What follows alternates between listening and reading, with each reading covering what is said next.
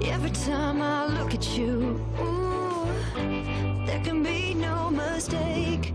I've got my ways out of time. Where you gonna run? 'Cause you love the games that I play. Next time, please don't block. I'll be so cold. I'll lead you into the fire. Ecco. Think by now you should know you're going. Living a dream. So far, so good. You know I'm taking you. Thank you, guys.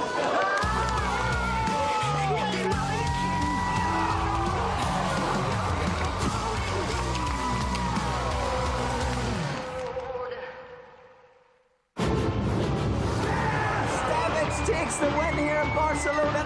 Jason Mercier, he went with his instinct, he made the call. There's the professional level, and there's the Ivy League. Sebastian Paoli coming to terms with what he has just achieved. Nicky Corrin has done it! 2 main event titles! Sebastian Mallets has gone from poker fanboy to poker champion. This is why people love the EPT. Hello once again, welcome to Prague and the PokerStars European Poker Tour, day 5 of the main event. It's final table, part 1.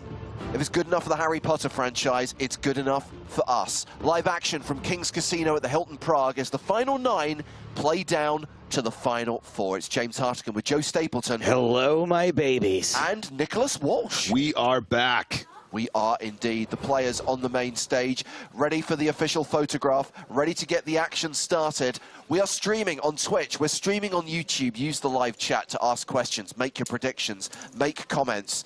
Dare I say, Joe, it is Chat Pro Saturday. OMG. Chat Pros cannot be wrong on Chat Pro Saturday. A final table as well. What a treat. Plus, you can use the hashtag PokerStarsTV on Twitter. Plus, you can follow us on Facebook and Instagram as well as we watch the final 9 players in action. A lot of excitement that we do have a member of Team PokerStars Pro, a former Prague finalist at this FT, Mr. Parker Talbot, Tonka himself, Nick. I know, I'm so excited for him. Tonka, win or riot. I've said it before, I'll say it again. Tomorrow, final table, part 2, 11 a.m. Central European time. Starting slightly earlier, significantly earlier for a final table, in fact, so that we can have a winner. We can have the trophy presented before the World Cup final, which starts at 4 o'clock Central European time. So it is Jordan Sakuchi from Canada who comes into this final table as the chip leader with close to 160 big blinds. Here's the weird one. Junobara from Japan has been a big stack for most of the last 2 days. We have yet to see him in action. He's yet to have taken a seat on the main stage.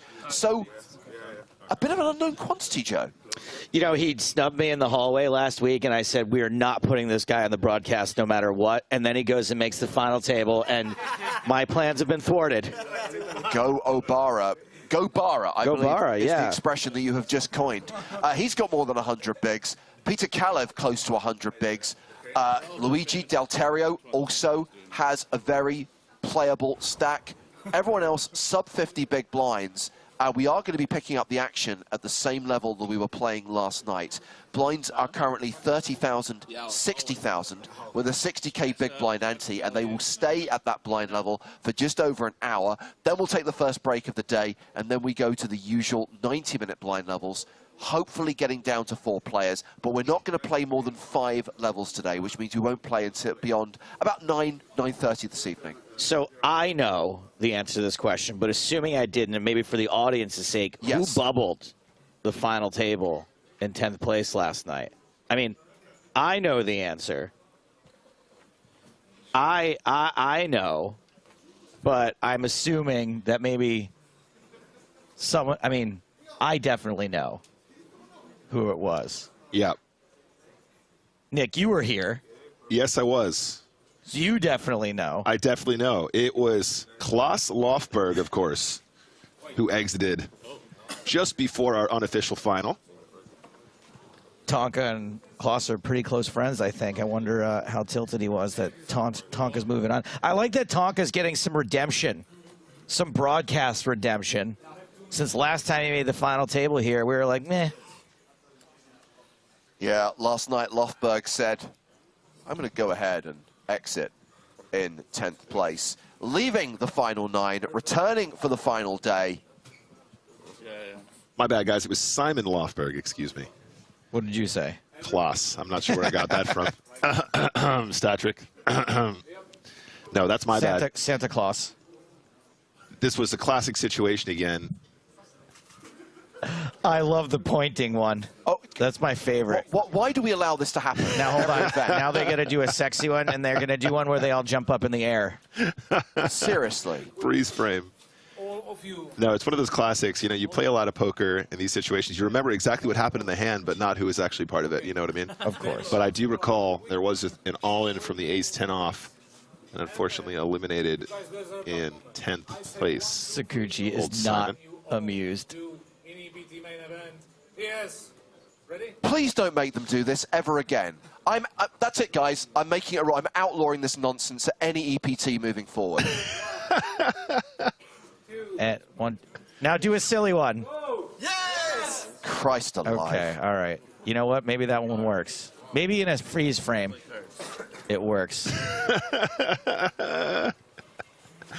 You know, I'm not really a fan of the word cringe. Yeah. So I'm not going to say it. You're just going to think it. Going to get play started very soon. And a reminder, should highlight, guys, this is the penultimate day. We'll play down from 4 to a winner tomorrow. So still 2 days to go.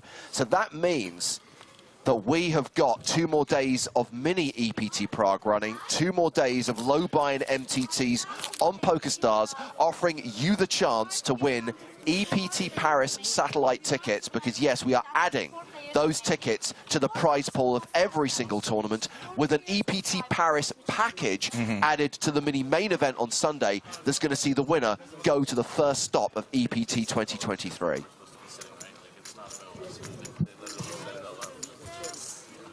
Degenerate says they forgot to do the Charlie's Angels one. Look how happy Unibara is. That's fantastic. Yeah, there's no duck face. No. Where's the boomerang? There's no boomerang. There's no. Tonka definitely looks like he should be holding a fish. I used to. All right, everyone, let's get serious. This is serious now. By the way, first mini EPT Prague tournament of the day, which is starting at 3:15 local time, is a $25 PKO. This is 6, I think. That is strong. Register now. Okay. I would take the small blind. Yes.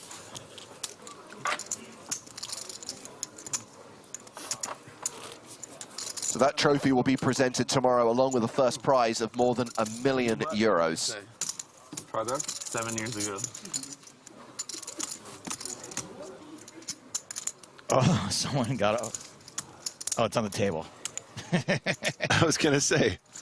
Yeah, I think it's going to be slightly awkward to play the entire final table with that trophy there.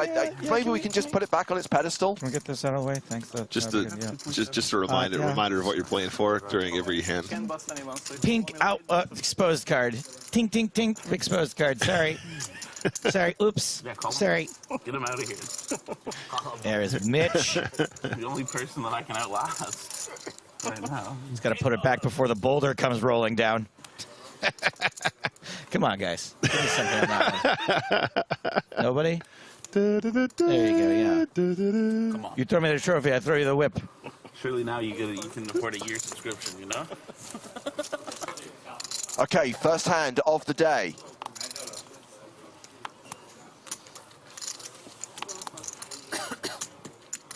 All the players remaining in this record-breaking EPT Prague main event now sat at one table. The final 9 from a starting field of 1,267 with just 2 days poker left to play. You can slide me a couple more.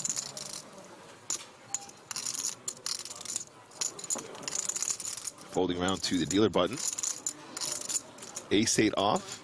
This is Paul Adrian Kovacic from Romania. Year of Romania. Kovacic. Coming in with a raise, the absolute minimum from the dealer button, the old ace-8 off. Oh, it's over. Okay. Here's a hashtag fun fact about Kovacic. He's got 60 live caches, and all but 4 of them are in the Czech Republic. Is he the fake qualifier? Or is that the other Romanian guy? I don't know who you're talking about. There's an Italian qualifier. No, there was a Romanian guy yesterday who qualified, but he wasn't really a qualifier. He was a seasoned pro. All but 4 in the Czech Republic. Lucky country. Yeah, it was Vonea. Thank you, Patrick. Mine? Probably, sir. I haven't ordered.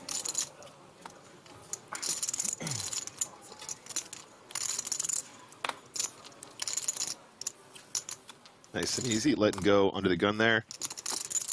Kalev, again, probably not a combo you're going to play from that position. Puts it in the bin. I'm just so excited for yet another luxurious EPT structure. 2 days to play from 9 to the winner. Ultra Lux levels. They are pretty deep right now, by the way. I mean, we saw the chip counts at the start of the day. Some very big stacks out there. And even the shorter stacks are still quite comfortable. Yep, absolutely. Okay, bit of a wider open here from the cutoff. 9-8 off from our Romanian friend. Is it going to be raise and take it again? Pilhofer bumped into one of his friends in the elevator at the hotel this morning, who told me that Pilhofer was going to the barbers this morning, smartening up for his final table appearance. Even a bit of a beard trim, I was going to say, I think this could just be a shove, you guys. He is going to put him to the test. We're talking about his hair, Nick. Just... Sure. Thank you. I'll gamble it for the all-in. I'll take that risk. Also, you're a nice guy. I don't mind if you double up. This man now playing 1.68 million, just shy of 30 big blinds. 30K risk. Is that all? Next one is 40 after that. Buy my mom so many new pairs of shoes. It's funny, I buy Parker's mom lots. Never.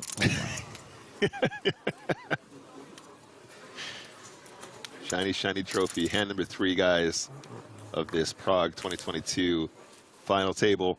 DJ Kalev. 1-6. Queen Jack suited UTG. Very playable hand. My guy's got 5.85 million behind, so he's feeling pretty good about this one, I think.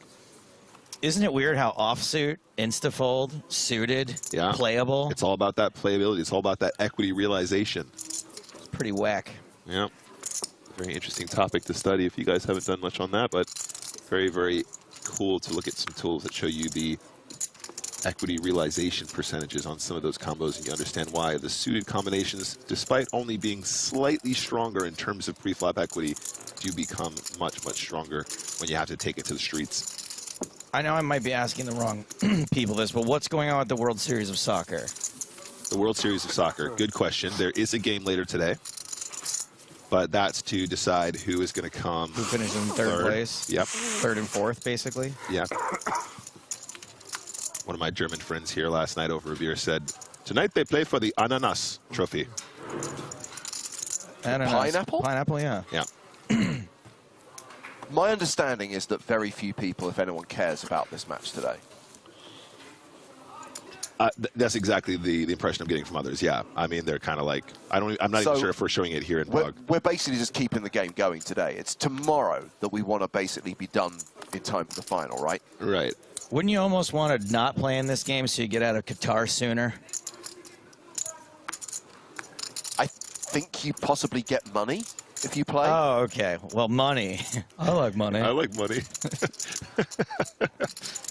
Antoine Saut with 10-9 suited in the cutoff. He is going to raise with the Grafton. 120,000. Was that Idiocracy? He goes, oh yeah, well, I like money. I like money. Oh, okay, well, I like money.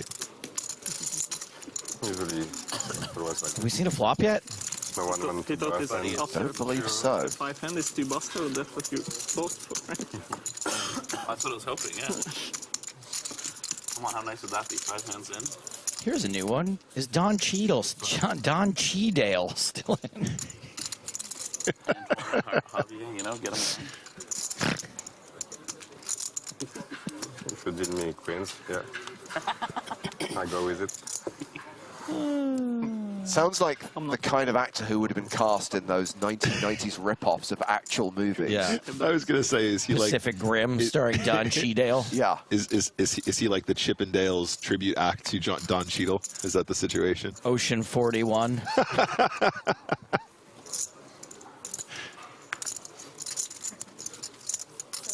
Mr. Saut holding around now on the button. Ace-10 off for Obara. 6.09 million in the stack. Definitely going to be playing this one.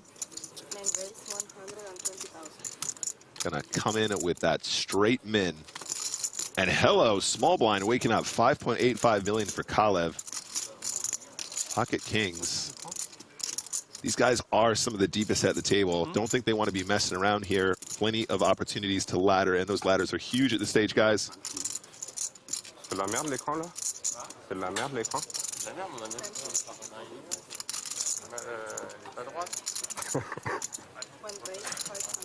It's nearly or over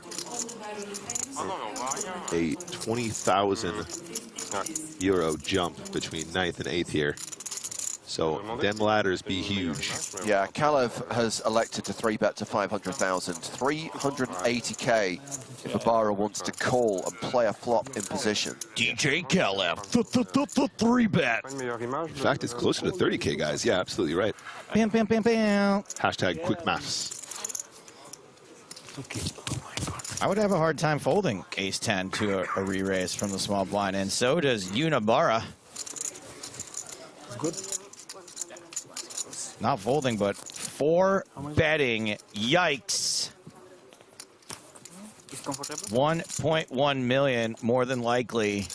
So, is there any argument here, Nick, for Kalev to just flat with the kings, or is this a compulsory 5-bet? This is super, super awkward. As I mentioned, they're two of the biggest stacks at the table. I mean, imagine running into aces at this point. I think it's probably more likely he just gets this in and he just tries to maximize pressure, picking up a very considerable pot at non-showdown and avoiding any sort of post-flop sickness. But I mean, you know, I mean, even though you are absolutely confident with those kings, it is probably correct to go bust with them every single time. You can't help but have that niggling feeling in the back of your head, like, oh my God, is this really how I'm about to exit one of the chip leaders? I'm just about to run into aces here.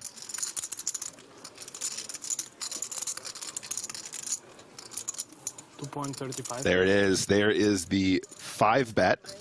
And this is sending Ibarra a very clear message that ace-10 offsuit is not doing well. And actually, I think this is a very, very, very particularly interesting 5-bet, guys, because if Ibarra even has a hand as strong as ace-king, at that point, I think even he starts to throw in the towel to a certain degree. Now, I'm not saying he's going to fold necessarily, but at that point, given their stack depths, given their positions in this tournament, very likely to even start doubting whether or not he should be doing something. So if we do see a 6-bet, I think it starts to become a very, very, very narrow range. Well, they are going to trade places on the leaderboard. Sakuchi's still chip leader with just shy of 10 million, but it is now Peter Kalev from Bulgaria who sits in second place. You can see that, man. Yeah.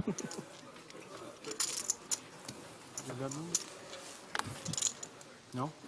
I use one, yeah. Honest guy. It was it for 1 million. For 1 million, he gives us one. Yeah, that's no problem. 1.1 million uncontested. That was a little contested. Still no flops, right? Have we had a flop yet?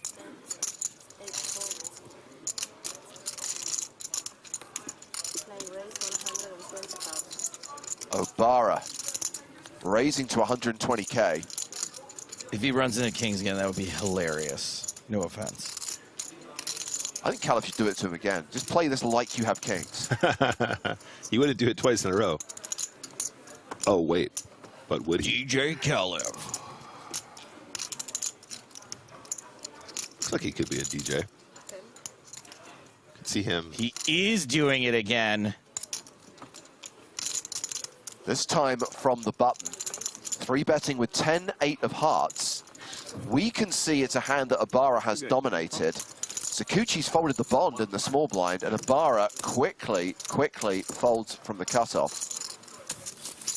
Kalev chips up to nearly 7.5 million. Real poker players would rather have 10-8 offsuit than ace-8. Sorry, 10-8 suited than ace-8 offsuit. Totally agree. That's how you can tell. I mean, I really like the confidence there as well. Like a lot of players just coming off a pretty spicy, kind of sweaty situation with those kings. Bam, bam, bam, bam. Immediately straight back in there with the 3-bet again. Just like, no, we're not done yet. Come back. We're not done yet. She said we're playing 5 levels. That's Maximum, yeah. So that's including the broken level, which one started? I think so. 5 level after this, or just 5? No, 5 levels total, including this one. Oh. I mean, this is Talbot. Near enough a complete level. They only played 25 minutes of this level last night. Tonka's got about 30 big blinds to start this hand, guys. That will probably be his effective stack as one of the shortest stacks at the table. Is going to open up the tens from very early position. We are still 9-handed, of course. And Obara decides that he's going to flat from the hijack. Interesting. I do like this. I do like this on the final table as a dynamic. I think the later position open, the more likely you are probably to 3-bet a hand like ace-queen off. But from that very early open from one of the shorter stacks, I think keeping it chill, keeping it a bit more passive pre-flop does make a lot of sense. Some goofy graphics happening here. It looks like the raise was to 120. You cannot 3-bet to 120 after that. That'd be great if you could, though.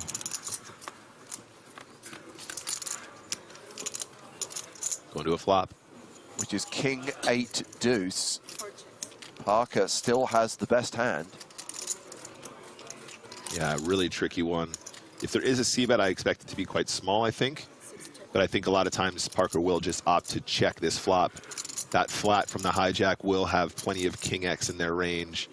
Does feel a little bit hard times. Oh, Barr is going to get some of those chips back.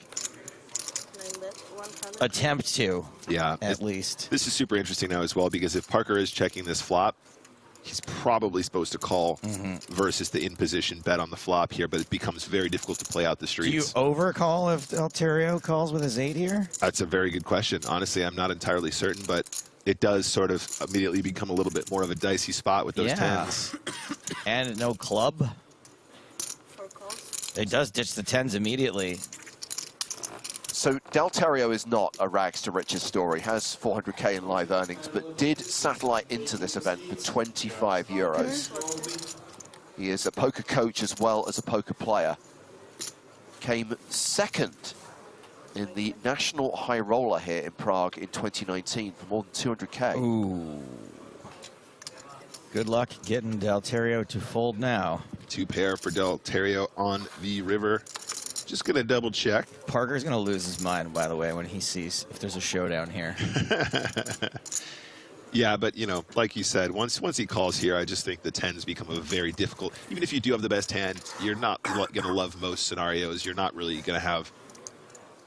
If you're not losing already, there's going to be plenty of situations where it's going to be difficult to play on later streets from out of position. So I appreciate the fold. We're not getting a showdown anyway. What? Or are we?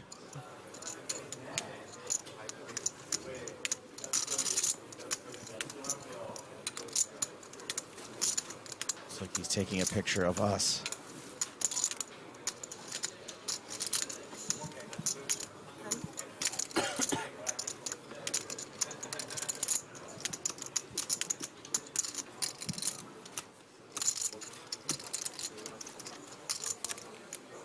Barra has played a time bank card. And is the consideration here, Nick, to make an ace-high hero call or to turn his hand into a bluff and raise? I think it might just be for a call. I mean, the clubs have bricked. I suppose he might put Delterio on a missed flush draw, for example. Does make the call. Well, not a great start to this final table for Jun Barra. Has lost 2 not insignificant pots. Down probably close to 2 million already, I'd say, to start the day.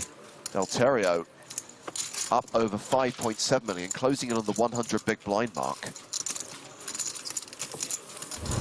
I referenced Delterio's live earnings, around $400,000. What I didn't mention were his online earnings. Oh. $4 million.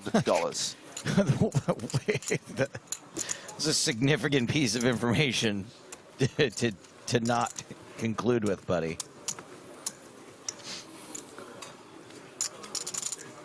I like to tease you with nuggets of information. So, does this have to fly because it's Chat Pro Saturday? Even though it's my rule. Makes me wonder how players like this get this deep. Oh, it's so hard. That's the problem. You created this mess. Oh, I want to ban them so much. But it's Chat Pro Saturday. Great comment. Hey, it's Chat Pro Saturday. I mean, what a statement. You could Elon it and just make up the rules as you go along. That's true. That's true.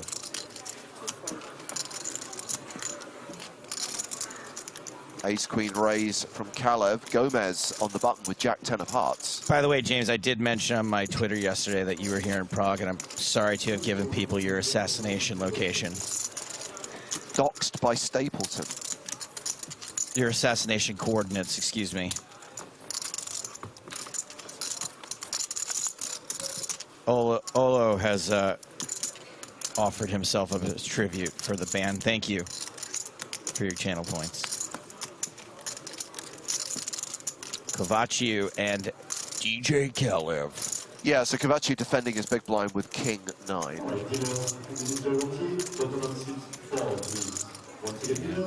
Ace high winning for now. Kovaciu has got the club backdoor draw. Backdoor straight cards. Not one of the bigger stacks, though.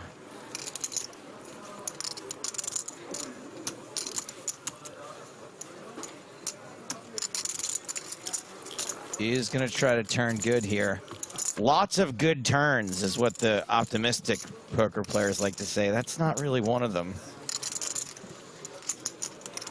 Could have potentially had live kings and nines as well, as we know he did. But not one of the fun backdoor sweats Kovaciu was hoping for. Like the 8 of clubs or something like that. Yeah. Would have been a sweaty one. You want service? Jack of clubs, maybe. There's a jack on the river. Doesn't hit anyone. The guy just right inside. Unless Kovaciu bluffs at this, I believe Kalev will be winning the pot. But Kovaciu is reaching for chips. He is indeed. 230. 230 into 590. That reminds me, I do need a dentist appointment. And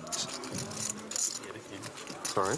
Kalev will have to make an ace high hero call to win this pot.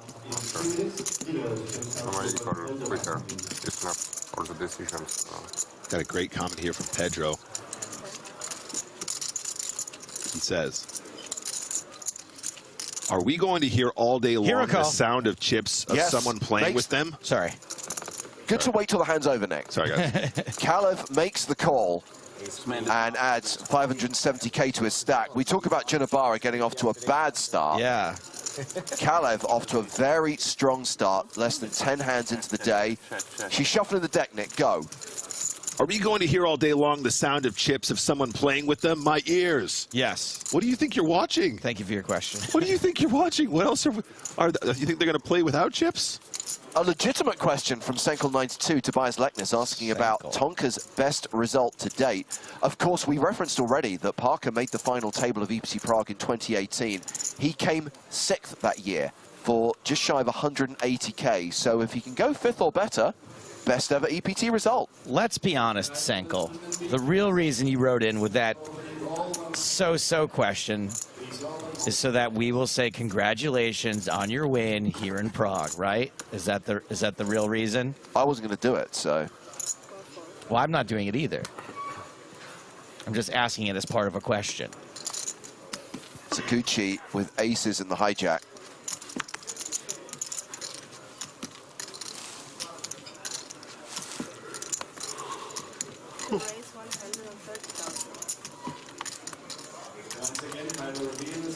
Slightly more than a min raise from the hijack here.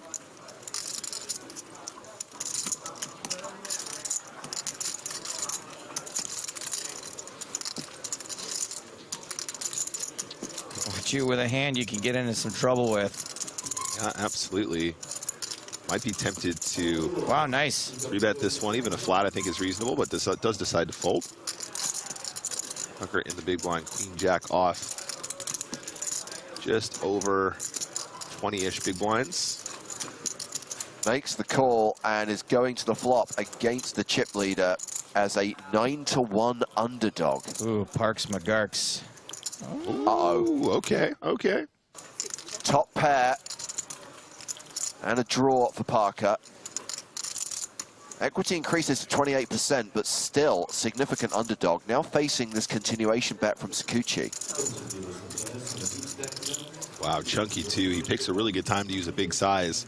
Tonka has connected with this board in a way which is going to probably have him continue very, very, very frequently. Yeah, what can you do? Makes the call. Does call. takes us to the turn, which is the 5 of clubs. So Tonka picks up the club draw now. Oh, sorry, no, he does not have the queen of clubs. My bad. Thought his hand was suited. It seems odd that Tonka would have this few outs. I agree.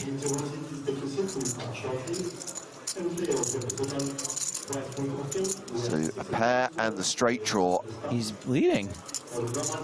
And leads for the minimum? Can you, I mean, it's sort of a block bet, right? Like a turn block bet, so. Absolutely, yeah. He's just trying to set his price to get one more card without, and it's going to work. He's so good, honestly. He's so annoying. I hate him. He is exceedingly good at poker. He's so, how does he get away with that? It is pretty wild. Well, he bricks the river. He got it for almost less than free. 900,000 in the middle. Tonka the effective stack here with 1.2 million behind. He might get away with it again. Yeah, bets the minimum.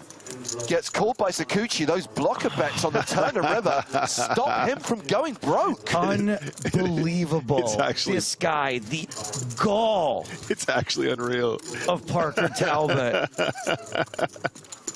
It's a thing of beauty, honestly. Like the fact he loses so little in this situation and with this setup with those bet sizes is just a testament to how excellent he plays this game. It's amazing. Looking at it from Sakuchi's perspective, closing in on the 10 million mark, more than 165 big blinds, very much in control of this FT.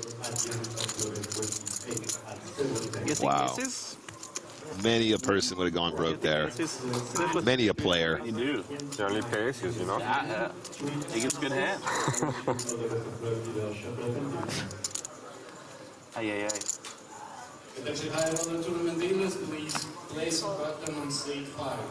Parker keeping that age-old trope about aces alive. Designed to lose a big pot or win a small one. Win a small one.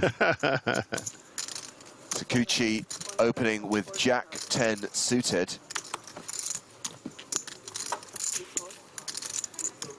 Alterio has jacks in the cutoff.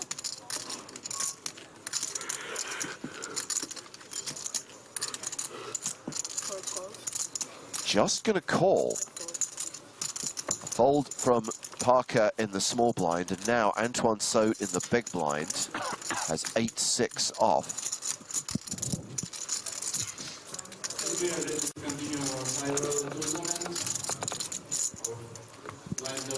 Elects not to come along for the ride, so heads up to this flop, which is 10-6-5. That is top pair for Sakuchi. Alterio still ahead with the overpair to the board. Yeah, this might get expensive for Sakuchi here. Obviously, pretty strong hand on this flop. I mean, he should take a page from Parker's book. Just block bet, multiple streets, get the showdown.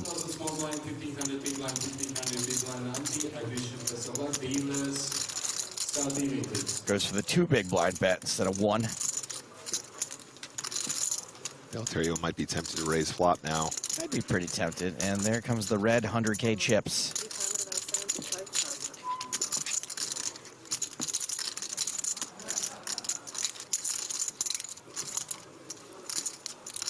His hand's pretty well disguised at this point, so Sakuchi might really be tempted to call at least once here. How can you fold top pair? Wait a minute. Oh, that's more. Yeah, that's not a call. It's not much of a re-raise, though, is it? 375 to what? Almost a click back. 770,000 total. Yeah, I think the Alterio obviously now at this point might be a little bit concerned about running into a set, but it being such a small click back, I think probably will at least call. But obviously, high stakes now at the final table, considerable pay jumps. Does make the call. That will take us to the turn. Alterio, a 96% favorite here.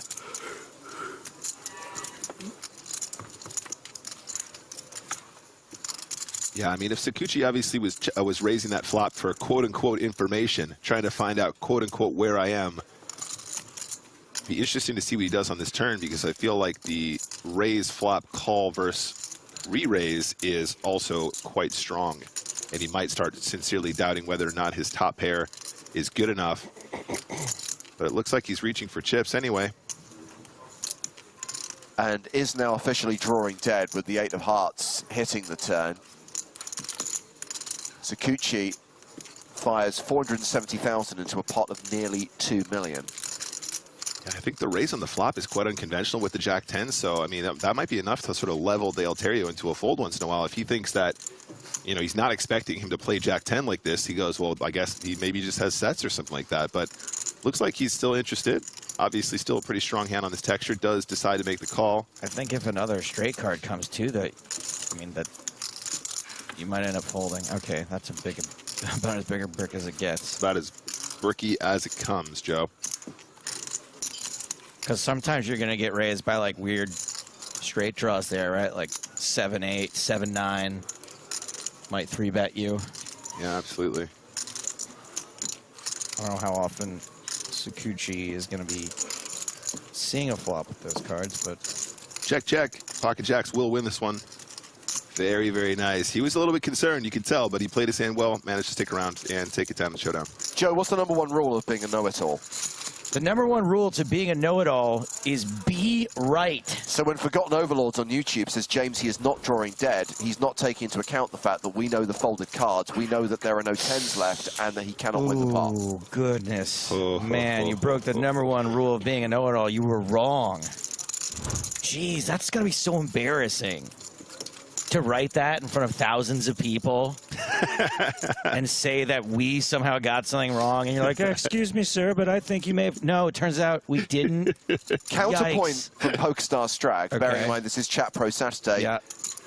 No, we should ignore the folded cards that we have seen. I mean, it is Chat Pro Saturday. You know what? I apologize. Forgotten Overlords, you were right. He wasn't drawing dead. Oh, dear, oh, dear. Excuse me, sir. That voice is perfect, Joe.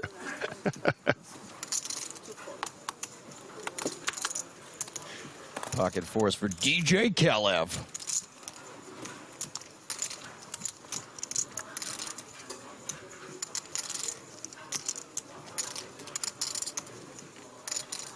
Might have a broken card in the deck. Del Terrio clearly displaying both cards to the reader, but only able to scan one of them right now, which is the King of Clubs. We just wrecked that guy so hard we broke a card. All right, guys, so let's play a little game I like to call, what does Del Terrio have? He's 3-betting from the hijack versus a UTG +1 open. Uh-oh. I think that does kind of narrow down his range considerably, especially given the fact we know that one of his cards is going to be the King of Clubs. Pillhofer in the big blind. This might be an all-in. It might be time for him to commit the 4-bet jam.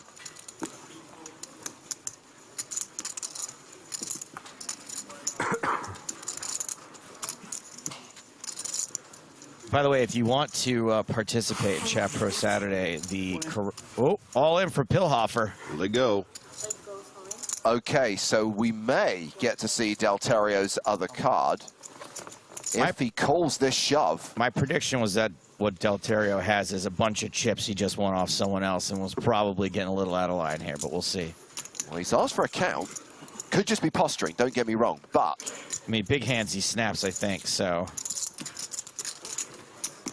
This is fewer than... I mean, this is... What, 16 is... 25 bigs? That's right. Yeah, all right. Pillhofer, 4-bet, gets it done. So if you want to participate in Chat Pro Saturday, it's actually lets us know that you're playing along. Well, actually, he wasn't drawing dead. Then we know you're chat proing. Even though he's smartened up with the haircut and beard trim, I love the fact he's still wearing that top, which makes him look so wonderfully squishy. It looks like a bath mat. The best way to double for sure. It's the best way to double for sure.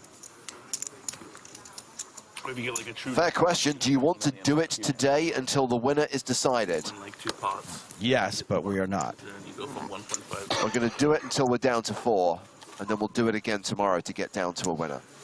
If I'm being honest, though, I would have just preferred if you got called and busted.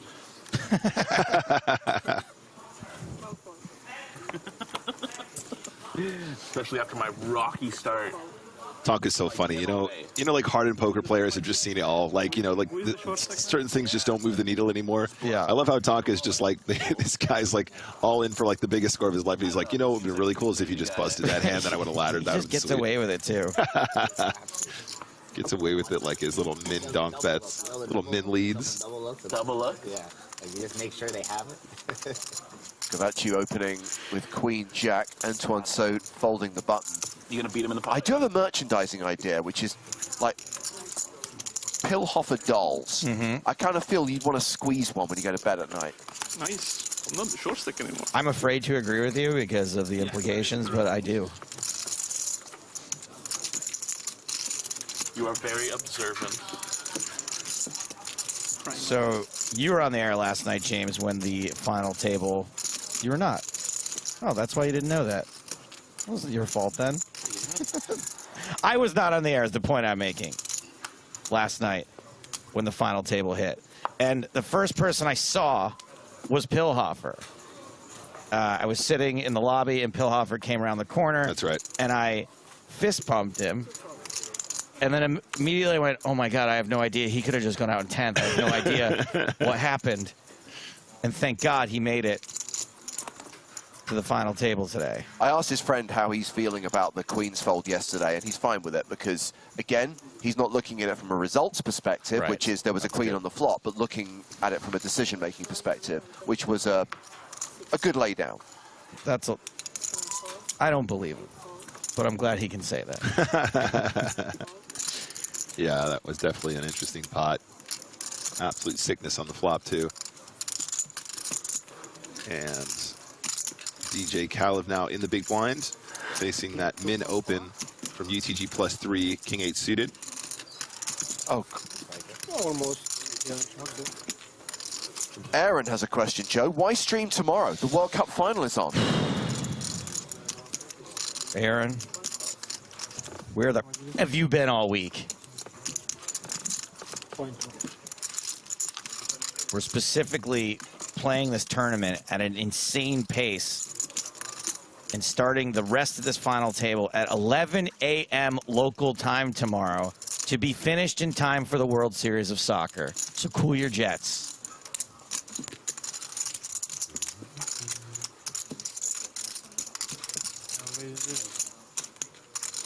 DJ Kalev checks it over to the initial pre-flop aggressor. And he is going to go ahead and bet.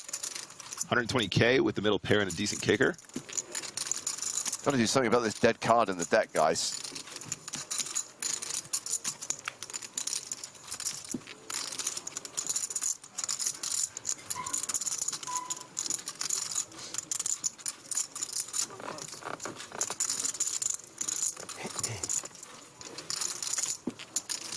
Hello, heart.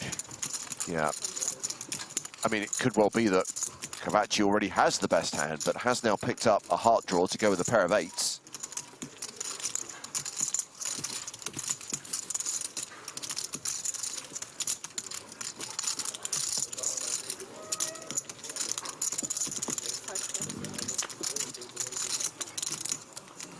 And Barry Greenstein makes an appearance, pairing the board. Is this where we discover what the broken card is if it goes to showdown?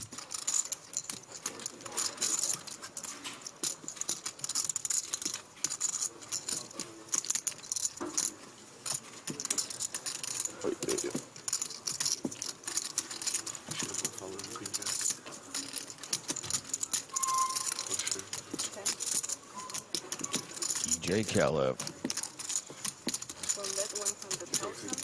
Yeah, we are going to see it. Not sure if you Kalev showing a pair of tens, so it's the 10 of clubs. That's still a nice play. You saved some chips. You didn't win. Can't remember that. Save some, maybe, yeah. Write that down on your little clue form. Cluedo. I think what we might be doing is actually replacing the deck. Oh. Sorry to disappoint you. Yeah, I thought that'd be kind of fun.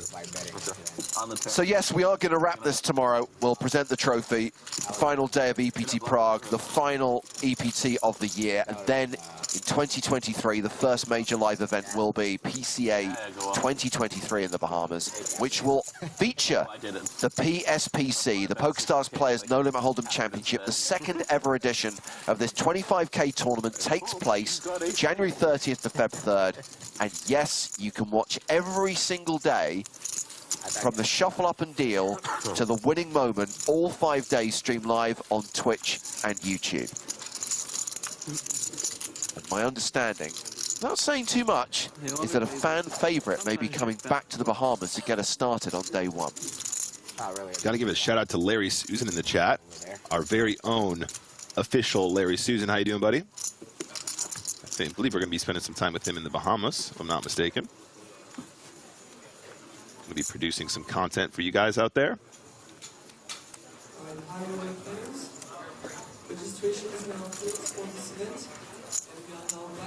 All right, guys. Next hand, Gomez, UTG, Jack 3 off.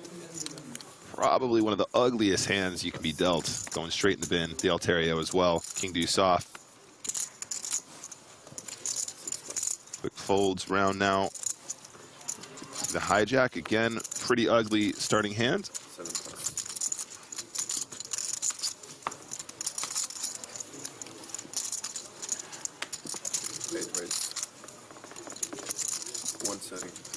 Coming in the Star Store in 2023, Pillhofer Squishies.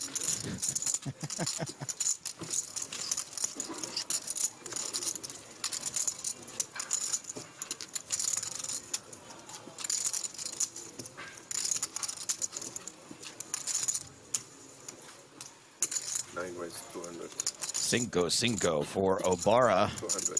Wow, does decide to turn the 5s into a 3-bet. Not too big though, 200K. Keeping it real small. You know I'm not for it. Just thinking I was rejamming. Love the speech play here. You tilting? He lost a couple of big stakes, eh?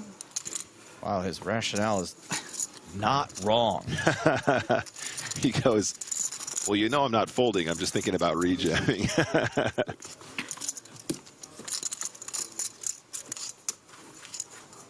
Classic King Jack flop here.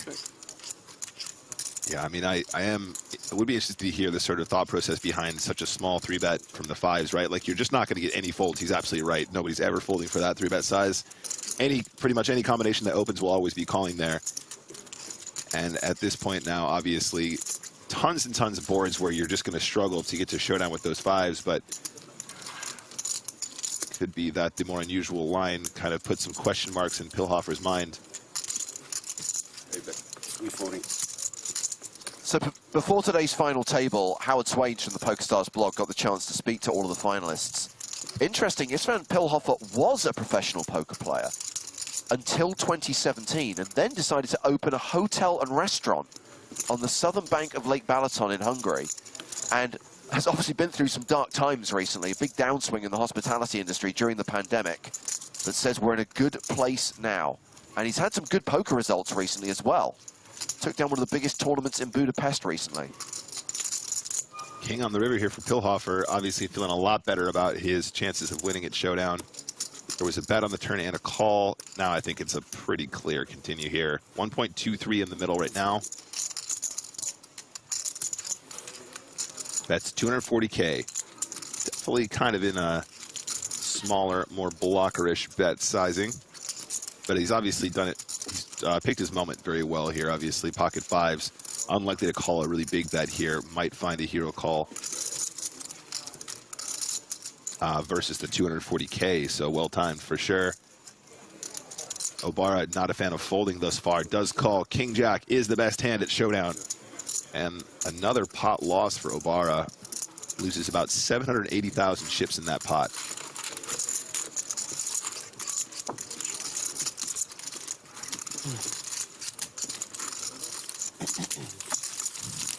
Bit of a non-believer, old Obara. So far seen some interesting looser calls. Obviously that ace-high call earlier with the ace-queen against the river 2 pair, and now in this situation the 5s with, was it 4 overcards, Joe?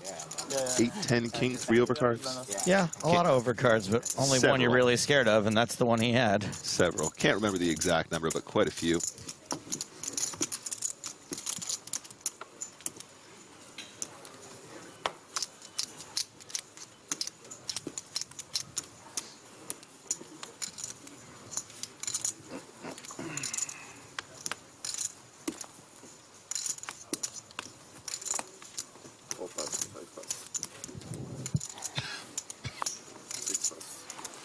Folds around to Saut. Have not heard much from him today. Ace-8. Yeah, Antoine with a kind of middling stack coming into the day. No one's got the chance to ladder up yet.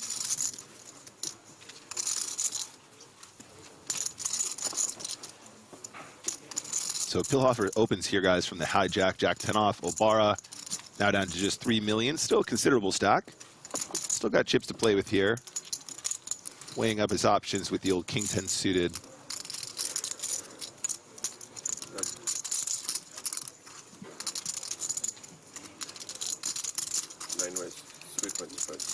And he's going to do it again. This time a chunkier size, though.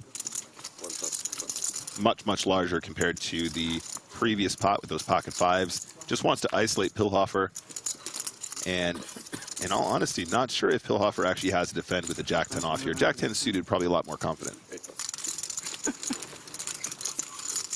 Not this time, next time.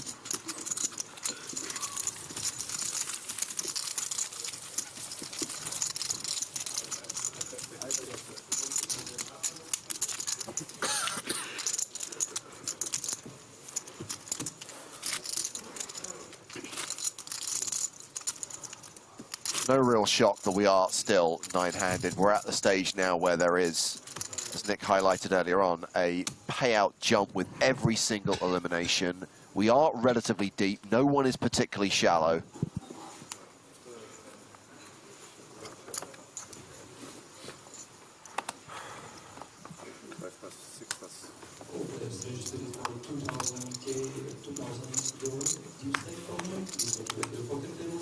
Hold it around to Pilhofer, who has aces and opens under the gun +3. Little smirk, seems like. Now round to the blinds. Javier Gomez with 7-6 suited in the small lets it go. Luigi Del Terrio has 7 deuce off and is like, Well played. Very well played. Yeah. Come on. My first date in the last 3 days. Well played, they say. Pilhofer playing 51 big blinds. 3-bet. And we still have about 20 minutes left on this level. Yeah, I was so stupid to raise the hand before. You believe me, right? Third time in a row. Everyone seems to be in really good spirits here today, Joe. Obviously, making a final table feels cool, but still more jovial than most final tables I think I've seen in recent times. Yeah, this city kind of has that vibe to it a lot of the time. I think it's the time of year combined with, everyone just had a year saver here, right? Making this final table, more or less. Yeah, that's a good point. I mean, obviously, final table Barcelona was very, very chatty, very, very fun. That was one of my favorite final tables of all time for sure this year. It's not so. All right, time to take your pill, Grandma. Just in case, I slept through the first hour. So. Pocket 9s for Sakuchi here in the cutoff. Yes, Viagard, it could potentially end today if we get a 5-way all-in with 5 players left. My ringer is literally never on. On the list of unlikely scenarios, that's probably at the top of the list.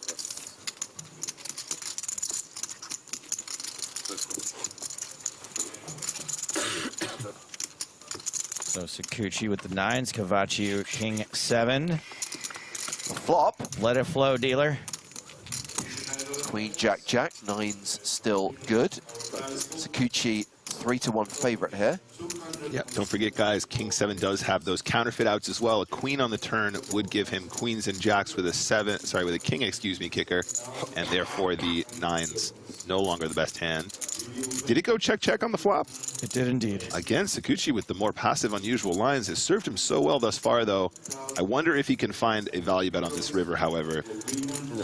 I mean, at this point, I feel like if you're not putting in a value bet, you're probably leaving chips on the table. I don't know what you guys think, but I just think if it goes check on the flop, check on the turn, on that river, he's going to have some 5x, he's going to have some deuce x, he might even have some ace high hero calls, maybe even some king high hero calls once in a while.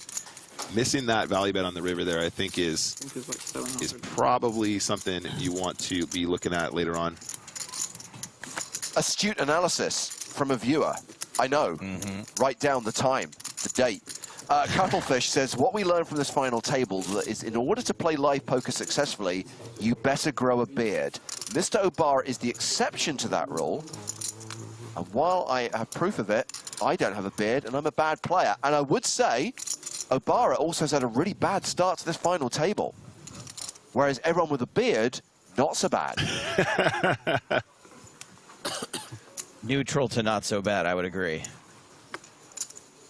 You get bonus points if you've recently had it trimmed this morning to look fresh for the final. As we see from Pillhofer there, been stacking those chips.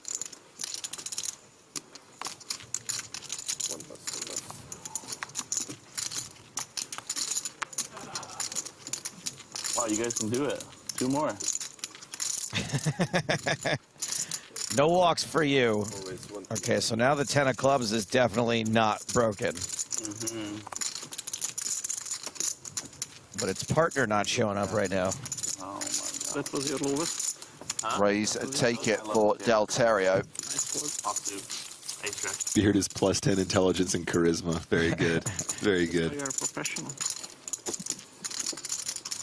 Where are all the charts to explain the equities of hands skewed by beards? We know in an all-in situation, if you stand up and put your jacket on, that gives you an extra 3% equity in the situation. What do you get for having a beard? It's got to be around the same, 3-4%, I think. Tonka's going to publish a book, BTO, Beard Theory Optimal. RTA Beard Assistance. Real-time assistance, beard assistance, come on. Can you imagine if there's some major clampdown in live poker and all players are required to shave? That might be the end of my time in this industry.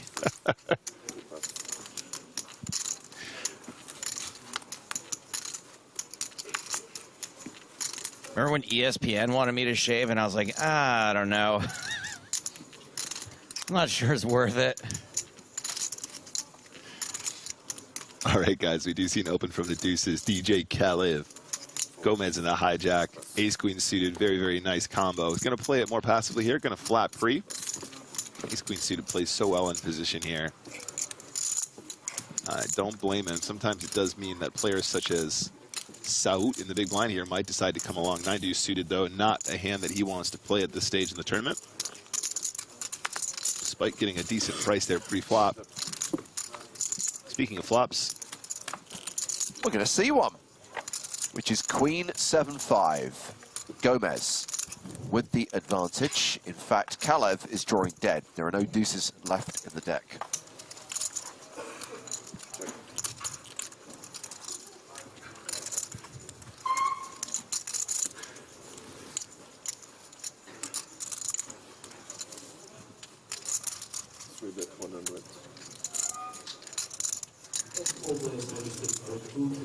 I knew that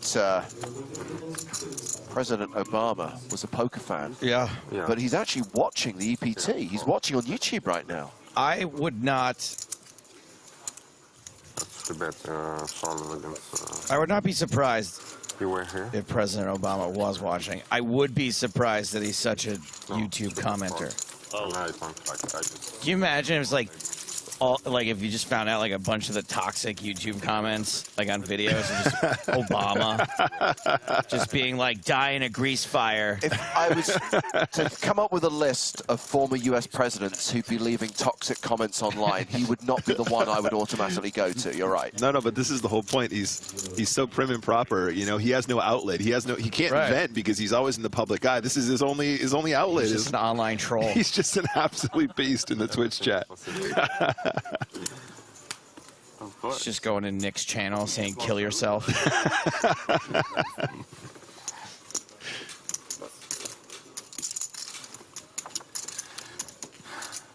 DJ Kalev. Bam, bam, bam, bam. Queen Jack. Suited.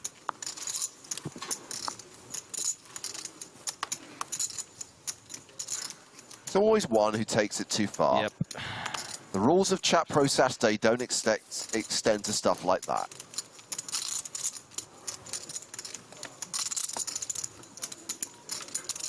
Boy, boy, boy, boy. Queen Jack suited. King Jack suited. King, Queen, double suited. Double suited Queen.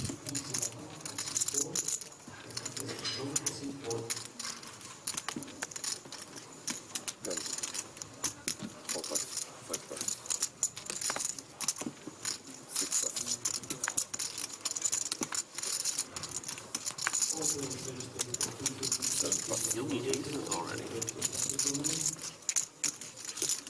One. How much you guys please? That's old man jokes here, no?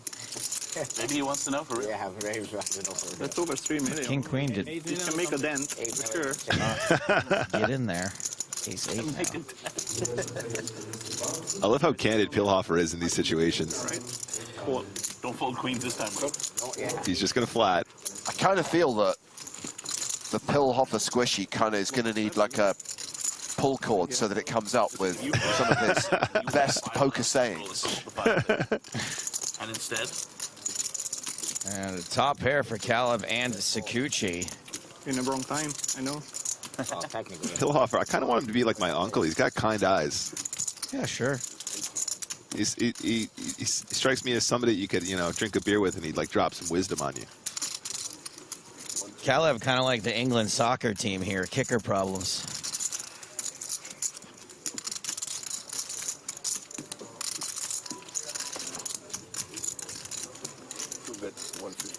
We know our guy likes top pairs, especially when they have a good kicker like a king of clubs. He's just going to put in a bet here. Pilhofer going to get out of the way really quick. I kind of dig that Kalev didn't just like immediately bet this flop as well. It's kind of like pot controlling in the extreme.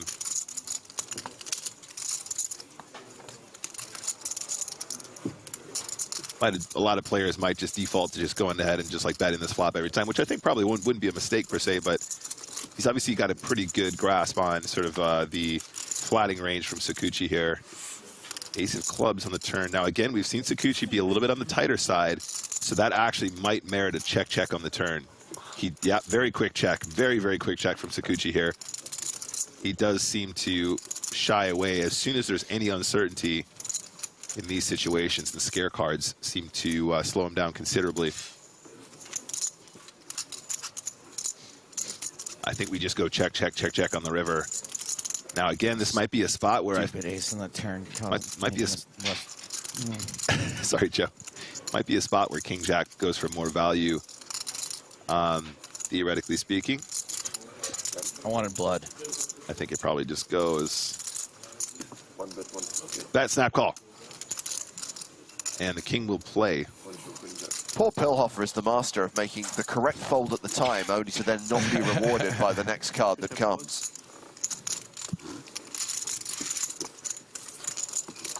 I hit these. 10 minutes left on this level. We'll then take our first 20-minute break of the day. Blinds will go up to 40,000, 80,000. That's when the real poker starts.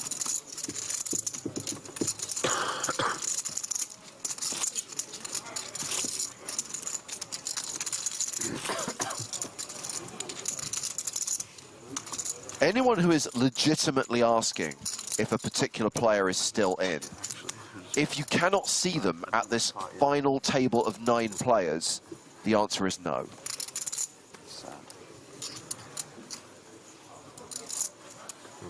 Nice little pot there for Sakuchi as we round into a new hand. DJ Kalev not interested. Sakuchi, king 4 off, UTG +1.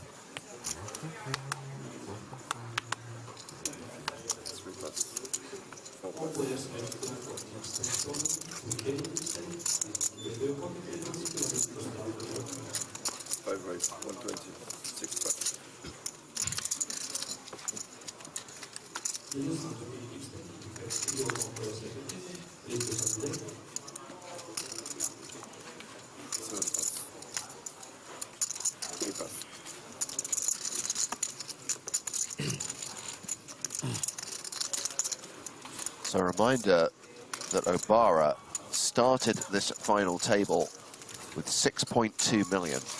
He's lost pretty much half of that during this first session of play. And who picked it up? Some other people. Mostly Kalev. Yeah. Mostly Kalev.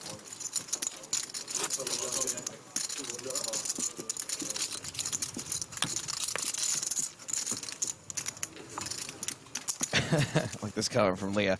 I feel like more guys need to be folding pocket aces, just sort of as a fun joke for the table. And show that you fold it. Yeah, yeah. Just fold them face up. So we I got a bad feeling. So we can all have a good chuckle. Yeah. I got a bad feeling about this one. That would sincerely be an amazing EPT moment. That would be a goated move. That's a highlight. I mean, that's you just get into the annals of history. The annals of history.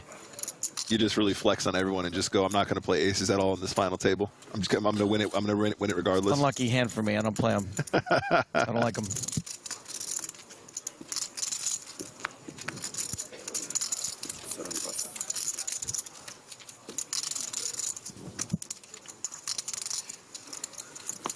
It was 130.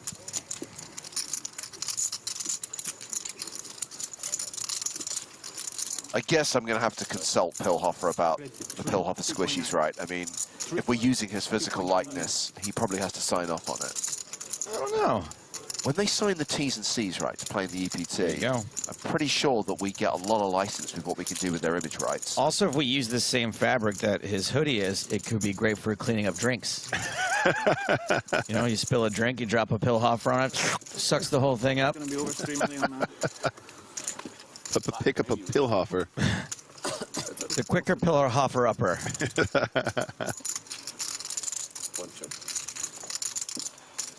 While Pilhofer doesn't have a made hand yet, it's still a very, very, very, very, very nice board to put in a C-bet. Nice and small. Doesn't have to be big. Nope, just 3. A bet and a take it. Almost 2.5. Hey, I'm almost at $1 million. All I need is 1 walk. I'll even do it. I like. Pilhofer has pretty much doubled his stack from the start of the day in the first 60 minutes of play. Pretty good. Pretty good.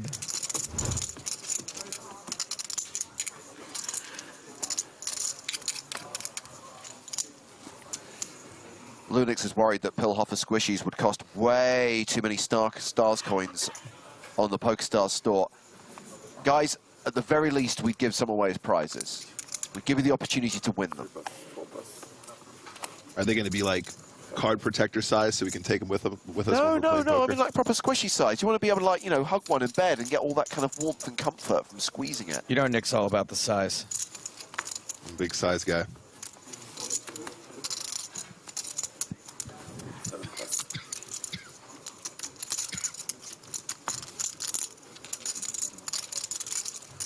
Speaking of Pilhofer. In action here with 8-6 of spades, raises to 130,000. 130, yeah. Sakuchi defending. 10-9 off. And that heart is key. The 1 heart, the 9 of hearts. Absolutely.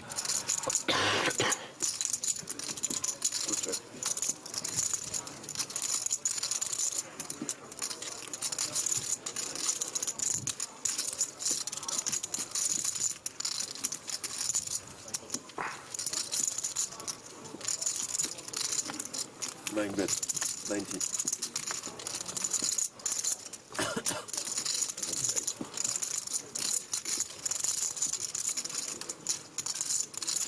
So Hoffer with a continue here. That would work a lot of the time. And it works this time. I was going to say, I think the 9 of hearts probably should continue there every single time, especially for that smaller C-bet. But in this case, it is going to be successful. Again, a little bit on the tighter side for Sakuchi, but absolutely doing wonders for him during this tournament thus far. So why change the strat now?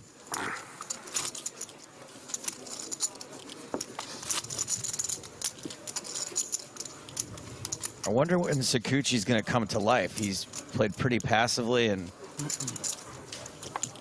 I, for one, like betting into people knowing that they're never going to raise me. That helps. Yeah, it's a good spot to be in. But I assume at some point he's just going to be like, all right, that's enough.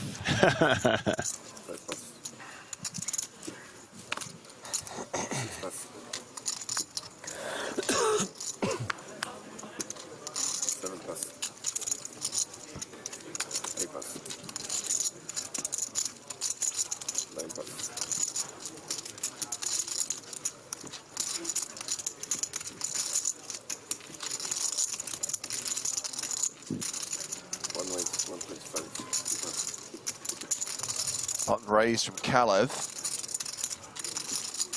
Gomez, who's also been relatively quiet so far. Has been, yeah. Folds his big blind, and I think we'll be able to squeeze in 1, maybe 2 hands. Sorry? But at least the blinds are going to go up on my big blind. And 1 Pillhofer. No, that's before. As long as we're squeezing something. Just before. Is that good? Ah, it's really good, dude. I love paying more. Tonka gonna get stuck with the big blind, the new big blind. No. Sounds like he's whining. The big blind increasing from 60,000 to 80,000. That's right, Strag. No fake blind levels on the EPT. No 75,000 big blind. From Saga. Huh? So you're for sure from Saga. You want to pay more?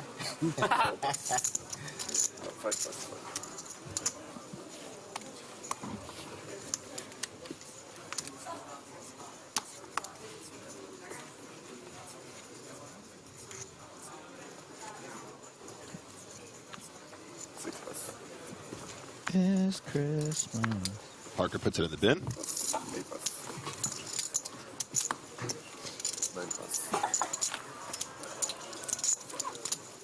People heading for break? Yep. Looks like the clock has ticked down to 0 as we see Sakuchi open on the button with 9-7 of spades. That's a pretty one. 9-7 suited in position. Feels good. Break. You don't want to play this hand. What if you lose? Thank you. Okay. Yeah, it's okay. Delterio, Okay. ace-9 in the big. A little something, right? Defends.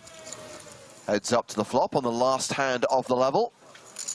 Let's see if this is where Sakuchi decides to get a little bit feisty.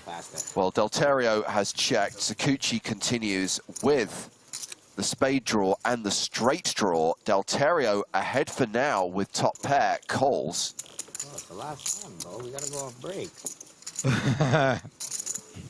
Delterio now nearly a 3-1 favorite. Action goes check, check, river for free, which is the king of spades, completing the flush for Sakuchi. Wow. All right, Sakuchi gonna check again? Is he gonna check back? I really hope not. It's actually a really nice river because, of course, now the jack is the made straight as well. 1 card straight on that river. 490 in the middle. Sakuchi bets 325. Quick bet from Sakuchi. And relatively chunky.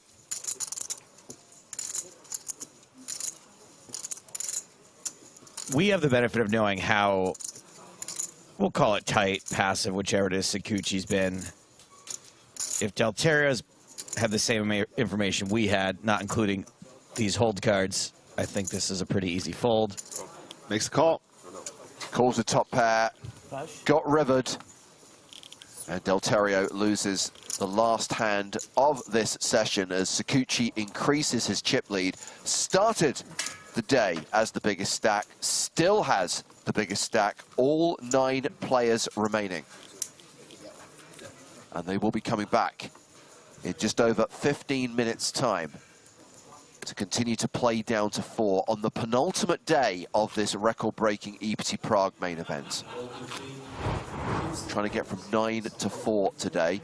Sakuchi with close to 10 million chips. Kalev sitting in second place right now. Ibarra has dropped down into 5th place. The low man at the table, the short stack, is Tonka. Parker Talbot playing 955k. He is in the danger zone. Danger zone. And he is about to take the newly increased big blind when we come back from break. Famous crystal box. So yes, a brief hiatus and then 90 more minutes of poker to be played. So make sure you join us for more live action from the PokerStars European Poker Tour here in Prague. As I say, just under 15 minutes to go.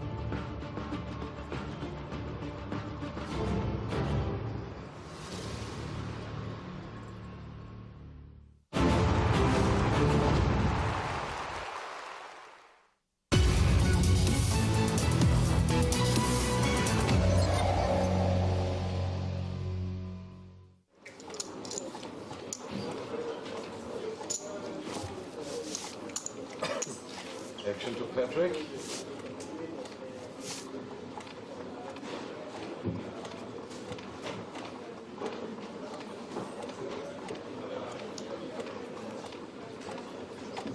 He raises to 50,000.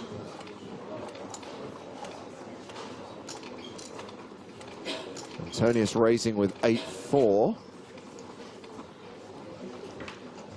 Queen 9 for Gunnar.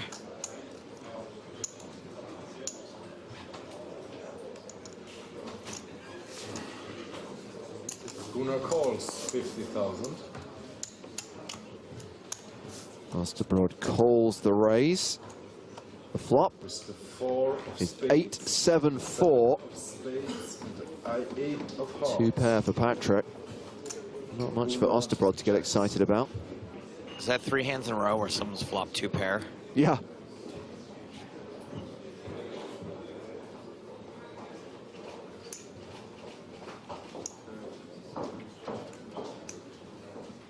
Patrick bets 60,000. Osterbrod really trying to figure this bet out. What can it mean?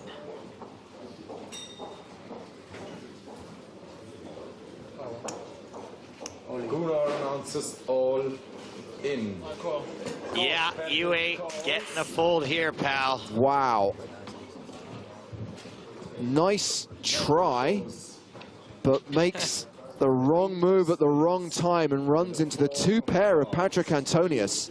Pair. And Osterbrod is the player at risk here. It's the 3. And with that card on the turn, it is all over. Gunnar Osterbrod, the runner-up for 120,384 euros. Patrick Antonius, the winner, 288,180 euros.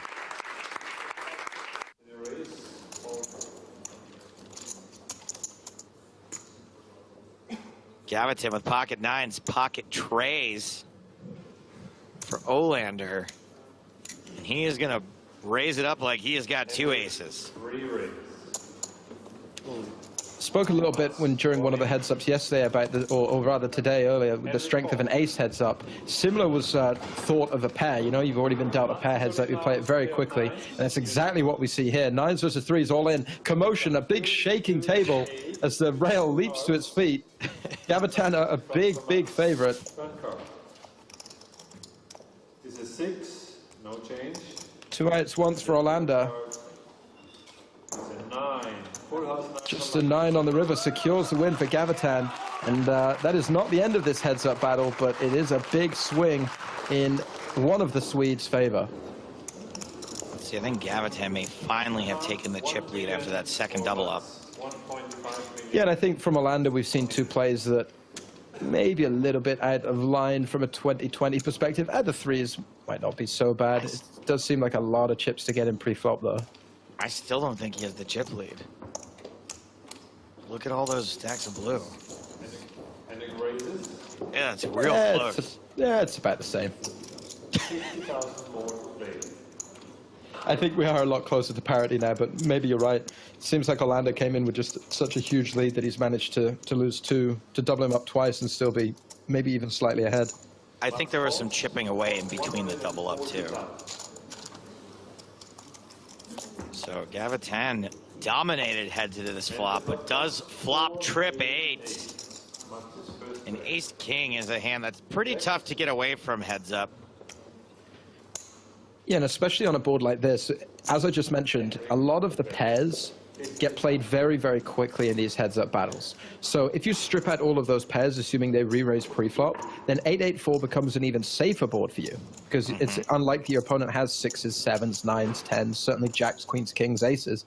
So if Gavitan puts in a raise here or continues with action, he's basically saying he has an 8 or nothing, even more so than he would do in 2020 when some of those pairs might still be in his pre-flop calling range. So Gavitan makes a large bet. Olander calls. We haven't seen a lot of large bet calling. It's usually just bet jam, but here we are on the turn, 6 of spades. And the turn is pretty bad for Olander. Gavitan's going to improve sometimes if he was bluffing with a hand like 6-7 or 5-7. You know, those straight draws. Certainly a more connected turn. So the ace-king should be a bit more wary, but he's all in and snapped off by trips. Let's see your hand. Showdown.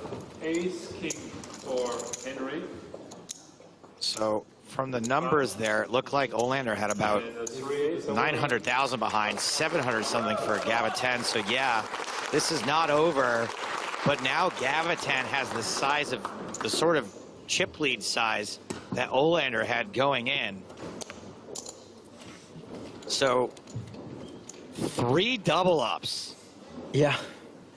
And all 3 potentially could have been avoided. Again, this is a strategy thing that we see a lot in these 2005 hands, that ace-king, good hand pre-flop, ignore the board. You're still going to, you know, go all out with it despite not having hit. And another kind of, dare I say, punt, given what we understand now. Pretty sort of uncontrolled aggression, yeah. A real PU next Tuesday. And call. Henry now. All in and a call. All in. Yep, it's Domination Nation, ace-9 versus king-9. And if the statistics play out the way they're supposed to, Gavitan will have doubled up 3 times to make a hell of a comeback and knock Henrik Olander out of this tournament in second place.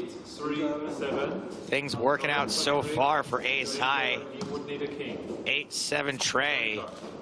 Olander needs to hit a king. 3. And he needs to hit on the river.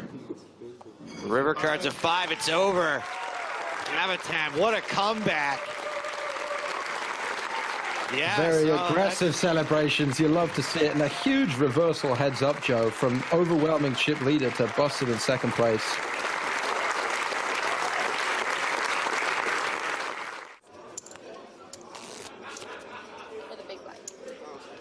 I mean, look at the size of the stack Budawine has to put out there just for the blinds. Looks like he's got maybe 200K in blues and maybe another 100 in yellow, and that's it. He's all in with Jack 10. And Earmark will call with ace 3. And Lex Veldhuis watches on from the rail as they deal out this board. Queen 5-3. Budawine still has 2 live cards. Yeah, the 3 doesn't hurt him that much. Hey, Lex actually touched him. Open-ended straight draw. Oh, what an awkward weirdo. But does not get there on the river, and Mats Earmark goes from almost zero to absolute hero, short stack at the start of the final table, and wins the main event here in Deauville on Season 2 of the European Poker Tour.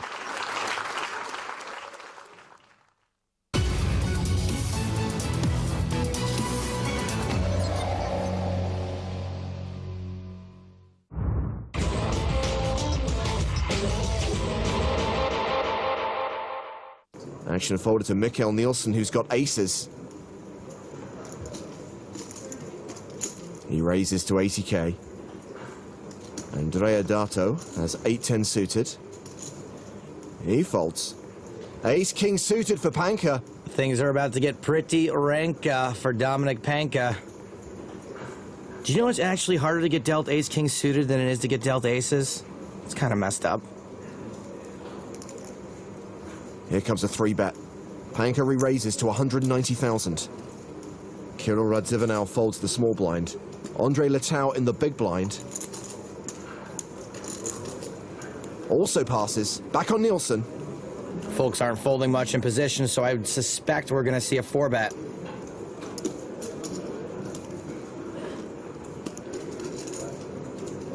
He makes it 310,000.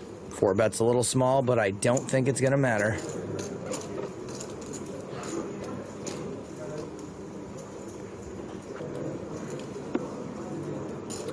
Panka shoves.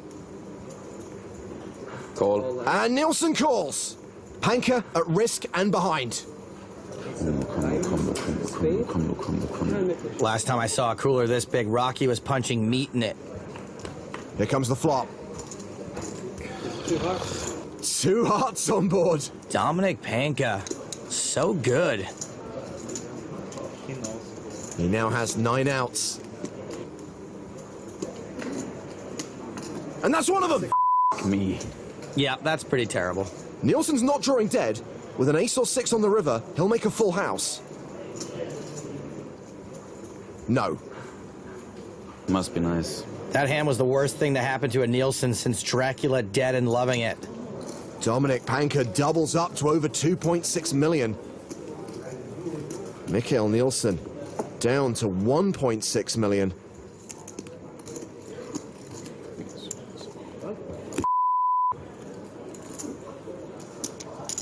Dominic Panka, who did the dirty on Nielsen, has ace-queen of diamonds. Hope you're happy with yourself, Panka. He raises to 100k. Probably gonna crack aces again with this hand. Radzivinou folds. Letau is out. Gerald Karlik in the small blind has ace-king of clubs. Like a good ratatouille, it's time to throw a little Karlik in this pot.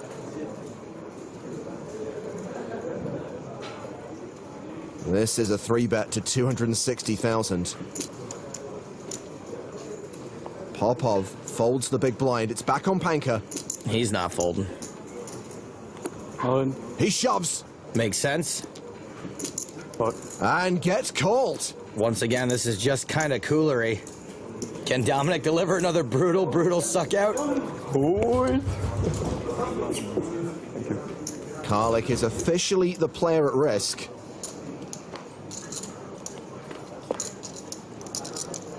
Well, that's a fine and dandy flop for his ace-king. He's set for a double up here.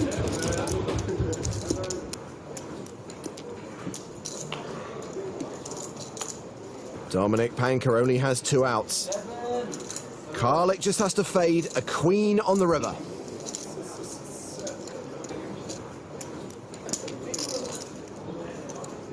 Oh, it's a queen! Dominic Panka not making a lot of friends today. Karlik and Nielsen are going to start a support group. He does it again! Another brutal suck out. Good luck. And this one sends Gerald Karlik to the rail in 18th place. I feel so bad I can't even do another garlic pun. Stinks. Sven Reichardt has kings. He raises to 160k. Olivier Busquet is on the button. With ace-deuce suited, he has fewer than 20 big blinds. For Olivier's sake, I hope he's just thinking about flatting.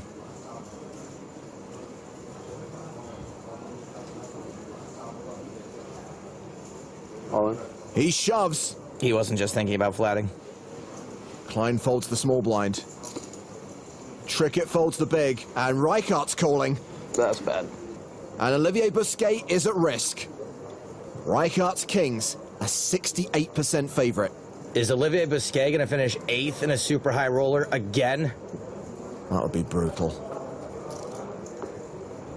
Rijkaard almost flops him dead. More than almost. He's got less than 1%. 8-8, you win. Ace-ace. 8-8. 8-8. Or ace-ace. Oh, boy.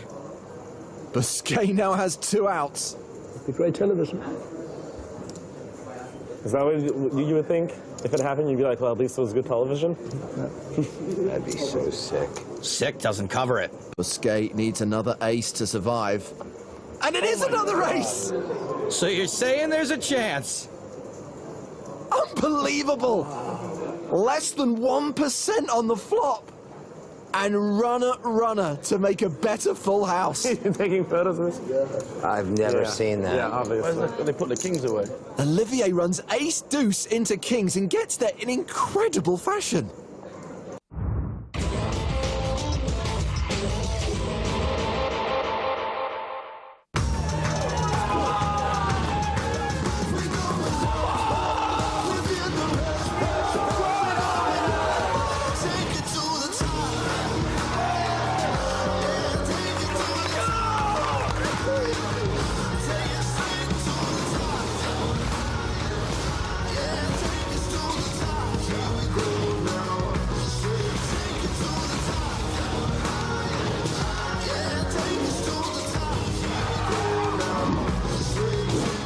It's over, baby.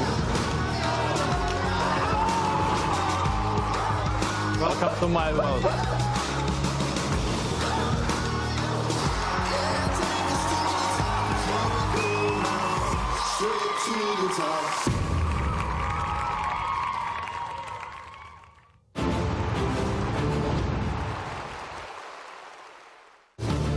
EPT 2023 coming soon. There's just the small matter of concluding EPT 2022 first.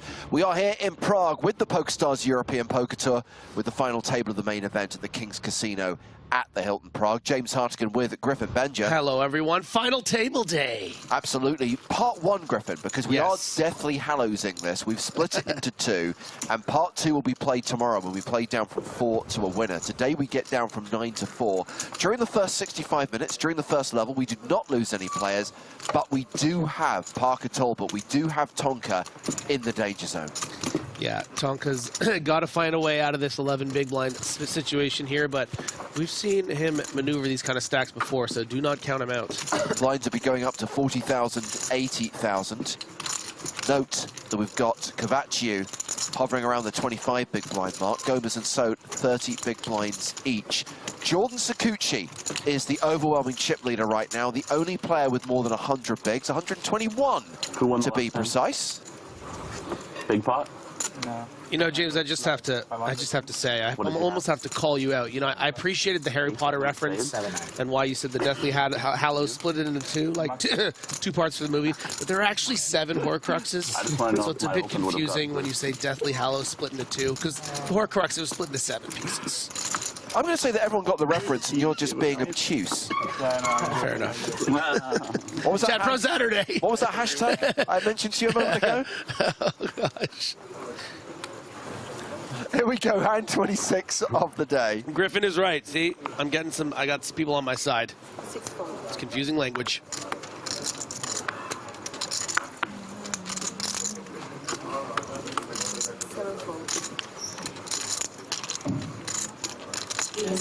Hillhoffer with the Spraggy, ace-7 offsuit, folds.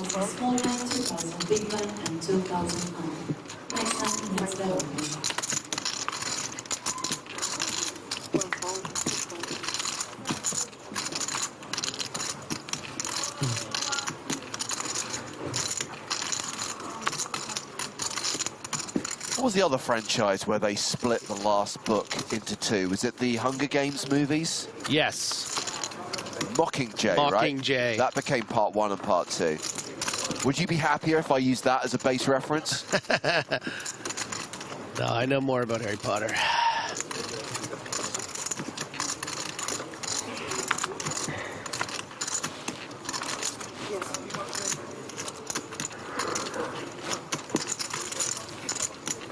8 deuce on the flop. Ace high still the best hand.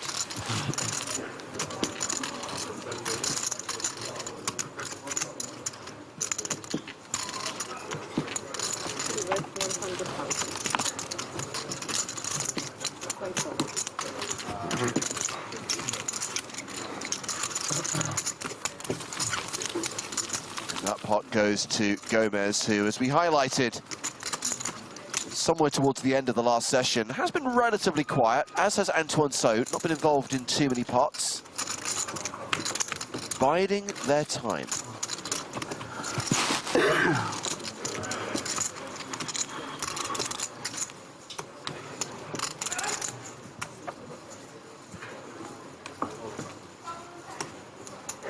Tonka in the big blind this hand.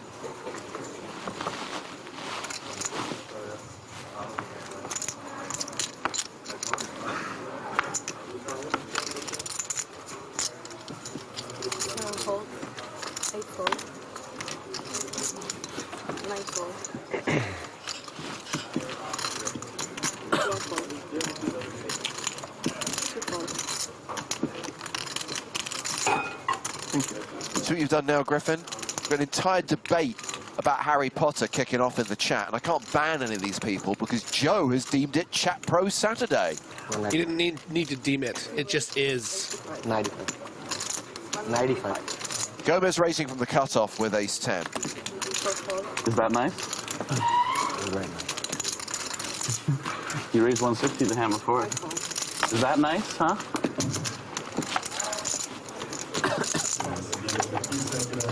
Tonka cannot engage with Jack 3 off.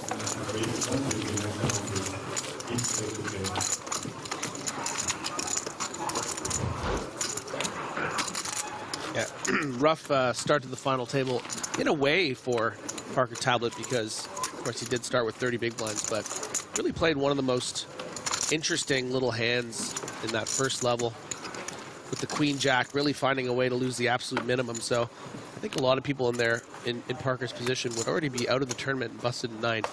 Instead, still has a shove stack, is in the danger zone, but has a little bit of fold equity with 11 blinds too. Danger zone! Nice. Name raise 160. Don't worry, Jess Alice J, we'll look after Bernie. Bernie's definitely going to get a Christmas bonus. Unlike the guy in charge of the chairs. Soon he's going to be owing us money.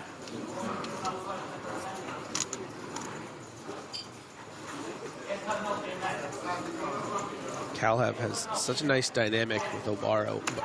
Obara with all those 3-bets and the 5-bet with kings. Yeah. And really taking every opportunity to put pressure on that middle stack.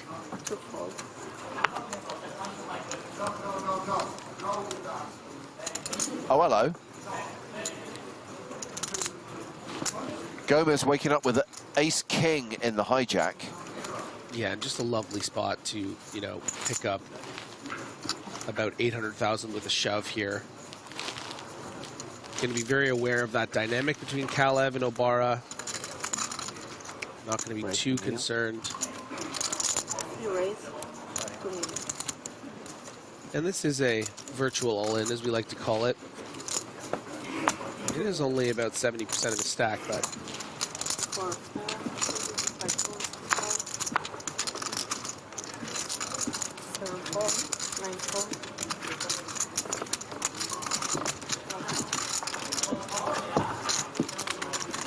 Four bet gets through, so Gomez, virtual all in there. Did I get changed? Hovering around 3.7 million chips. I raised 440 to 450. 10?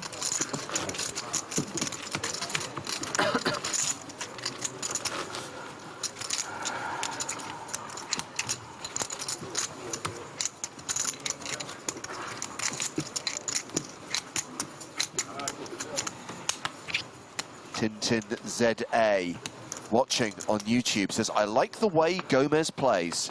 He is a strong player. Gomez, one of those Spanish players who relocated to London to play online. You may have heard of the Casa del Glory in Hammersmith, Griffin, the so-called Glory House, which also housed Adrian Mateos and Sergio Aido.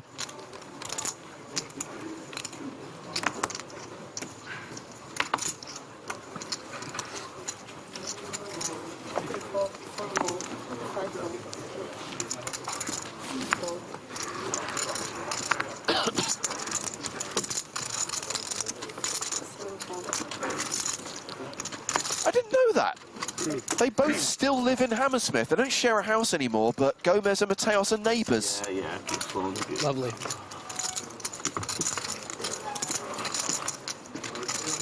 They just got so rich, they're like, should we just buy the one next door?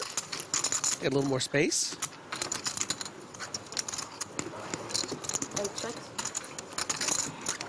Obara just can't catch a break on this final table so far. We're sitting here waiting. Some ill-timed 4-bets, some ill-timed hero calls.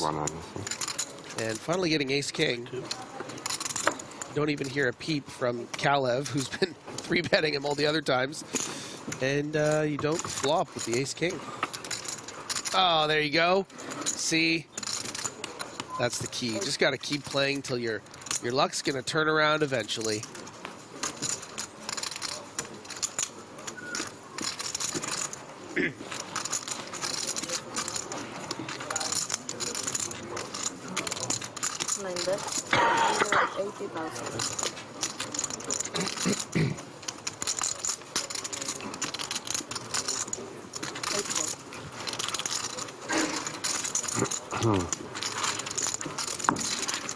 That is a good shout. A sitcom about those Spanish players living together in Hammersmith. The Glory House.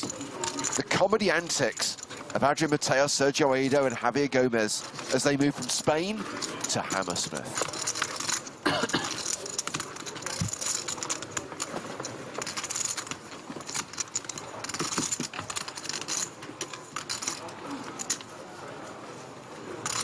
Lovely walks along the river.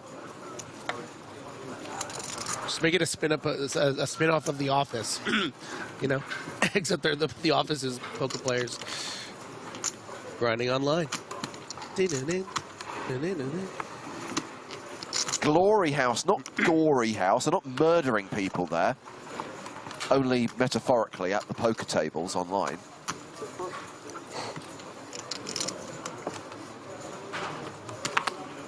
Yeah, House.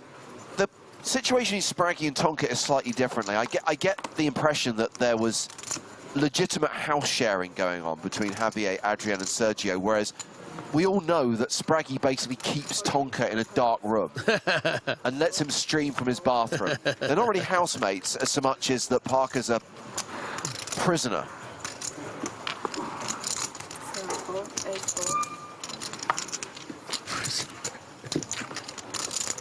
Zalterio raising up 5s. Decent defend here with the ace-5 off. In the big. Mr. Sprague, can I use the bathroom? There's a bucket. What do you think the bucket's for? 5 still good on a 9-8-3 flop. I guarantee you that Spraggy treats his cats better than he treats Tonka. And one of the cats isn't even his.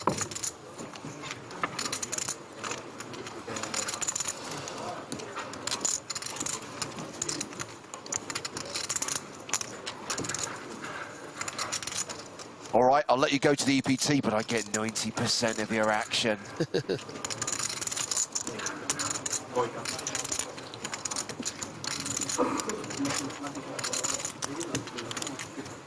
Bet 280. Very strange bet here from Obara. I can't really see much of a justification for it. You know, a check back on a flop like this from Zalterio speaks to me of, you know, showdown value.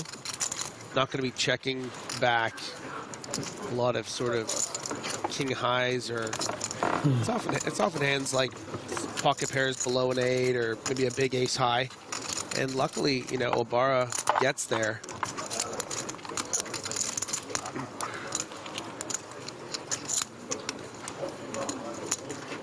And what's really interesting is Obara should have no reason to bet this card. Appears as though he is anyways, as sort of a blocker. And what I was going to say is, because Obara should check here, that would probably open up the door for Delterio to put in a bet. Maybe, you know, you don't want to find yourself showing down with 5 high as the aggressor. This smallish bet might even serve as an opportunity for Delterio to almost treat it like a check and find a raise. Maybe rep that 9. And it appears as though that's exactly what's going to happen. Or raise 525.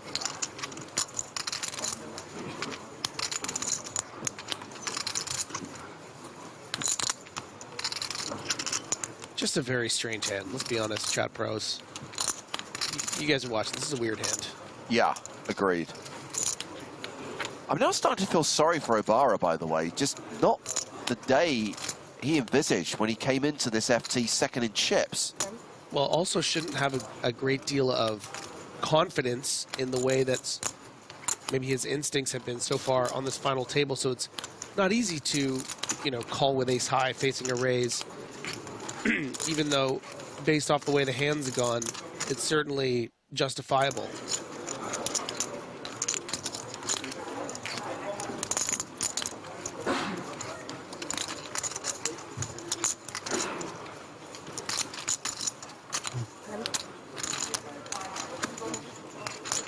Sorry. Yeah, makes the correct call. So Obara wins a pot. Adds $1 million to his stack. Back up over 4 million. Absolutely. Golf applause, please, for Obara. I mean, look, it was definitely unconventional, but if this was part of the plan, you know, if Obara thought, I'm going to get more raises on a small bet than I am a bet on a check. You got him with Pretty King cool. Jack yesterday. By the way, I do feel that that is a fundamental flaw with the rules of Hold'em. There is absolutely no way that 3 pair should be losing to ace high in that Here we spot. go again. You called him a king eye? Huh? You called him a king eye? No, he had top pair, but it was like a similar situation where he bet the river and he re-raised. Nice hand. You guys have history then. History, some history. Man, this guy's got history with everyone though. Look at him.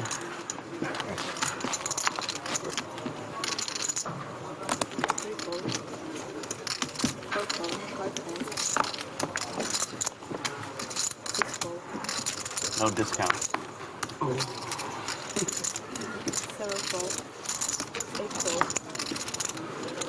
See?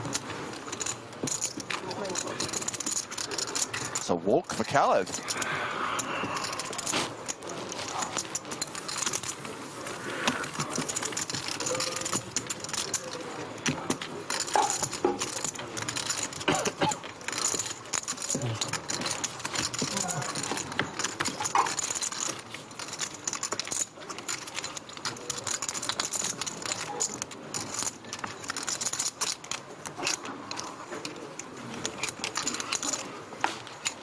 Rogue 1987 seems to think that the casino is a 2-hour drive from Prague. Pretty sure we are right in the center of the city. I'm going to look up on Google Maps where the Hilton Prague is. From the airport? No, like... I feel like we're pretty downtown, no? Downtown.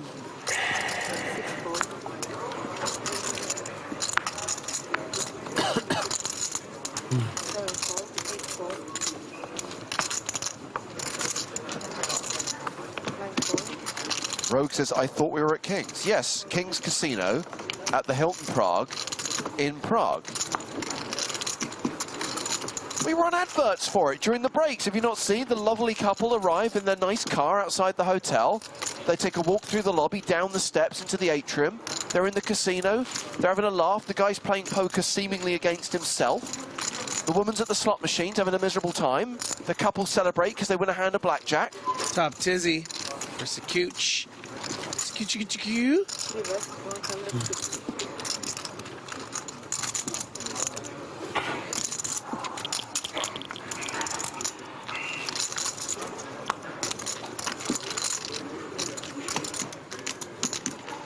Man, I can't help you haven't seen the advert.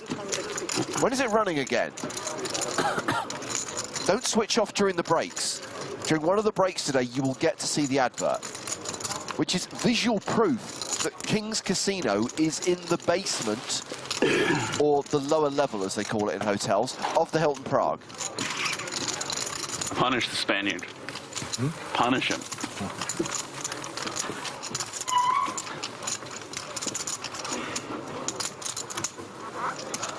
What a runt. What a little runt in the corner with his 9 big blinds. Yeah, punish the Spaniard. What a brat. Love Parker. Just finding a way to stay in there.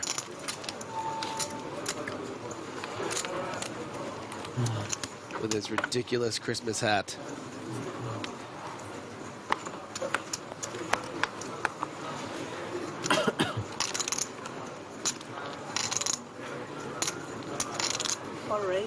Under the gun raise from Dalterio.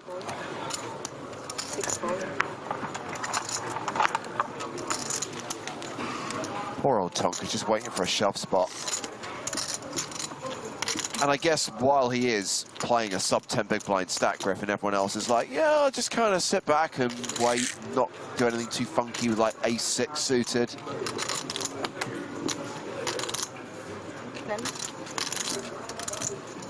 $4.90. Yeah, but the problem is also, James, is that it makes your hands look stronger when you do 3-bet, because you really shouldn't be doing it very light.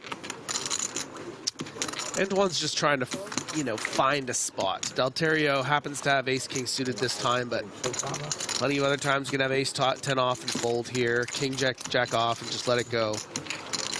Just happens to be running right into the top of Dalterio's range, and all the chips are coming in over top.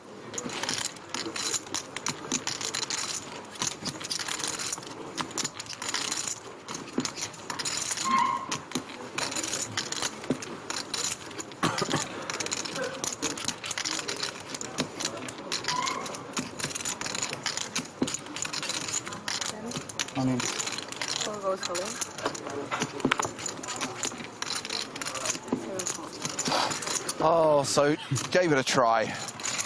Yeah, why not? Failed.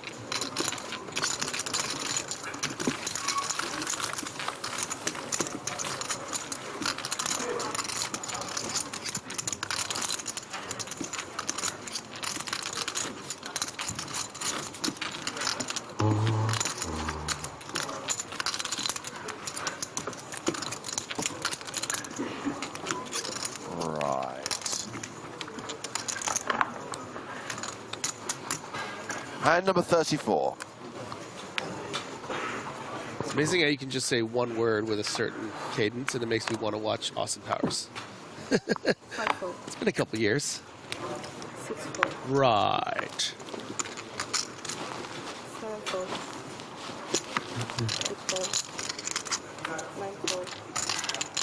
Whoa, whoa, whoa, whoa, whoa. Guys, I'm all for curtailing chat pro Saturday.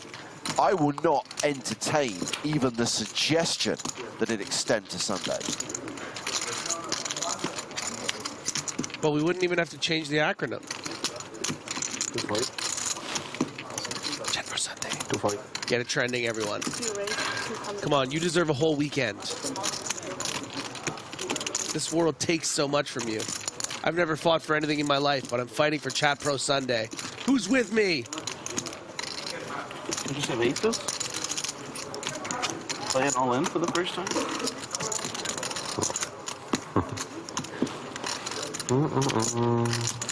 He might fold that queen. Might call aces? Started early, huh? Maybe. Yeah, I'm short now. It's a good luck beer, you know? James turning red right now. Someone said, you have no idea. You won't even look at me. Fortunately, and I mean this with all sincerity, Griffin has zero authority. I have learned this over the years, yeah. Oh, this is a very big hand. Here, small blind to big blind. So weird, yes. And I don't want to jinx it, but not big. James and I have a reputation of being the best singers in the crew. And it's a rare opportunity when there's only 2 of us, when there is an opportunity to spin a tune. Just remember, Griffin, dial down the hamminess. Okay. 2 spade on the flop. Not so boring. Please, the jack. Who has suited? There is the prospect of something really sick happening here, by the way. And no one is rooting for that more than Parker. Ace king against ace king yesterday. Well, this didn't happen, so I'm that's fucked now. changed everything. You're in big shape, yeah. No, I'm gonna win the tournament. That's yeah, I believe it at this point, honestly. No, you're kind of fucked, actually. You get like this. You get this, sorry. I had to remember how it works, you know? Oh, 1 spade. Still the prospect of a sweat on the turn. The 5% chance of extreme nastiness for Gomez. There you go. I'm poor, though. You know, what can you do? No, this is going to be a chop. And you know what they say? Everyone loves Chop for Saturday. Spade. Oh, I'm sorry. I don't know what happened to me. I'm sorry. Lucky I have this button. You can't hear Griffin anymore, I'm afraid. Try speaking. Try speaking. Go on. Oh, what a pity. No one can hear you. Hard swap. Ace is big. Yeah. Now, lucky for you, that was just a comedy timeout. Next time, I'll yank the cable. I know you will. You know, in order to find out where the line is, you have to cross it every once in a while, you know? And I'm glad I've put back in my place. Chat Pro Sunday is canceled, you guys. I went too far with Chat Pro Saturday. I wish I would have kings, like queens in the last hand. How dare you bastardize the Chop Pot song.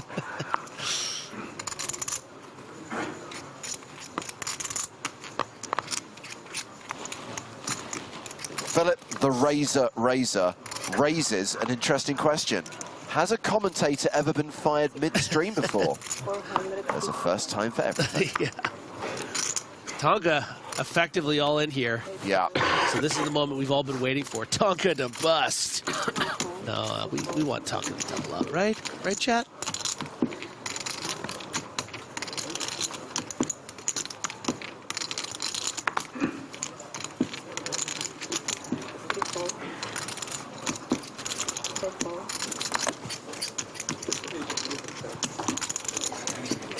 Ooh, I mean, Kovacic should probably fold here. Yeah, what, it's 755K total? Yeah, let it go, come on. Tonka survives, still playing less than $1 million. Oh, just chef's kiss. Chat Pro Saturday comment here from Undersea Monkey. Here's why Tonka P is so good. I'd have just ripped there. He can find another sizing off 10 big ones. Ah, that's good. It's a clean Chat Pro Saturday comment. I like it.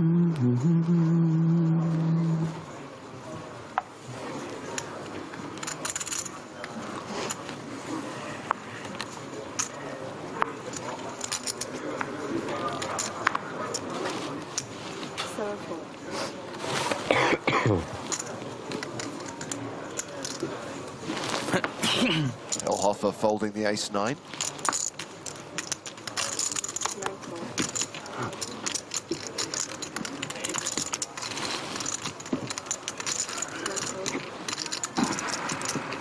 No Matador, we are playing down to 4. Answering your question there on Twitch. Meanwhile, Sakuchi, the chip leader, ace-9 suited, opens to 185,000. And Sakuchi are the first in our 8-figure club. Hard to get to 10 million in a tournament. Yeah. It should be celebrated. 100%. Tonka with a decision. Do I want to flop some equity with this lame hand? These kicks. Or do I want to kicks this hand to the curb?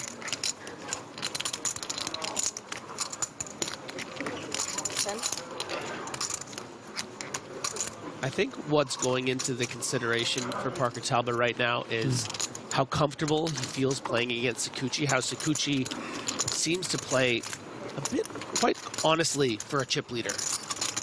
and they have a good sort of dynamic and a rapport with their conversation.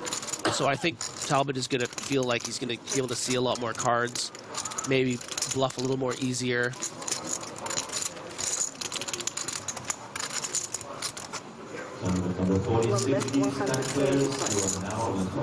But with absolutely nothing on the flop, Parker's going to fold, and hopefully it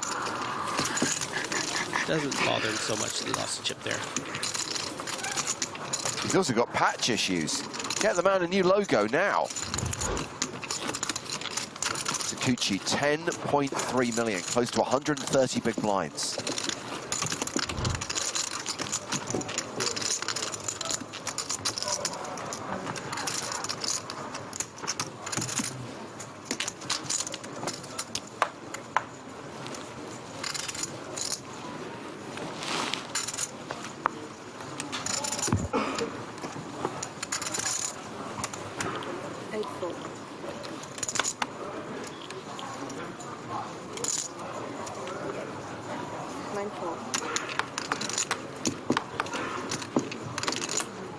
Queens for Kalev. One race, 160.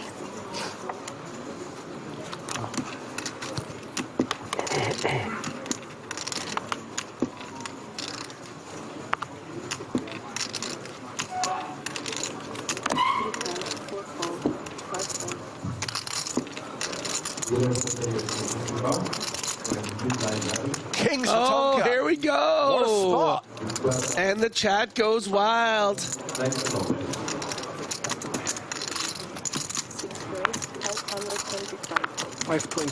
520. 520. All in. All in and a call. So Tonka officially the at-risk player, but Tonka with the best hand. Did you see the way he induced him with that raise too? Just brilliant. Brilliant stuff from Pocket Talbot.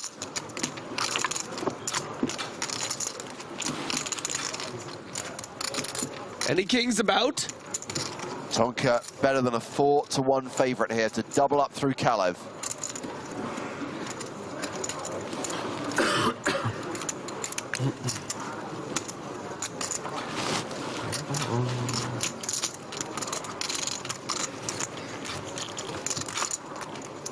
The flop is ace high, but crucially no queen. Doesn't have to worry about clubs. Nope. He has the king of clubs. Just has to fade a queen on the turn and river.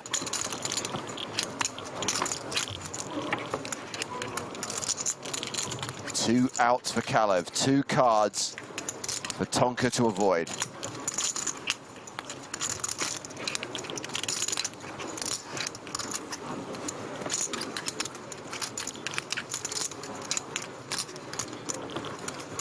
The river, oh my God, is a 7, and Tonka doubles up through Kalev. King's hold. Let's go.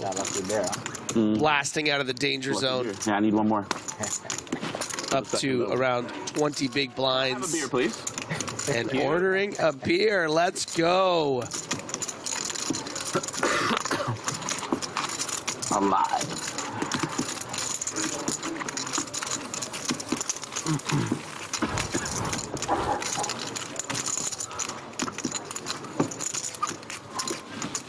And you can see the updated chip counts here. 3 players all around the same, around 1.5 to 1.6 million.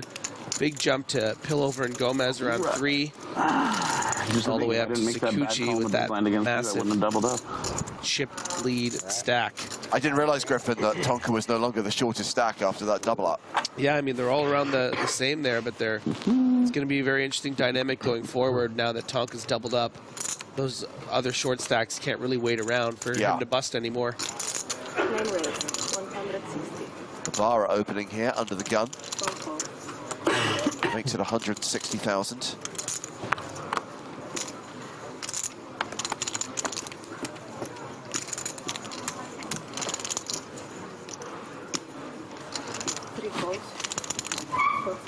Yash saying on YouTube this event might finish today. Unlikely. I mean, we've said all along that we want to get down to 4 players. There is the possibility that we do play the 5 levels that are planned for today, and we come back with more than 4 players tomorrow. Eventually, the blinds are going to catch up with these guys, though, and something's going to give. Very loose chip ad there from Kohofer. Paid his deuce. What are you talking about? Yeah, technically ahead, but I mean, I wouldn't make a habit of this completion against some pretty strong ranges with the 3-2 off. I think Gomez is going to want to come out firing here. You want to fold out some of those better hands or ones that just have equity that are either ahead right now or could get ahead. And you can see already folding the best hand and the second best hand. That is how you do it.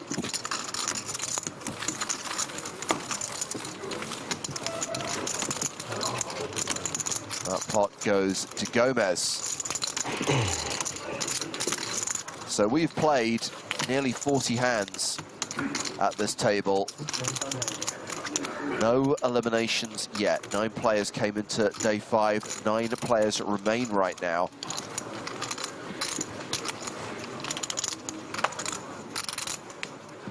Plenty of them pretty short right now.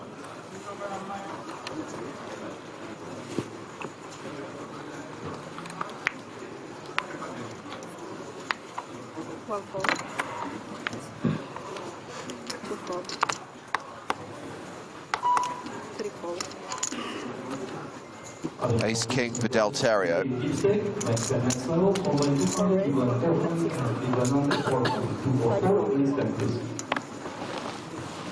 And he asks, how much was the buy-in for this main event? 5,300 euros, aka a 5K, with 1,267 total entries, the biggest field we've ever had in Prague, a prize pool of 6.1 million euros, and a first prize of more than $1 million, which will be presented tomorrow. He wasn't even reading anything there. He's just our numbers guy. It's all in his head. Amazing work, James. After all these days, some of the information goes in.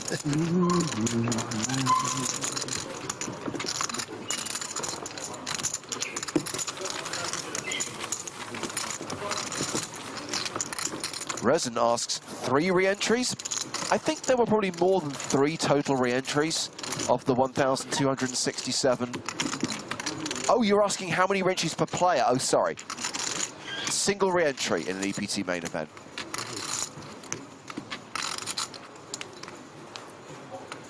I did for a moment think that you were asking if there were a total of 3 re-entries.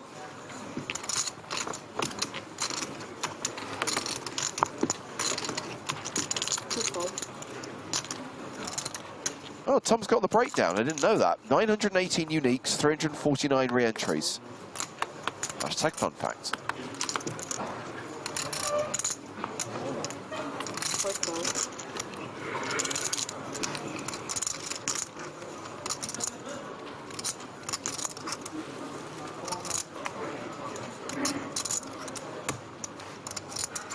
$160.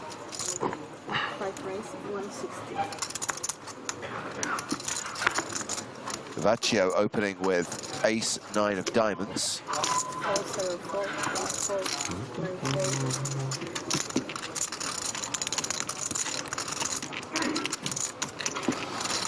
Kalev, with all those chips, going to probably want to be peeling here with this 8-7. It's one of the, I think, worst hands that he will call with, but one that has enough equity and is going to flop pretty well.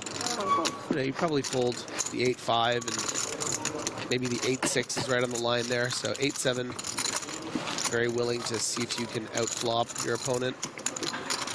And what do you know? Yep, 2 pair for Kalev, open-ended straight draw for Cavaccio. I'm very curious to see how Cavaccio plays this, because with not a lot of chips back, yeah, it plays kind of nice as a check raise. Even if Kalev, and there is the 6, giving Cavaccio the straight. And, you know, I think if Cavaccio plays this as a flop bet, facing a raise, it's going to be very difficult on your stack to continue with just that ace-9. So this check back really working out. And Kalev is going to think that he's good here almost always with this 2 pair, and this is a value bet right here. Cavaccio shouldn't have a lot of 9s, pocket 9s, and then, you know, the suited ace-9 combos are really the only ones that would be raising in this middle-ish position. Way more likely that Cavaccio has something like, you know, the ace-queen or...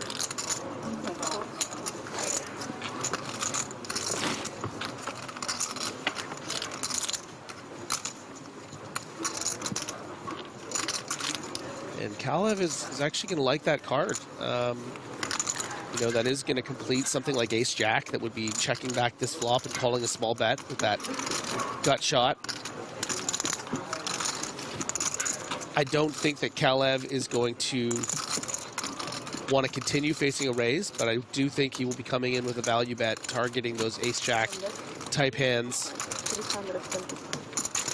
But once Cavaccio, you know, whether he shoves or makes this somewhere in the 750 to 900K range, I don't think Kalev will be finding a call.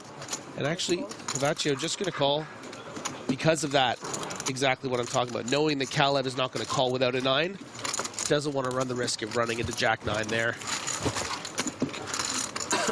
If you deduce you're never going to get called by worse, just call and hope you're not chopping. Cavaccio playing just shy of 30 big blinds right now, a stack of 2.2 million.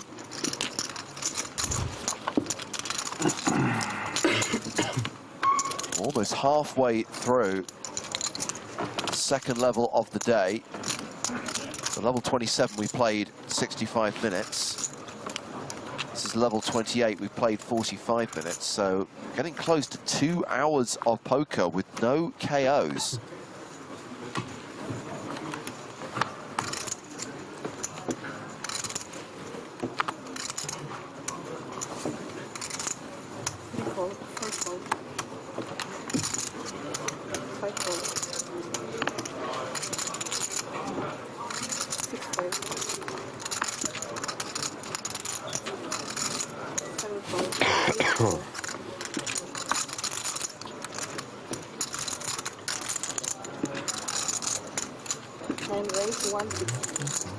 Obara, ace-6 of diamonds.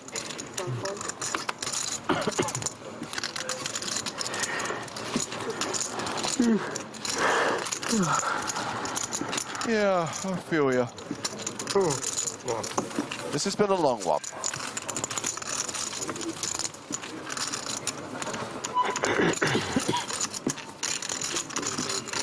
Ladies and gentlemen, you'll be thrilled to know that Joe Stapleton is returning to the stream. However, and I underlined the word and put it in bold italics, he is not a happy man right now. Joe, what's going on? I've been holding on to this sentimental gold chocolate coin all week. No way. It's been sitting here in my position. I can confirm. I remember I asked you, is that yours? And I asked, where did you get it from? And you told me. Yes. And I said someone very near and dear to me on staff gave it to me earlier in the week as a Christmas gift. Stop.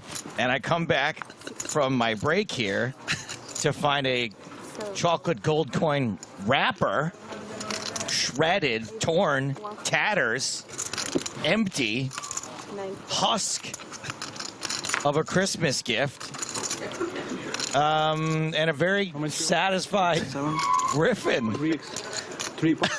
Your blood sugar seems pretty high right now, pal. There's no chocolate on my face or anything. You say 3.6. I would never. I thought you said 3.66. Yeah. Chocolate fingerprints all over my computer. It's almost like someone had a bet with Griffin before this level started. Do everything in your power to like really piss off both of them. I just want to say that if I did eat this thing, he's literally sweating right now. There's sweat on his face. As I was eating it that way, will you? As I was eating it, I would have been thinking, where are you from? I wonder if this is a test. Where did this chocolate coin come from? Never crossed your mind. This must be mine. Yeah. Or maybe the flavor is wrong. I don't know what to say. You rube. Your secret sweet. I mean, why did it have to be a sentimental coin? Why couldn't it just been a normal coin? I may have added the sentimental part to really lay on the guilt.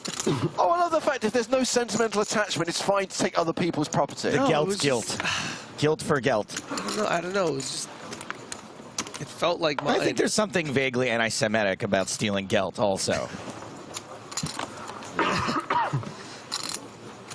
Just gonna throw that out there. Hope you enjoyed the chocolate, Kanye.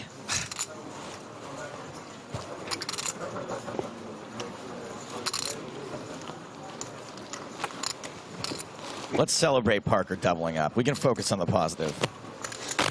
As Tom writes on Twitch, it was then that Maria was paid extra to come on at 4 a.m. on a Sunday morning instead of Griffin. 7-4, 8-4. Wow. Tonka getting a fold from Ace-Jack there. So much respect for Talbot. Yeah, quite a tight fold there, but also the stack Talbot's opening on needs to be opening quite snug. You know, ace-queen, obviously, you can't fold. Ace-10, you're pretty comfortably folding. Ace-Jack is right there, right? But I think Obara was just like, nope, not going to fall into this trap. And Talbot happened to have the bottom of his range, really. You know, king-queen, one of the few bluffs he's really going to have. I mean, people complain about having to play against bots, but I think they need to include Talbot. So less than 30 minutes to go now until the first of today's mini EPT Prague tournament starts on Stars. It is an 8-max progressive KO with unlimited re-entry. It is a $25 buy-in, 30K guaranteed prize pool with EPT Paris satellite tickets added to the prize pool, starting at 3:15 Central European time. Every single mini EPT Prague tournament has Paris satellite tickets added with a package added to the mini main. That's going to take place tomorrow evening. One of our viewers is going to play that tournament, is going to win that tournament, and will be going to the first stop of EPT 2023. You're going to Paris. 170.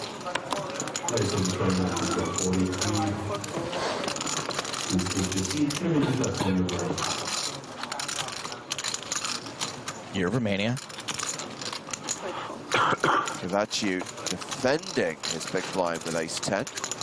Yeah, some argument to shove the 25 blinds here against the chip leader's cutoff open, but you know, with the ICM considerations. What does it always coming? So it's coming 7.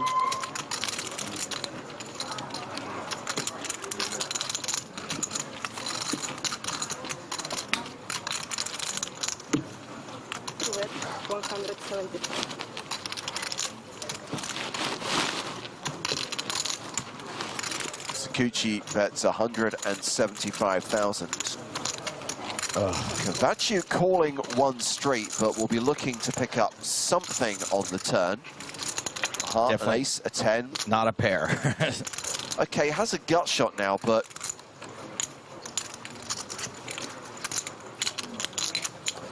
I don't know. If Sakuchi fires again, do you reckon he'll be done with this, Griffin? Yes. It'll be finished like a gold chocolate coin.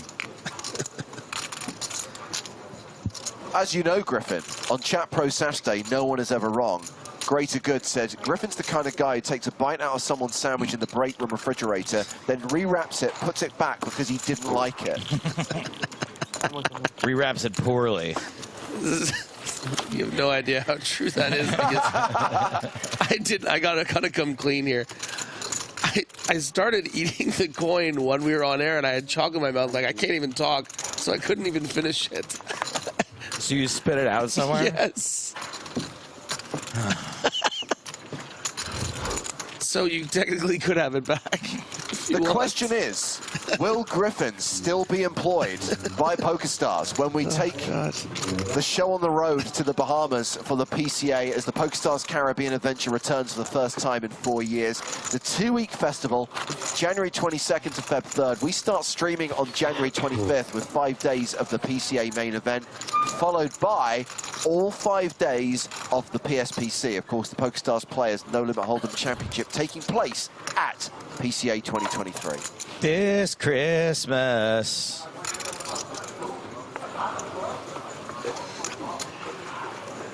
Antoine Saout still kicking. And he is out of this hand. Nice. So is Pilhofer. You better laugh at all of my jokes for the next 45 minutes. Every single one.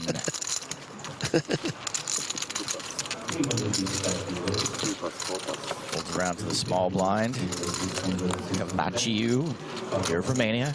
King 5. Just do it. One time walk.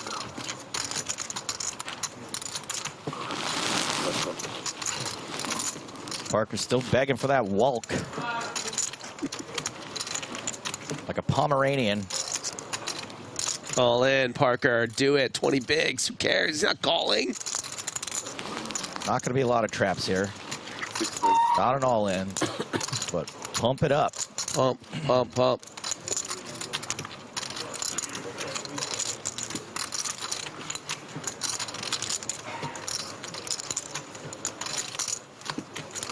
Be cool if Cavaccio made it like 490. I was thinking that. But actually, he's just going to call, which and has the worst of it. Yeah, I was going to say, based on the actual holdings here, it's probably the worst decision. But Parker's just that good. Knows he has a worse king. Wants to keep him in there. He is that good. Ace, 10-5, so domination rotation, but not really the card you want to pair here. I mean, Parker Talbot does have the king of spades. And also, please consider, you know, Cavaccio shouldn't really have many aces. So when Cavaccio check calls this flop, if he does, Parker's going to have license to bet again on the turn. That's what I mean. The domination rotation here is just not going to be all that. So you're not going to get to showdown with this 5 that often, are you? 6 on the turn. All right, Parker, 350. Leaving $1 million left to shove into 1.3.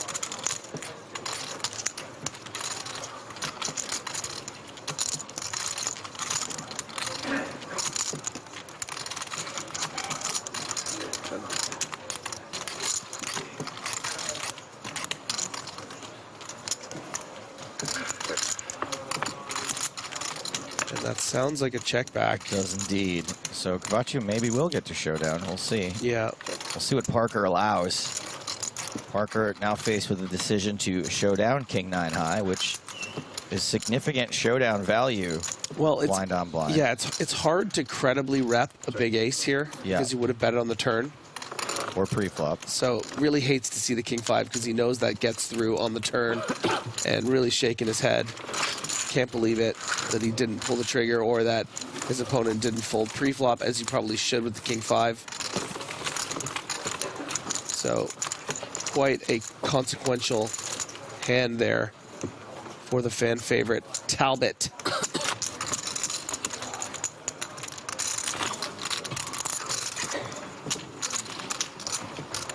The Champions Trophy will not leave that pedestal until tomorrow.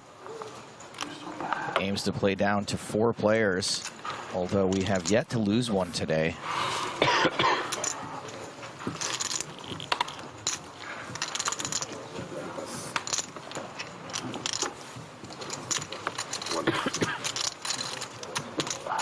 Record-breaking Prague field down to the final 9.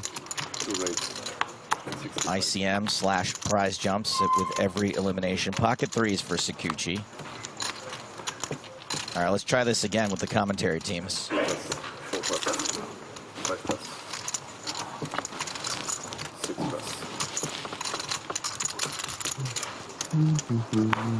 So it's going to have to enter a pot. Yeah, and I do wonder if Sait wants to play this as a shove with all that fold equity. Going to be tough for Sikuchi to have a calling hand with how, you know, liberally he's been able to open. I think with ICM, maybe Sait is better served to just call. You'd hate to lose Just an run all-in into pre-flop two here. kings. Yeah. And also, you know, you might also say that Sikuchi's going to have a lot of dominated kings and queens, so you can create a nice situation for yourself. So completely misses, and this is a pretty favorable board for threes.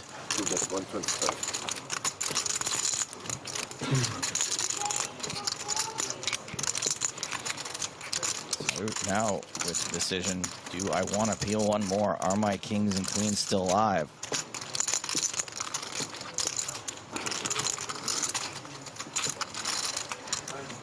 One more card. Yeah. Please, dealer, please. No. It's a club, though. So it does have the king of clubs. This is how they get you. Yeah. That little dollar bill on the fishing pole. They get you in the club. They just reel you in a little bit further. Show you the bottle of bub. Just walk a few more feet. It's going to be yours.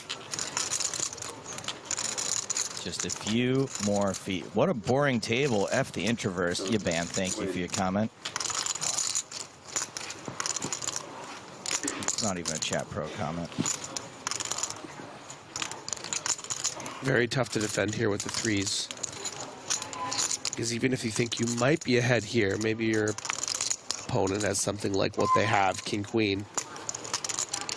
And Sikuchi isn't really that hard to get off of hands. Doesn't get super sticky, so very surgical precision there from Sait. Has not entered many pots.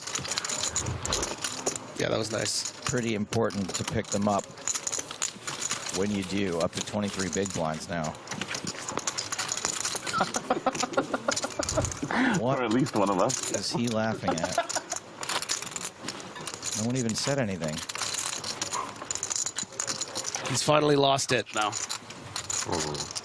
1.8.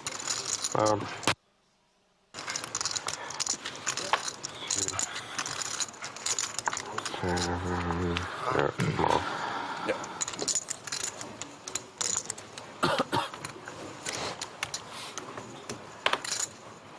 Vara out. DJ Callan. Nope. Gucci also folding. Gomez. Wish James was here to tell me what kind of watch he's wearing. King 9 again for Talbot. Yeah, it might be a nice little spot actually for Talbot to try to get a raise and take. This is some of the last of the moments that he's going to be able to get these raise folds. Yeah, that double up is no longer a double up, is it? Back down to, well, back up, we'll call it, to 1.5 million. Nice.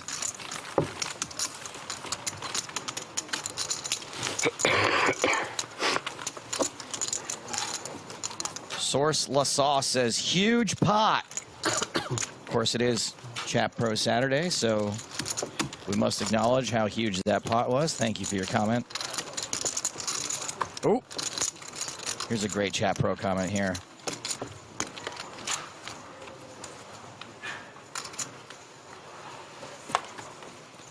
I lost it. Oh, there it is. What a bad fold from Sikuchi. With better hand, can someone please stack me into this tournament and I will smack them all? 100% correct It here on is your lucky day. That's right. What? We are pausing the action and we are flying you down. Spot on. Congratulations. Big hand alert. 2 big hands. And an opportunity for Sikuchi to put on the pressure. To raise 450. Kalev opened pocket tens. Sakuchi 3-betting ace king. Let's just see a 12 million chip pot right now. Pre-flop. Let's lose our minds.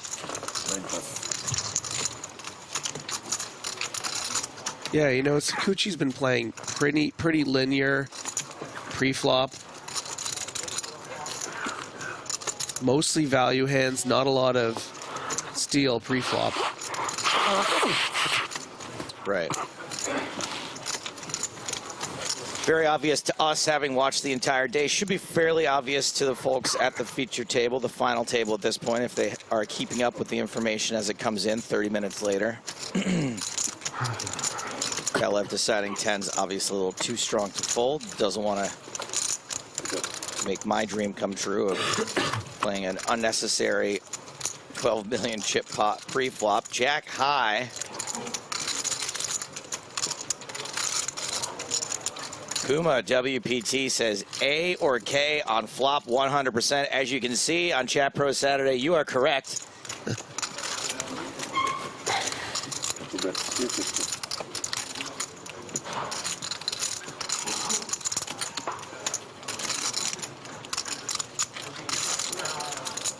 Sakuchi continuing for 350. Pretty tough to fold for just one overcard.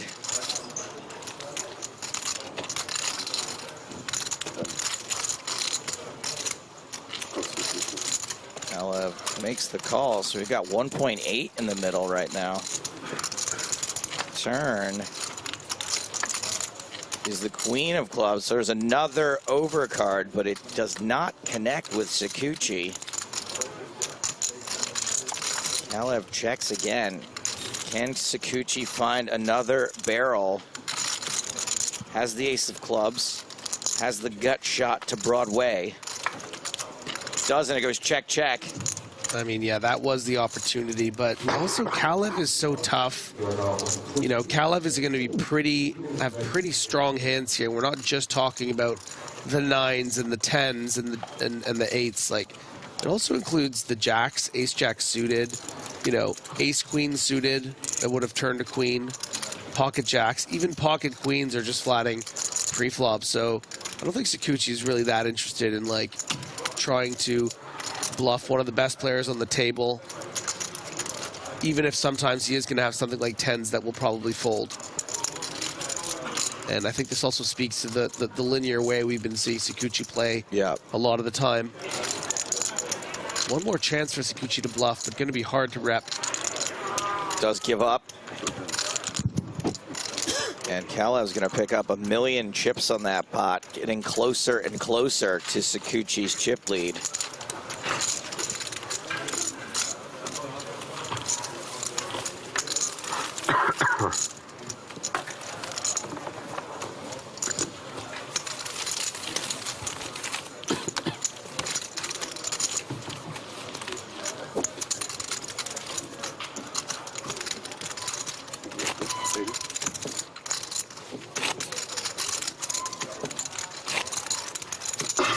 $7 million now for Kalev. Sakuchi down to around 9.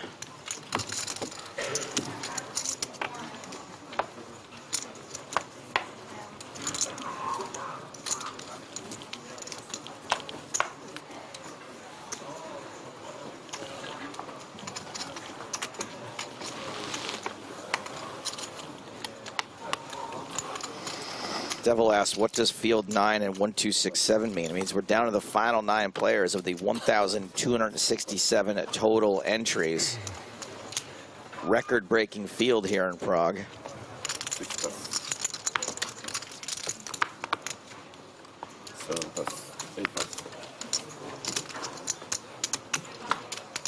Today will hopefully play down to the top 4, and tomorrow the winner. 9-8 suited for Ibarra.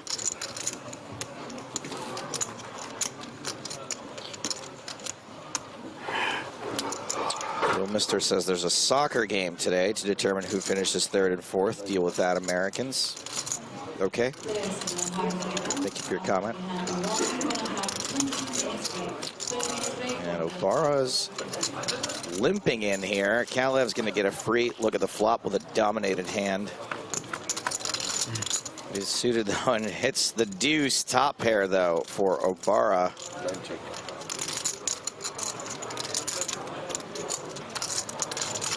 Nice ICM check here from Obara. Doesn't want to inflate a pot with sort of a weakish top pair when you have, what, third or fourth chip stack with those 4 million. Nice to just play a little slow. Obara checks again.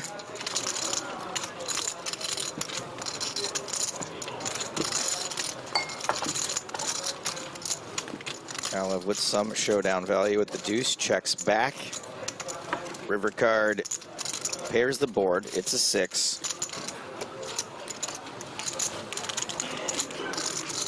And now Obara comes out swinging, hoping to find Kalev with a deuce. You know, yeah, a deuce or a queen high call. Maybe something even as ambitious as like a jack high call. I mean, this particular situation.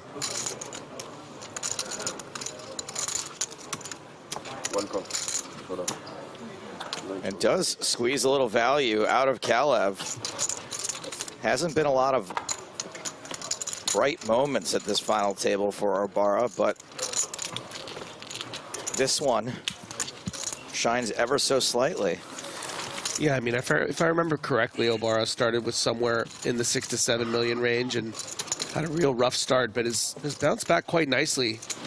That was obviously a pretty small pot, but that really interesting one with ace-5, getting a little momentum going. Joey on YouTube says, seriously, in 24 hours, there's been like 6 people eliminated. This is the slowest tourney ever. I don't know how many tournaments you've watched before, but this is completely standard pace for this phase of the tournament. This is where all the money is. You will have many eliminations in a poker tournament when there are many tables in action. So there's 10 tables in action and there's 6 eliminations in 24 hours. That's 60 eliminations. Okay, human calculator. Nerd. Sorry, I made a show off. This is pretty standard for this time. And if you ask the players whose opinion are the most important. I think you're just warming everyone up for the big level, next level for you. Everyone, we're going to see Joe suit up, get on his human calculator outfit. Don't call it cosplay. He doesn't like that. It's his outfit. Oh, no right way to play him. How about chop him? This should be pretty interesting. I mean, this isn't going to help my case against Joey that things are going slowly when it goes all in here and no one goes broke. Ooh, and Sakuchi, can Sakuchi with ace queen get away?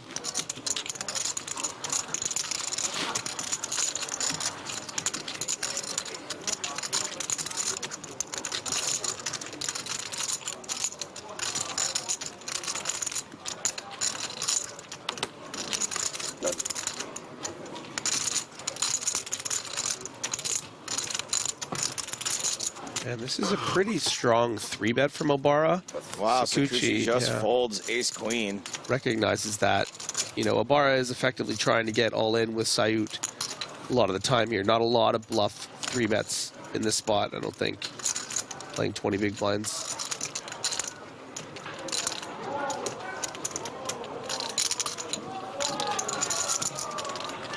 Sait not thrilled with this proposition of getting a fairly tight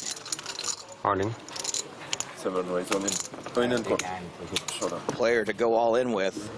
Oh my God, man. Doesn't hate it. Sakuchi realizing he would have had a little extra equity had he gotten involved here.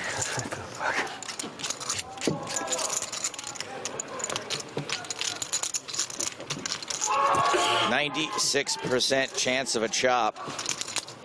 Fuck. That's what we're going to be doing in a second. Cerulli calling for the flush. Yes, you say so. And the flop has a rainbow board, so we will be chopping this pot. And you know what they say, Griff? Howard, man. Everyone loves a chop pot. Or bet. Huh? Yeah, make it $1 million. Don't be such a coward, bro. You would have knocked one of them out. Oh yeah, queen high. You paid already. Tonka immediately with the needle. God damn. Pussy, my friend. Immediately with the needle. I like how we're getting 10s from chat, and our producer gave us 9. You fold? Yeah, no shot. I don't know if he folds. Maybe one of them don't fold. One of them don't fold. I've been told by our producer that I wasn't hammy enough. But listen, I'm in the doghouse with my, and dogs aren't supposed to eat chocolate. So. Yeah, right. I'm not taking you to the vet either. Garbage in, garbage out.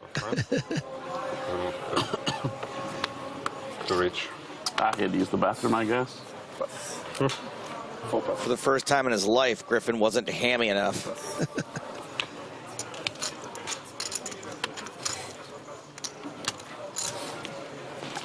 Parker with ace-4.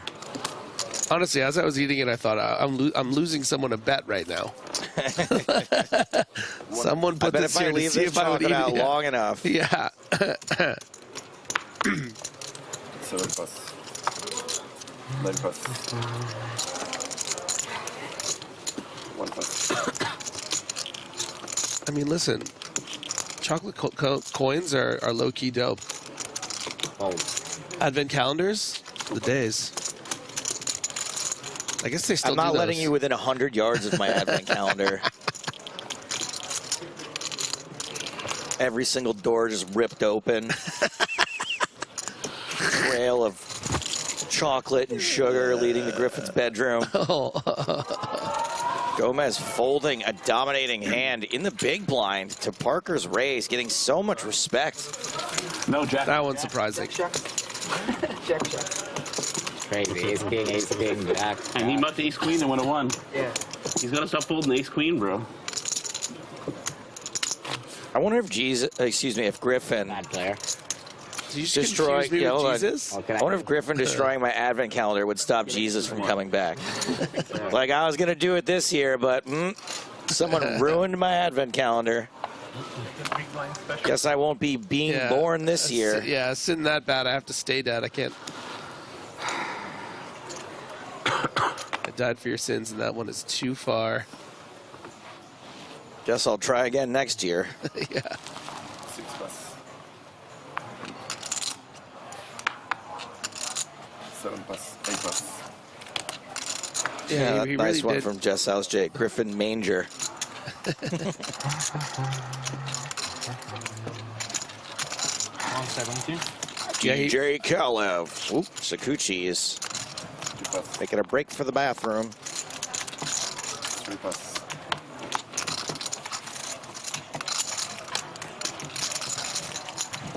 Javier, what's the biggest tournament you won? Yeah. This one. Ask me tomorrow. Oh. Ask me tomorrow would be a great line. Oh, such a good line. Wish we could just write Venetian, okay. for them, you know? Like 300-400? Or you've done it professionally. It's hard in the moment. Yeah. Okay. Even I didn't get it right away. That's my second choice. Yeah. And online the same? King 7, Jack What's 10. your biggest score? Ask me tomorrow. Bub. Pregunta mi mañana. A little bit more. A little bit more. 8. 8. Yeah.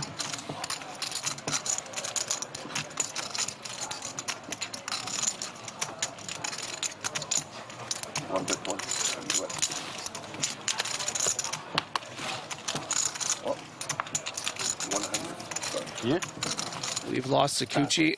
We've just gotten word that we didn't want to miss the consolation final of the World Cup. This time I got second for 160K. That's quite nice, isn't it?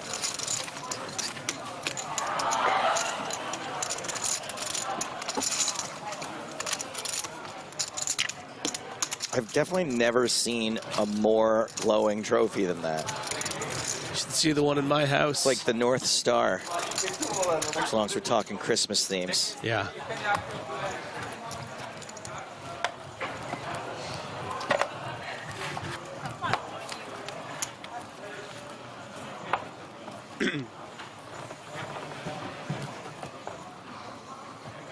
Tonka under the gun. First to act. Scucci back. Probably going to miss this hand, though. 7 plus, 8 plus.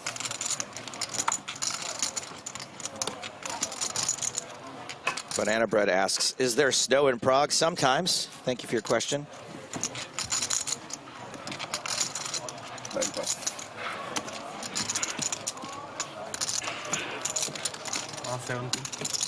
170.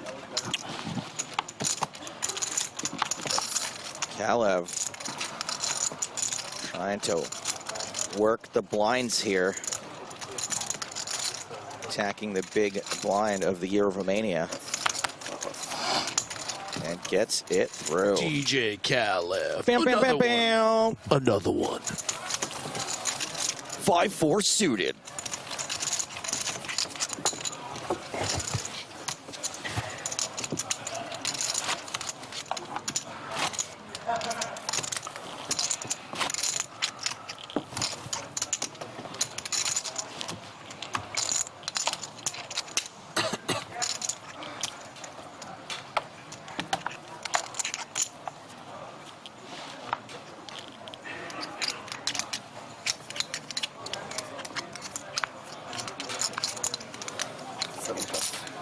I know we had squeaky chairs, but now we got squeaky chips.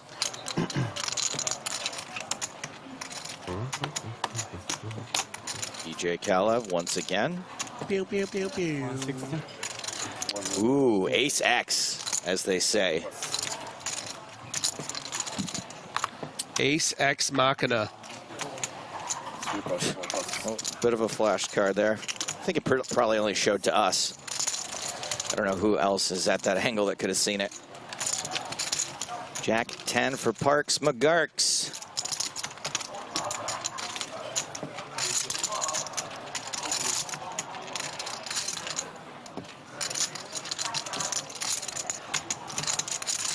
Please, Mr. Talbot is my father. Call me Parks McGurks. Wow, does not defend the Jack 10. First time.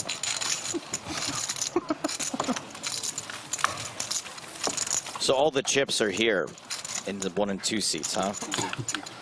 Huh? Yeah.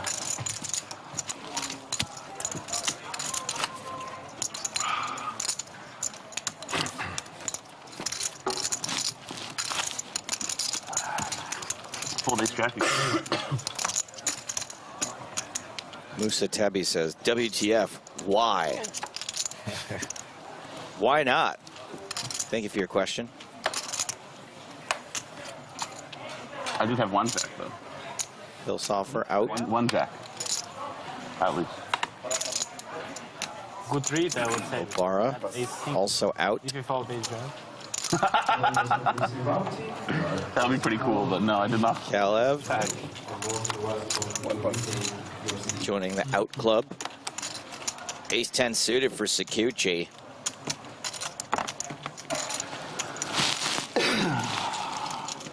Two raise 160. 3 plus. Makes it 160,000.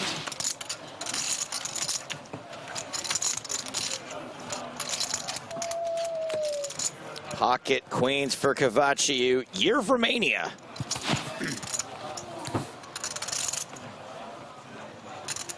Look at this. There's someone on Twitch called Pocket QQS. 490. 490. 5 raise 490. 6 plus. The 3 bets to nearly 500,000. 7 plus.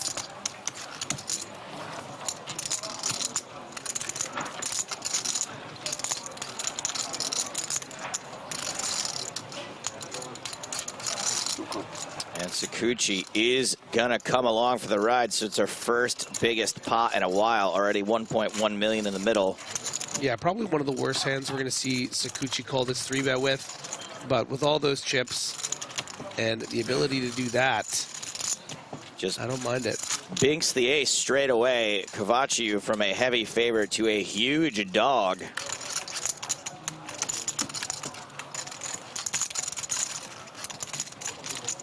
Really only two ways to go here. Bet super small or check back. Oftentimes you are going to want to bet super small. Here comes the super small. 160. To find some balance in your range. 10% pot.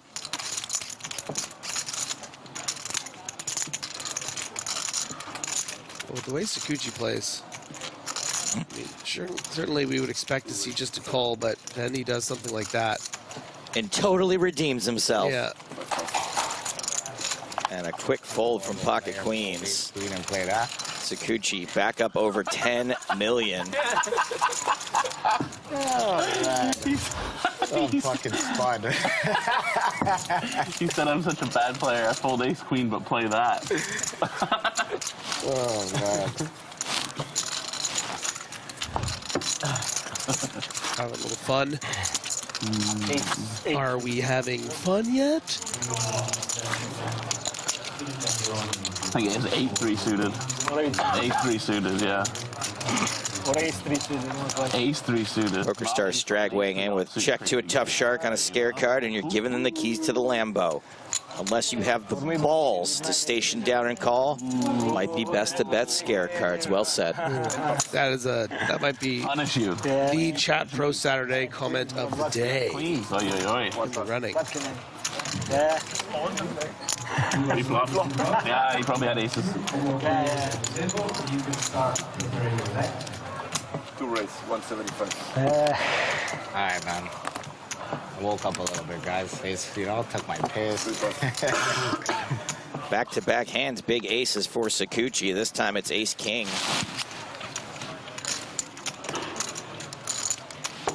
Oh, here we go. You're going to try something cool now, Delterio, haven't heard from him in a while, has an ace. Another ace-X situation. Hard to have ace-king outkicked. Pocket sevens for Kavachiu. A little dead money in the middle, supposedly. Quote-unquote dead money. Seven's quite strong. Kavachiu shoves.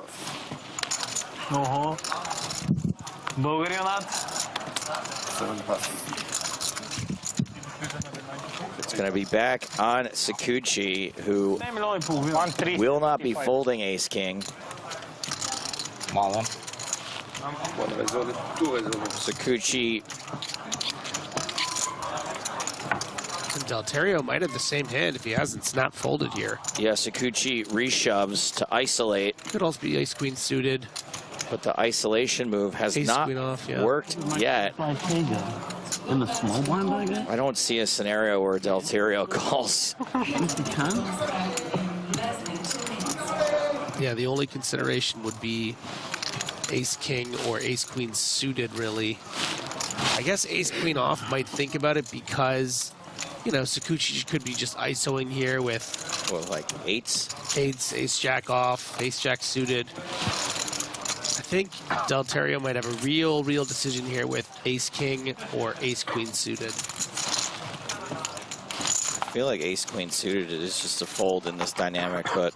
Yeah, for ICM, but maybe ace-king off.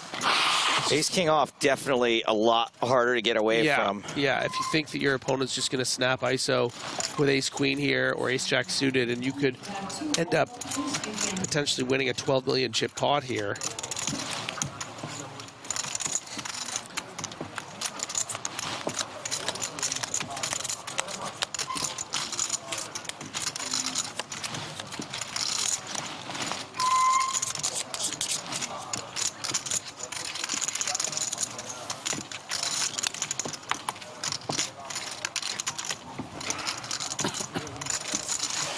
Delterio running through the time bank cards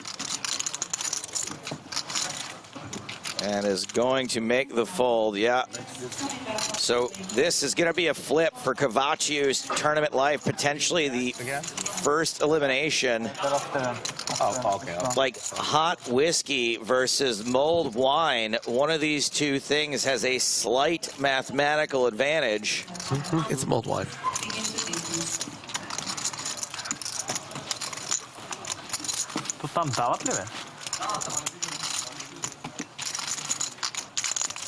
Also, might I remind you, it is the year of Romania. Yes, the end of the year of Romania. And it's an ace-high flop. It might be the end of this Romanian. I think he had 7. He said, I can't say he had 7. No, that's very unlikely. Luigi was tanking with a 7. 2 outs for Cavaccio. One last chance to hit them.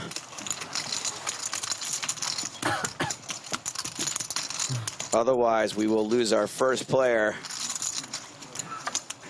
I hear it's always coming with the 7s. River card is a clanger, and that's going to ring the death bell. Ace king as well, yeah.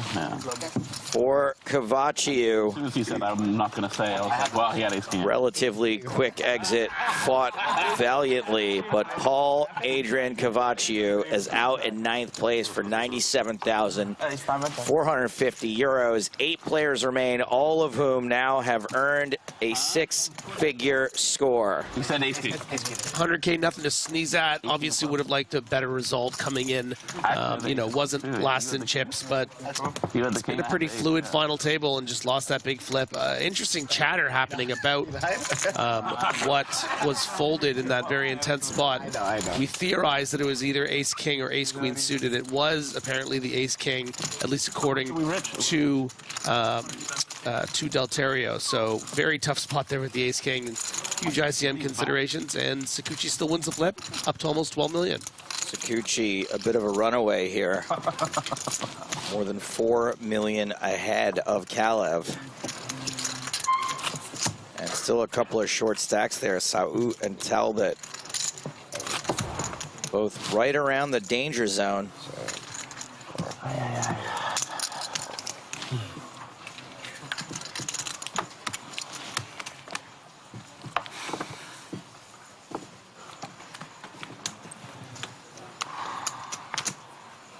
Everyone can exhale a little bit after losing the first player. Kalev under the gun. DJ Kalev. DJ JJ. Kalev. Oh, sorry. Under the gun.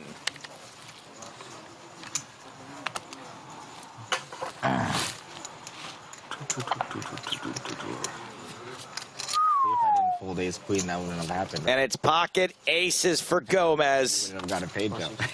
Ace and ace. Gomez was an incredibly active player over the last few days, has been relatively quiet today. Open 3-bet, 4-bet. This is the situation you dream about. I believe too.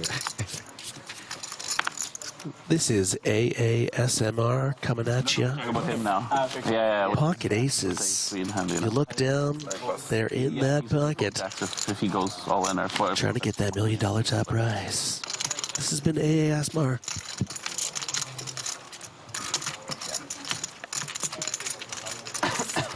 Back on DJ Kalev. Get me paid. TS on YouTube says it's not DJ Khaled. Someone tell him. What? Wait, that's not DJ Khaled? It's not DJ Khaled? Are you crazy? Just to sit here and watch you bust everyone else. Sounds good. Fine with me. Kalev just calls. Gonna try with all of his might to not double up Gomez. Right now is a huge dog. Ace high flop. That is a set of aces for Gomez. If there's ever a situation where you didn't need a set.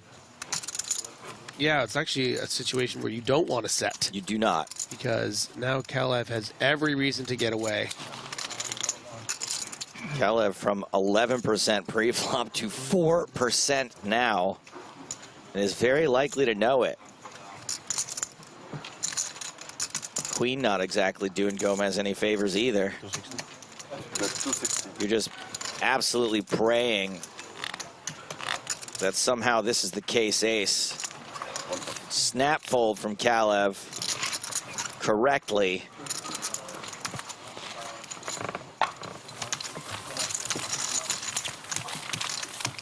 And we're about 8 or 9 minutes out from another break, another raise of the blinds.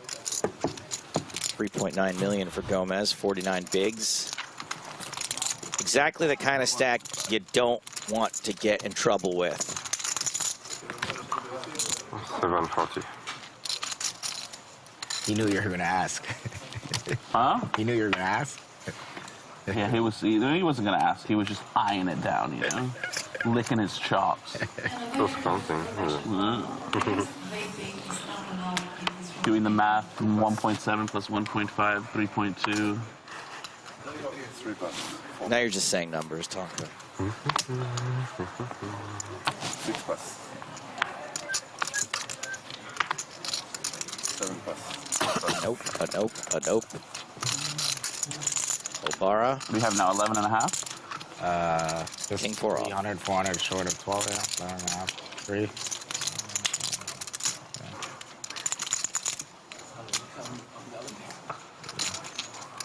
Nine ways, 260. 11. Man, you can't just call with queens there and bust. That'd be amazing. 12, actually, almost. Never good enough for Tonka.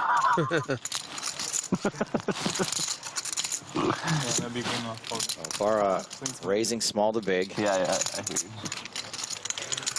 Kalev with a not great holding, but all the power in this situation. Pretty cool. Yeah, kind of a nice spot to either call or pop it up. I was scared he had a big hand because he limped not limped, but he called my raise with jacks last time. He didn't 3-bet me. He didn't 3-bet me. That's why I was like, oh, you're going to try something cool? And he Queen at 9-5, 2 diamonds. Doesn't hit anybody. On the 10-eye. I guess 10-7 has a straight draw. Future straight draw. That's 155. Obara C-bet gets the job done.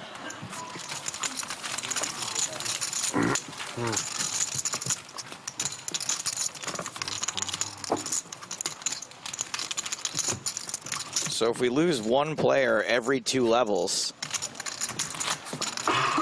We'll be done by morning. Yeah, that should get us to 4 by Monday. That's the blue. Should keep the blue. I think they're going to do right. No. 60, 120. Oh yeah, I forgot all the time. I forget about it at 612. Yeah, the normal. I always think 1K needs to come out. Yeah. Gomez with pocket 4s under the gun. Hasn't even looked yet. I was like, oh yeah, I could see why someone would be tanking it. No, he just hadn't looked.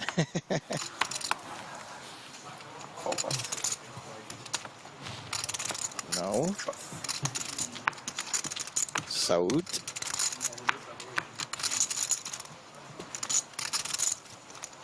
King Queen suited.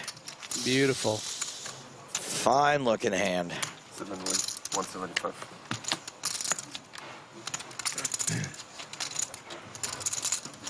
And immediately walks into a better one. Ace Jack off for Pilhofer, who might.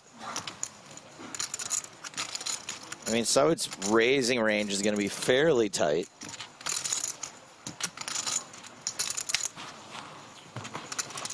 Yeah, this is a weird spot with Ace Jack.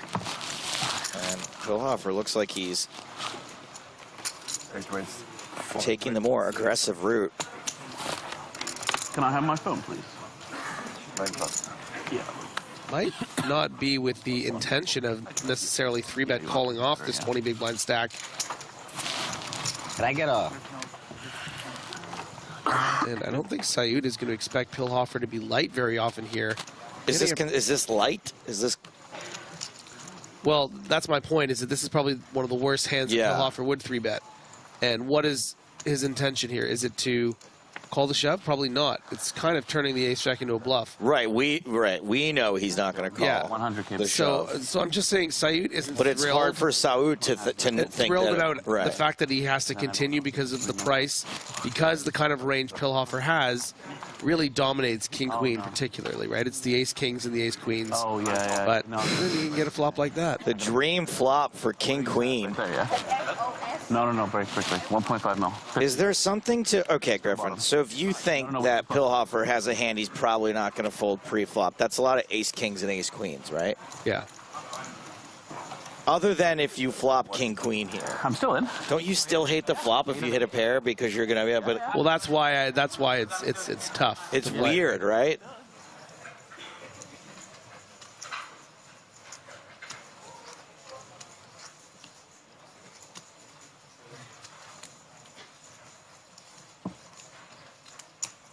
And is there just stuff now that you can just shove this? Or is that a little over, is that a little cutting off your value? I think it's like too strong cutting to just off your shove. value? Yeah, okay. But I think he's putting more chips in the pot, so whether that plays as a sort of a raise to 400K or a shove. But I think a call is certainly possible. I mean, you have the board so crushed. This is going to be a two-street hand, right? Like, yeah, you have the board so crushed. You want, you know, when your opponent does have ace-5 of clubs or something, you want him to keep betting and try to bet you off. That's a sweaty turn. It is. 26% equity. I mean, Pillhofer might even want to shove here and see if he can get Sait to fold something like, you know, Queen Jack of, you know, and yeah. What do you do with King Jack here if you get shoved on? But takes the free card very wisely. River card is an 8, so Sait fades the devastating rivers. Has this locked up. And now you got to bet for value, right? You would think so, yes.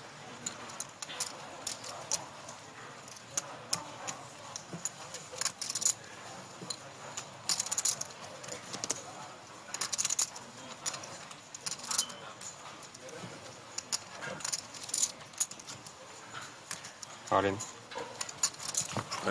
So it shoves, and this should be a fairly quick fold. Shows the ace of hearts. Big pot for Antoine Sait, a near double up in that hand.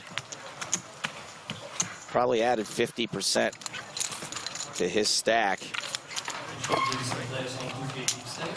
And that's going to be the end of the level. So 2 levels down today, 1 player down.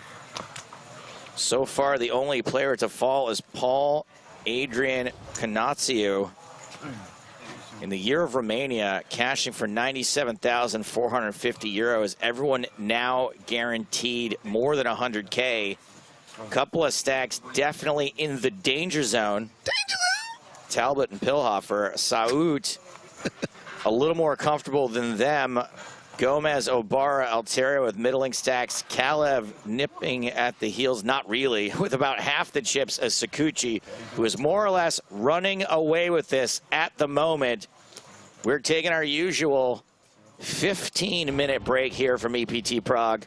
But when we get back, more final table action. The goal is to play down to 4. Back after this.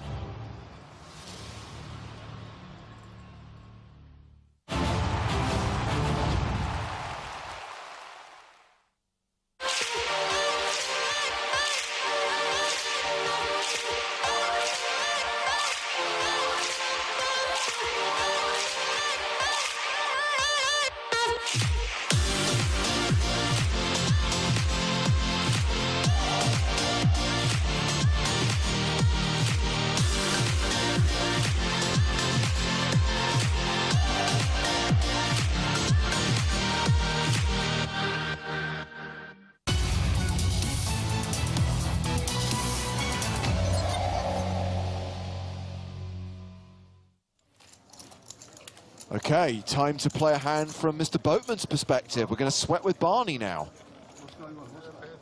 Oh, good hand to start. The king-queen offsuit. He's going to raise.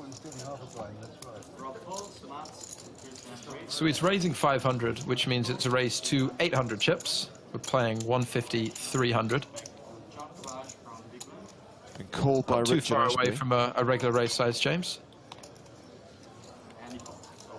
And just the one caller. I think Ashby called out of the small blind. And it is a queen high flop with 2 clubs. What's not to like? Not a lot, really. Pretty good. Opponent calling in the small blind. I think in this era, we're going to see a lot of weaker queens. Some queen 9 suited, queen 10 suited, queen jack. Oh, hello. And we do get raised, which I think Barney will kind of like. I mean, queen 4 and queen 3 aren't calling pre-flop. You wouldn't have thought. Pocket 4s, pocket 3s, unlikely. Those weaker queens and flush draws are going to raise on the flop as well. So I think good decision by Barney to go all in. Barney's continuation bet was 1,000. Ashby check raised to 4,000, and Barney has now shoved. Yep, hand's certainly strong enough to go with it. I think Ashby would raise a hand like queen 10 or queen jack or queen 9. He's going to raise something like jack 10 of clubs on the flop as well, or 8, 9 of clubs, or some nut flush draws.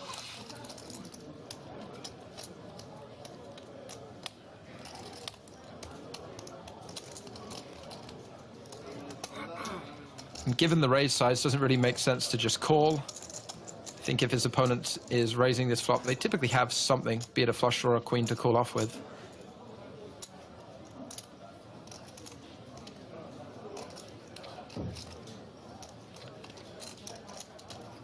We maybe even see a raise from something like pocket 8s here, James, that now hates life. Just because protection raises, protecting against a flush draw in 2006.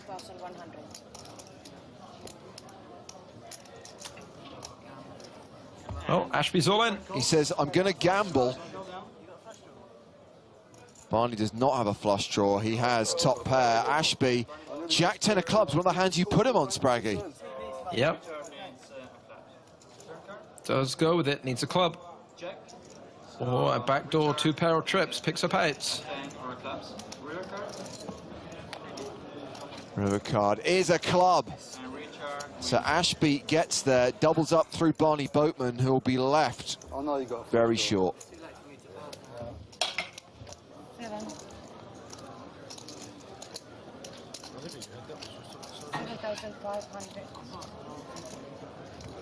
$7,825.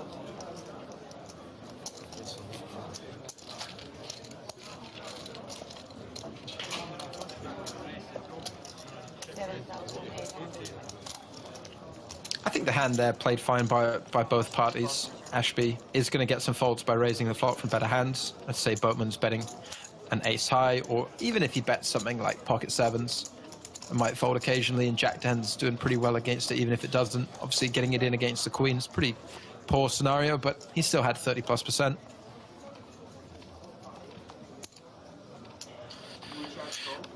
High Tide says, why did he guess jack 10 of clubs specifically? If you think of the sort of hands that call in the small blind, I think in the big blind, Ashby would have called almost all suited cards. Yes. But in the small blind with someone still to act, it's usually the connectors, right? It's usually like 7, 8, 8, 9, jack 10.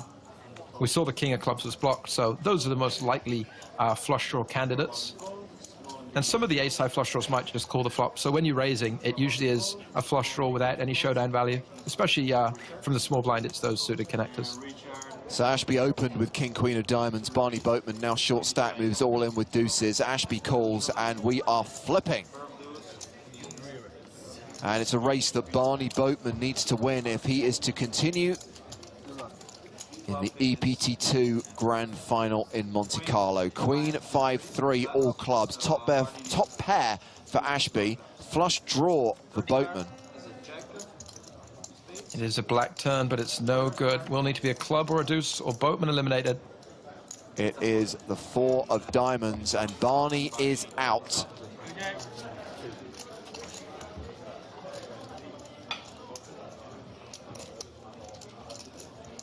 Not a lot to be done about that. Got very unlucky with his top pair, putting in 10,000 chips, and then loses the flip to finish him off.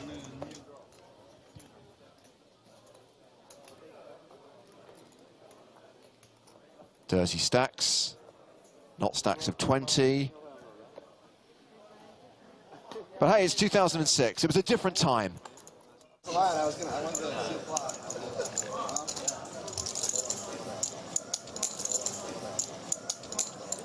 Jennifer Tall.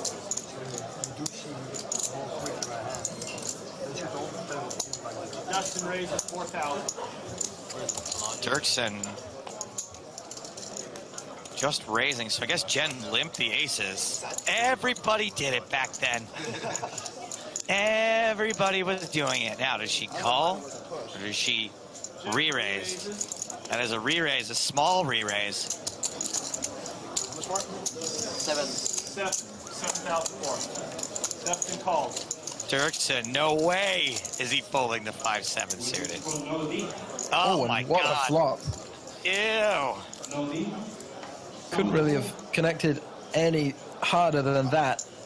Yeah, he's got a call, paired, flush draw. He's actually a statistical favorite on the flop despite technically being behind. I'm a little ahead, I think. I'm 52%. 52%. Slightly ahead. Wow, Idiot. 53. Nailed it. What a, yeah, what a dummy. This guy's so dumb. Turn is a 4. 4, 5, 6, 7 now. Jeepers. Oh, God. That will indeed do it. Dustin wins the pot. More like Jen, elimination, Mason.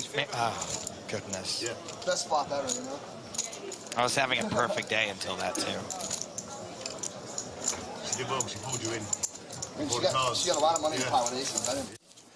We got Auswahl in the small blind now, here in the big blind. See anything I don't want to know about the tournament.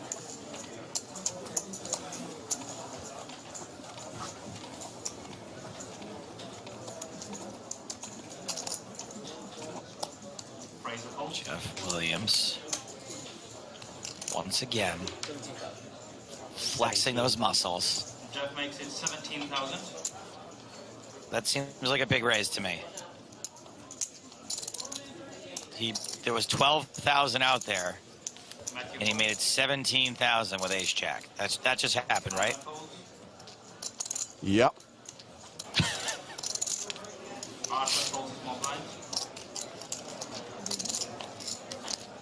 Oh boy. Gonzalez is going to step right into it. Now let's see the flop.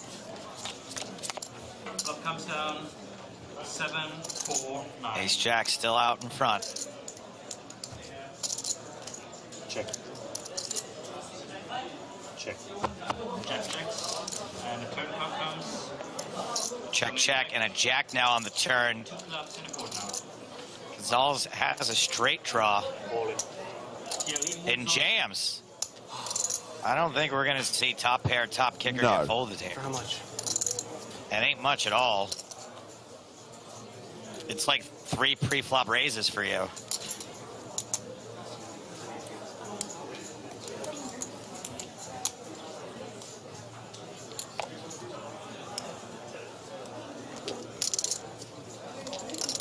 Why? Why are you going all in into a 40,000 pot?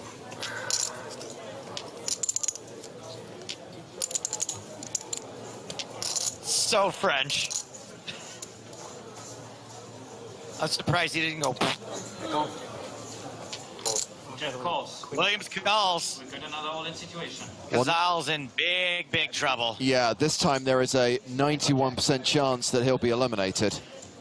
Jeff shows ace jack. He is in deep merde. Thierry shows ace 10. Go 8. Now,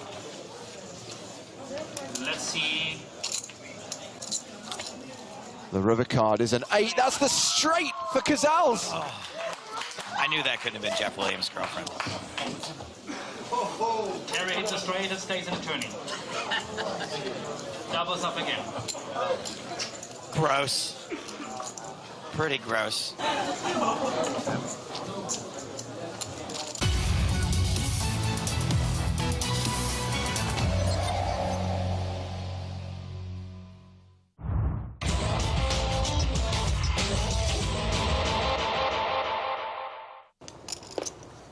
Well, Johnny's putting a lot of pressure on himself to do well here. How about we share some of the burden? How about we sweat with Johnny? All right, I'll allow it. Pocket fives under the gun. He raises to 160,000. Adrian Mateos calls in position on the button. Muhyiddin Ferez in the small blind.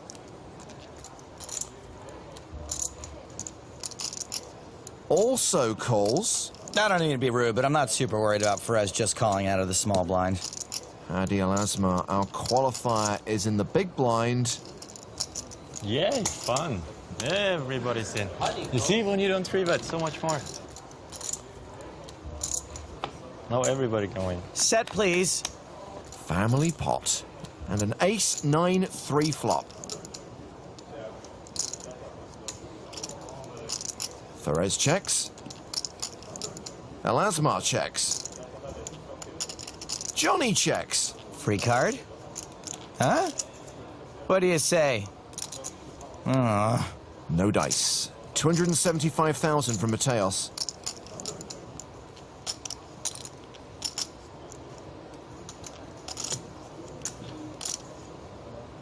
Ferez calls. Al-Asma folds. He completely missed the flop. So calling would be pretty weird here with a bet and call in front of us, and I know what I would do, but folding's never really been Johnny's thing. Remember, those black chips are 100K apiece. This is a check raise to 715,000. Aha, all right. See, now Johnny did raise under the gun, so he can rep an ace here pretty realistically. We're repping an ace. Action back on Mateos. He calls. Mohedin Ferez folds. He had a 9. Well, we got rid of one hand, and it was better than ours. So heads up to the turn.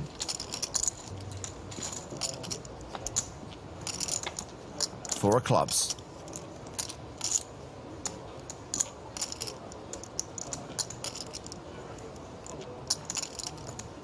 Having raised flop, Johnny checks the turn. We're definitely taking an interesting line. Usually we're supposed to keep betting there. So Mateos bets 650,000.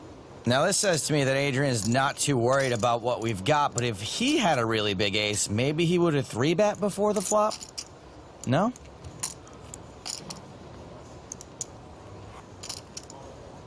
Johnny calls. And this hand's going to the river. With nearly 3.7 million in the middle, Johnny only has 2 million behind. The ace of diamonds pairing the board. That makes it tougher for us to rep an ace, but also it makes it tougher for Mateos to have one. Johnny checks again.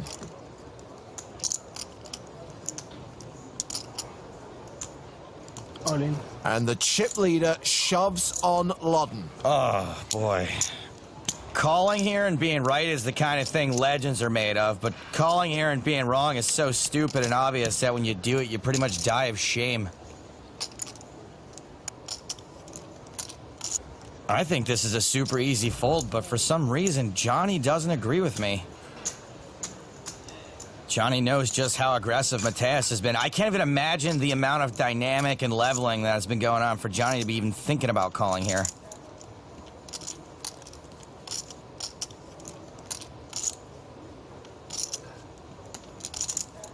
Clearly a tough decision for him. Now that Johnny's so suspicious, I kind of want him to call.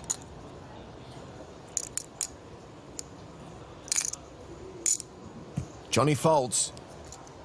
Mateos shows a bluff, jack high! Oh, you didn't have to show it. Sykt ikke stola på instinktene, skal du ha blikksyn av det. Jævla dårlig! Via con Dios. No ace and I snapped out. Because then it makes no sense what he's betting if it's not an ace. Ace he can easily bet. It's a queen, I snap it out. I don't even know how you even think about calling there.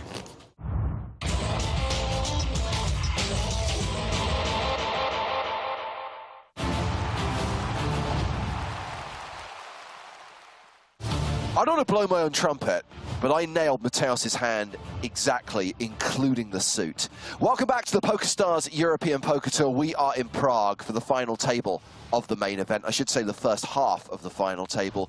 Getting down from 9 to 4 today. Right now, 8 players are returning from the break. It's James Harskin with Nick Walsh. Hello, we're back. We are indeed, and Tonka is coming back, but he's still short-stacked. 14 big blinds, 15 bigs for Istvan Pilhofer, 117 big blinds for chip leader Jordan Sakuchi. We're going to the 50-100 blind level. And this will put the pressure on players like Tonka and Pilhofer. So not too comfortable on 25 bigs. No, where's Roman from? I guess he's kind of handcuffed by the stacks that are shorter than him. I knew that too. Yeah, absolutely. Tonka's going to need to do some work to get the double here. 15 big blind, 14 big blind, something like that. Looking for a double now to remain in this tournament, but the ICM handcuffs are off. He is the shortest stack. He's the one with the impetus to make the most moves on this final table. Next player out, 126,700 euros, more than $1 million up top. Of course. And we are dealing, ladies and gentlemen. Third level of the day. Our ambition today to play 5 full levels. Put 100 in. He's not Already got through 60 hands today, you guys. This is hand number 60. 1-1-1, yeah. Stack. King Jack off for Antoine Saut. Why don't they come to any of these? Why don't they come to this sometimes? I tried to get him to come to Barcelona, and he was like, I'm on vacation. I was like, come fucking vacation in Barcelona, bro. What are you talking about? Suits made it 215,000. Let's do him the same. Yeah, what the fuck? 150? Oh, 250. Yeah. Sakuchi with a dominating hand, ace-jack in the small blind. I'd have to give credit to Saut for playing hands in this precarious position where he's playing 25 bigs when you've got 2 short stacks. Yeah, absolutely. And especially from his position as well, James. UTG +2 is pretty far out of position here, but we already handed, so not as far as we would be if we were playing 9 or 10, I suppose. Gomez in the big blind with probably one of the nicest complete hands ever. You just go, oh my days, I'd love to see a flop with this hand. So 3-way to the flop, which is 8-4-4 with 2 spades. So top pair for Gomez. Huh? Yeah. Gomez has about 3.65 million behind. And win as well. Decides to check. They're home. To the 2 players behind him. Yeah, when Spraggy and I were in Vegas or whatever, every single day we started playing cash a bunch of win, right? 5, 10, 20. And every single day we come in, the Italian office would arrive in the afternoon, and then the Spanish office would arrive as well. We started calling them the Italian office and the Spanish office. You know, it was great. Him and 2 of his buddies. The 8-7 does come along, of course. Queen of spades on the turn. Saut now with a spade flush draw to the jack.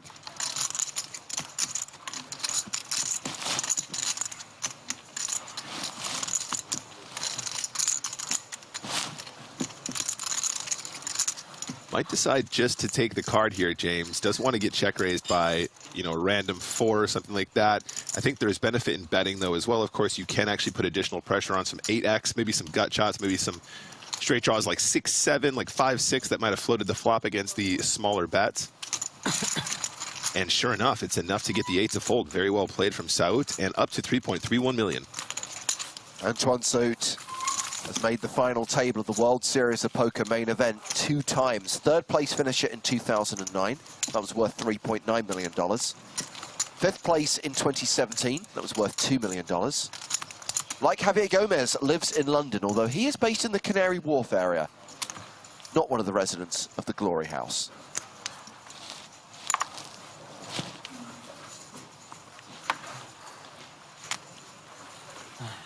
Hand number 61 now. Cards are in the air. Pocket 2s for Parker. I think he just bins these. He is very shallow, but he's so far out of position, those deuces just not nearly good enough to want to be as part of that earlier opening range, or indeed even a shoving range off of that shorter stack depth. Obara keeping it nice and snug. DJ Kalev down with the cutoff. King Jack off. Kalev opening to 200,000.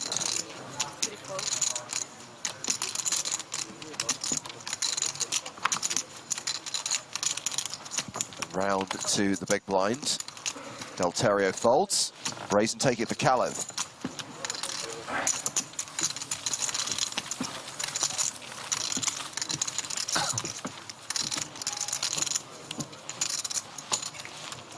Peter Kalev is from Bulgaria, 30 years old, has played poker professionally for 12 years. $320,000 in live cashes. Came 5th in the EPT Cup in Barcelona in 2019. That was worth 54K. Qualified for this Prague main event via a €530 satellite. Feels good, serious value. At satellite spin up, feeling really good on this final table.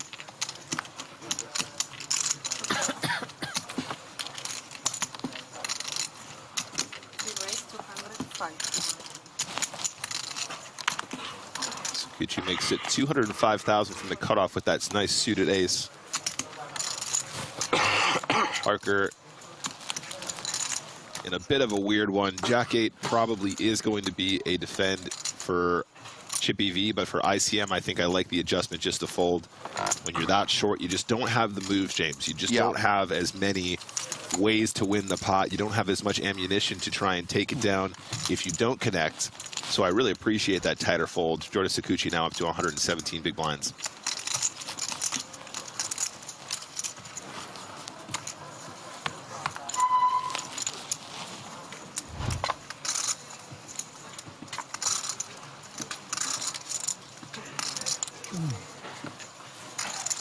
Can I have a lucky beer, please?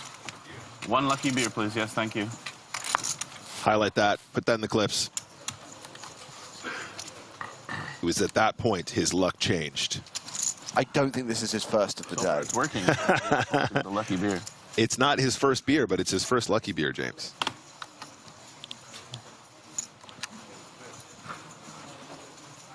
If he goes on to win it, that's definitely going to be part of the highlight. Love that. Bill Hoffer under the gun. Ace-10 off. Raisy Daisy. Delterio with ace-king on the button.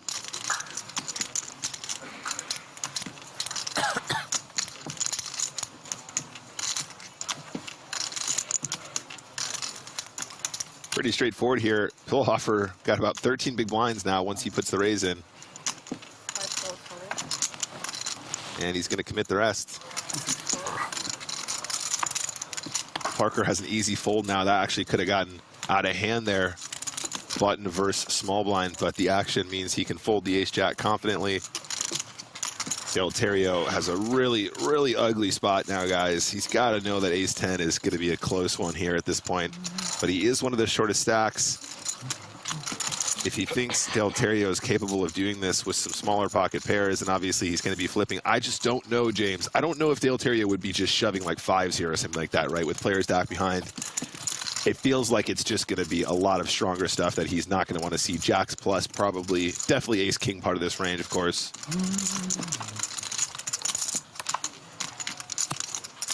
Raise folding just feels so bad, though, when you have that many big blinds, but let's see what he does.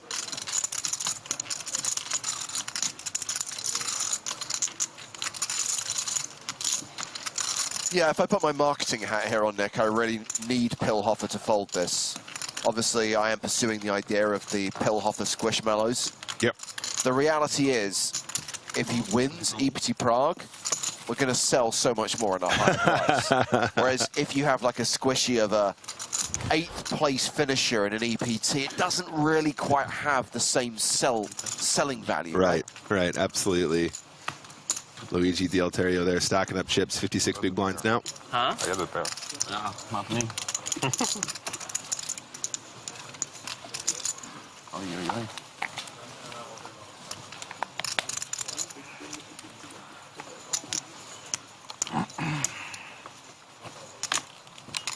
Obara folding under the gun. Ace-3 for Kalev. Passes. Chip leader is out. Javier Gomez, 10-6 of clubs. Lets it go. Round to Tonka on the button. There's 5-3 off. So blind v blind. Sot in the small with 9-8 of diamonds. 7. Yeah, it's fine. Thank you. Thank you. 9-8 suited, such a pretty hand.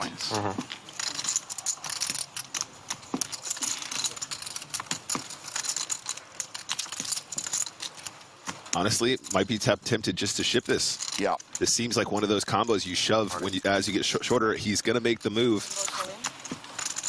Okay, Pilhofer. It's not going to do it. No. Jack. Should have started with the jack. Should have started with the jack. If you guys are unfamiliar with these blind view blind spots are really important to learn. A lot of these sort of suited connector, 9-8 suited, 8-7 suited, 6-5 suited become shoves the shorter you get blind view blind. They're actually exceedingly good hands to shove as we get shallower because we enforce maximum folds. We risk maximum chips, therefore we maximize our folds.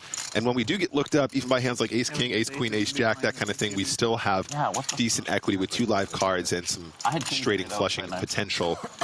Hands like 8-7 suited are also some of the best combinations to have against aces. They're notorious ace crackers in terms of pre-flop equity. Against queens, double up.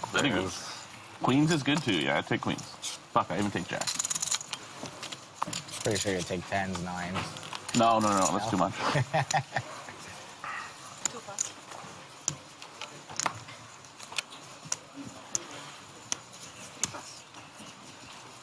Action folder to Javier Gomez, who's got Queen Jack.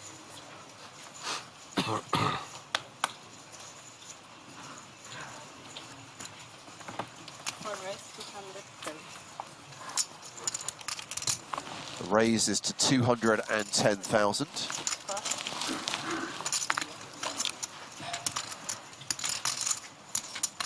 Antoine Saut has the Jack of Diamonds on the button.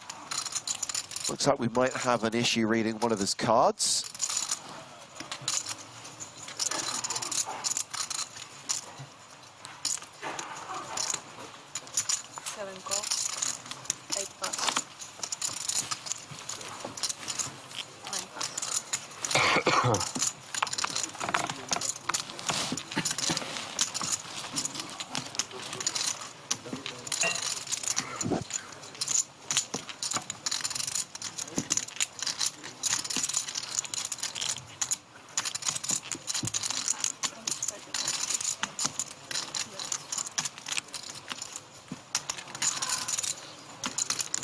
Hard to know who's ahead, only knowing one of Saut's cards.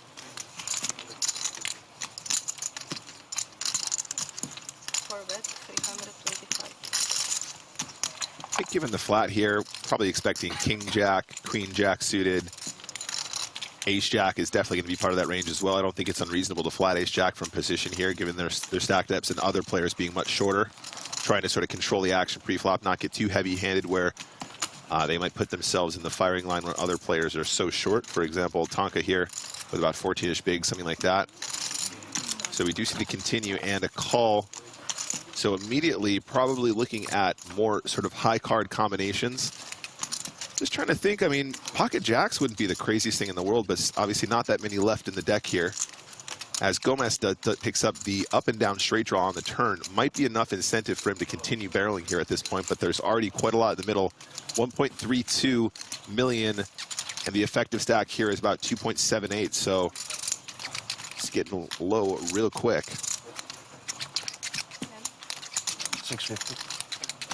650,000.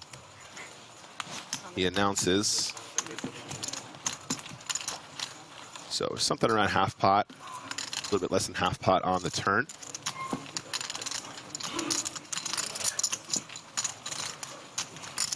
Really, really dig this line.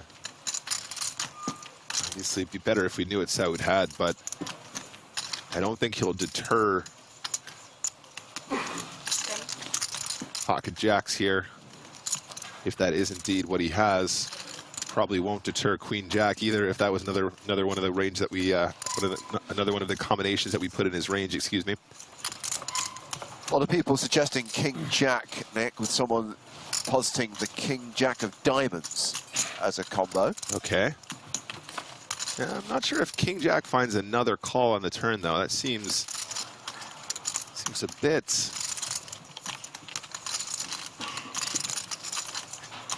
ambitious.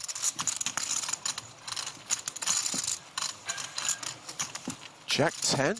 Yeah, Jack 10 is definitely part of that range as well. You're absolutely right. I think floating with overcards on 4-4-9, not unreasonable. Just the 2 overcards. Gomez has given up 2 checks. South tables. One card might be marked on the start. He did have pocket jacks. All right. No, look. It's here. You see? It's. Oh, I see it. I see it. Yeah. See it? It's not only marked, Antoine, it's also dead, so we are going to change the deck. So clearly the card became marked when the chip snapped. Before I got my hand. Oh.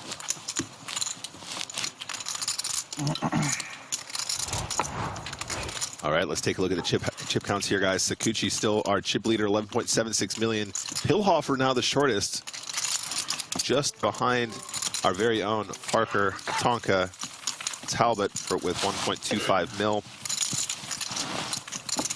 A couple players here now in the danger zone. Say it with me, chat. Danger zone!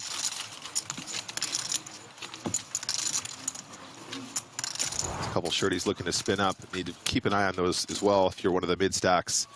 Lots of opportunity to ladder, and those ladders are very, very significant here now.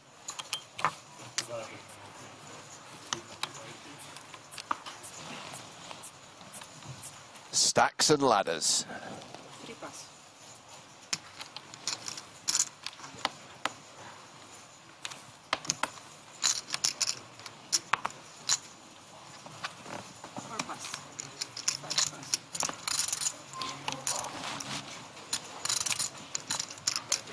Tonka trying to find two good cards. Throws the king-9 away.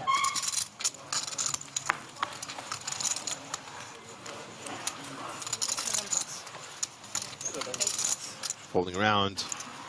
9-6 off. Small line for Obara. 4.3 million behind.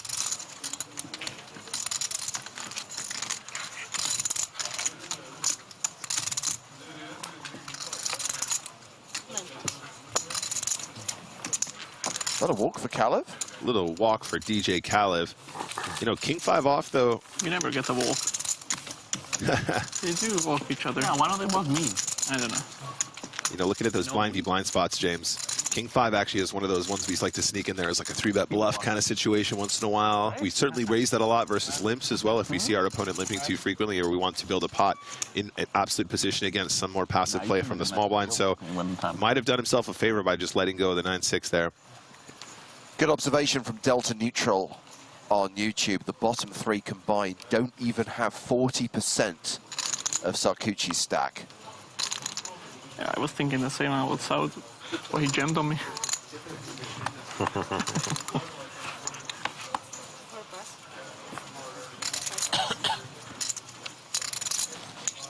Okay, sailboats for Tonka. It might be time, guys. I don't know. It doesn't feel good, does it? It really doesn't feel good. Probably still too early a position at the table. Yeah. Yeah, I think he's doing the right thing. It sucks because he's been so patient, right? He's been waiting for his spots. He's really been trying to find the moment. You can't get frustrated. We still have those luxury blind levels. We're not playing a turbo here.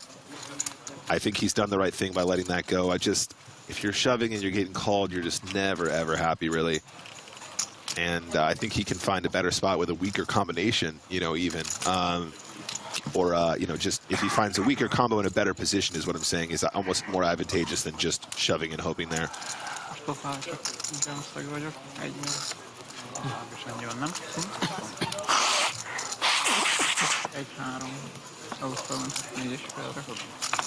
Sakuchi defending his big blind with Jack 7. Wow. This is definitely a little bit wider for Sakuchi so far.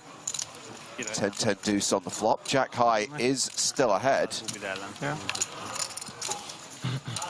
Sok autón voltam. Van. Amikor visszajömmel nekem. 15 béből nyitom. Interesting what he did there, James. Kind of did one of those, am I betting, am I not betting kind of moves. 15-20. I think Obara is not going to be deterred by that. Very infrequently do we see that sincerely being a consideration to donk. Dobjam el? Nem dobhatom el bal. And a bet to take it.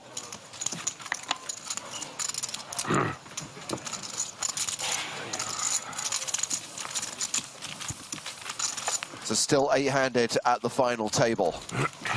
Junabara playing a 46 big blind stack. We do have both Tonka and Pilhofer hovering around the 10 big blind mark right now.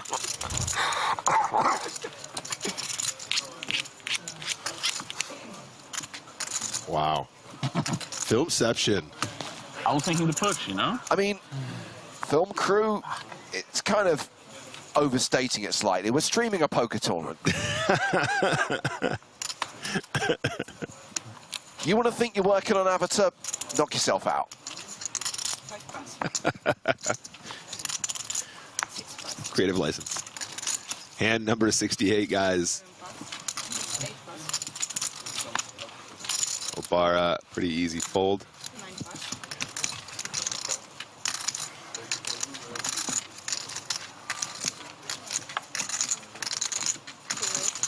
Kalev opens on the button with King Queen. 6 deuce of clubs for Sakuchi in the small.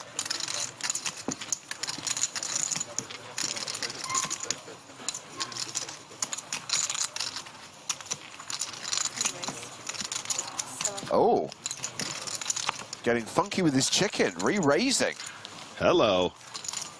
And I kind of feel there's no real need for Kalev to start 4-betting here, Nick. He can comfortably call with King Queen suited on the button.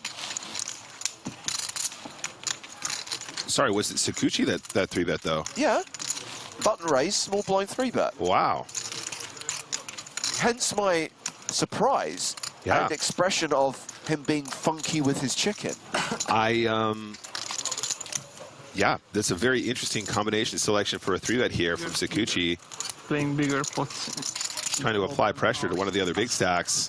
Oh, wow. The flop is 6 high with 2 spades. DJ Kalev now 2 overcards and the spades to go with them. Very, very nice flop for the King Queen of Spades, of course.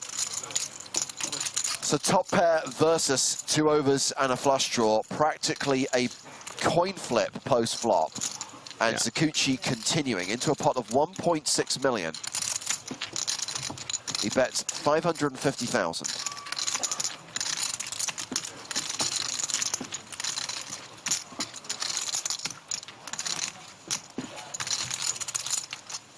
Yeah, this really could go either way, James. I feel like there is merit to raising with the King Queen of Spades here, but I think in the context of a final table, when you've got that much equity and lots of ways to sort of be happy with what's going to pan out, I think the flat is totally fine. There are so many turns and rivers for you where you're just like very confident going to call down and it's all good. The Queen on the turn does give Kalev the best hand.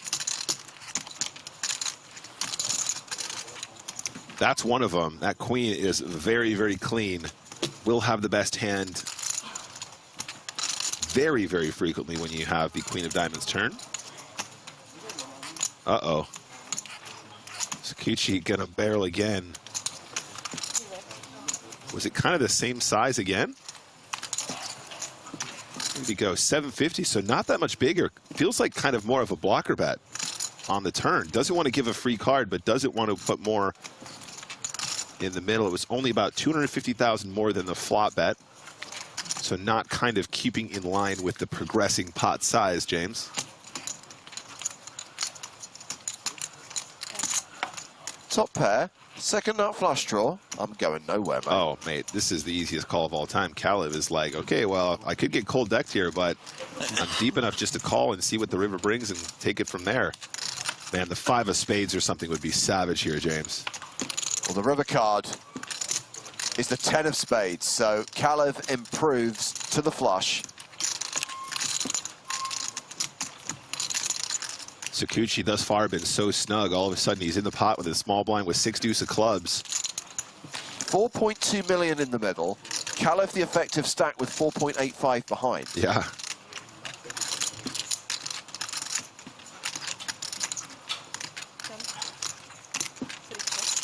And Sakuchi hands Kalev the keys to the Lambo.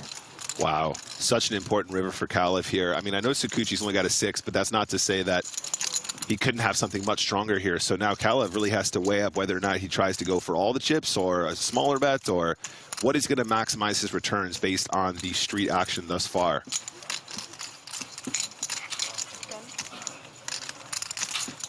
Trans Music, check to a tough shark on the scare card. You're giving him the keys to the Lambo, James. Okay, so here is the bet from Kalev on the river. A significant chunk of his remaining chips. 2 million. Wow. That's an excellent size against this exact combo. Really going to put him to a decision here.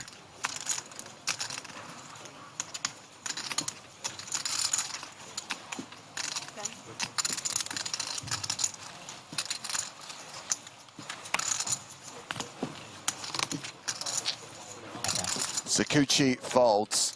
Kalev wins a huge pot and will close the distance. In fact, has Kalev overtaken Sakuchi on the leaderboard? Oh, yeah. 9 million, 90 big blinds.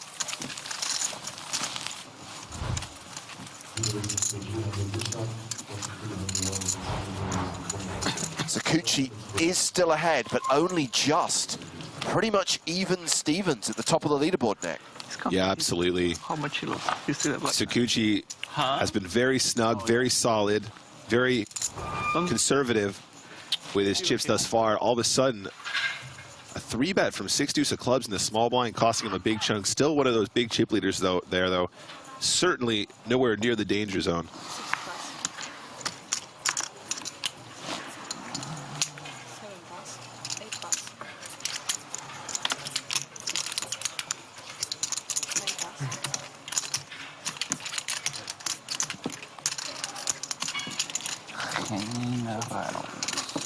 Sakuchi back in action. Pocket sixes on the button. He raises. No good. 8-3 for Gomez in the small. That's a fold. Oh, it was good. Oh.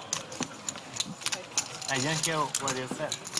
It doesn't matter. I got it. I got all I needed. He was calling for value on the turn with pocket eights, and then he was like, ah, fuck it.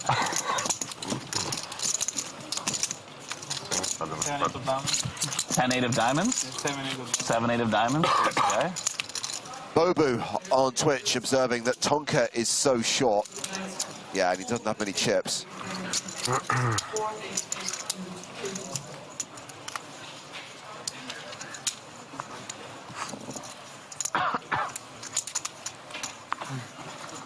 Nice hand anyways, sir.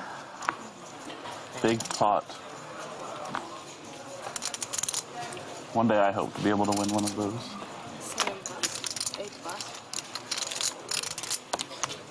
Tonka really needs to find a hand at some point, James. Been so card dead at this final, just patiently waiting. Oh, okay. Hijack, 4-3 of spades, doesn't want some. Cut off now for Sakuchi. Min raise, I like it a lot. Queen 8 of spades, very playable hand from that position, especially with Gomez having 1.94 to your left. You get through him a lot with those raises. Yeah, just the nada. Just the nada for Parker. You know, once he gets that short as well, James, there's so many combos that can rejam at that point.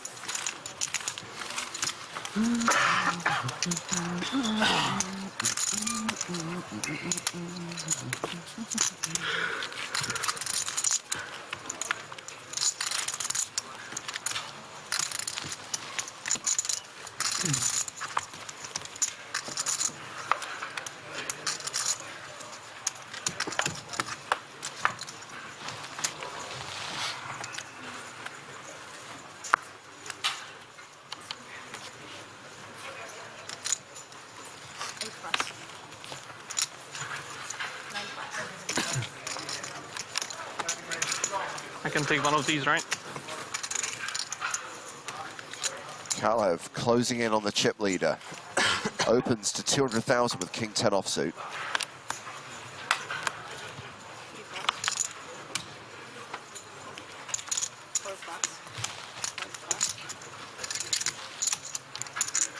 Ace 9 for Parker Talbot in the small blind.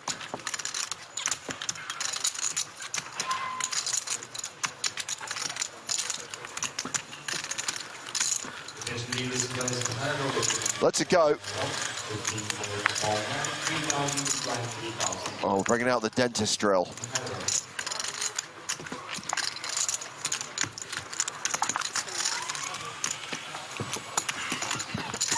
Drill into that fresh nerve unless you can tell me that it's safe.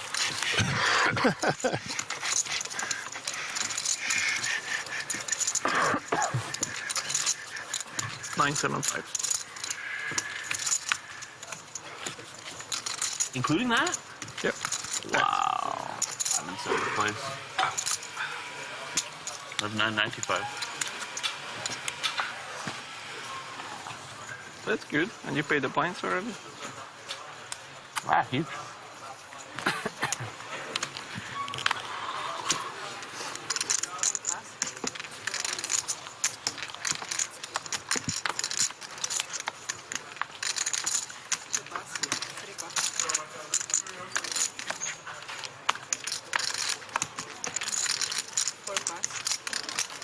Okay, King 9 for Delterio in the cutoff.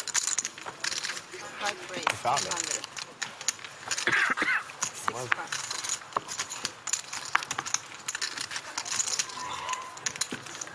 That's an all-in. Pillhofer shoving with ace queen. 975,000. 9.75 big blind. Less than 10. Doing the math for him. You have to call. Does he? The opportunity. The pay jump. Tonka would love it. I love the speech play. You have at least 30%.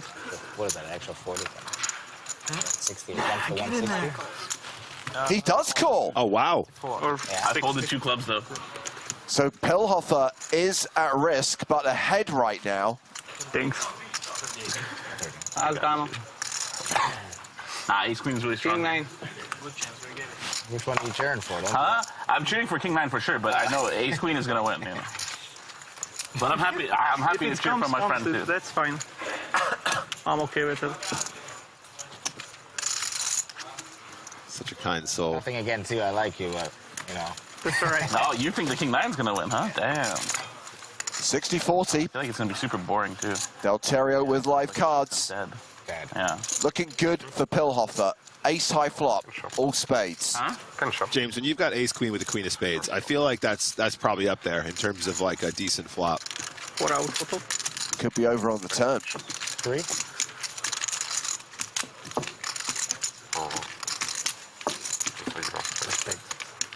Three of spades. But we get a sweat. Well, dead now. A king for Delterio, and that will give him 3 live cards, 3 outs. Wow. Always a sweat, James. King of spades. King of spades, fine.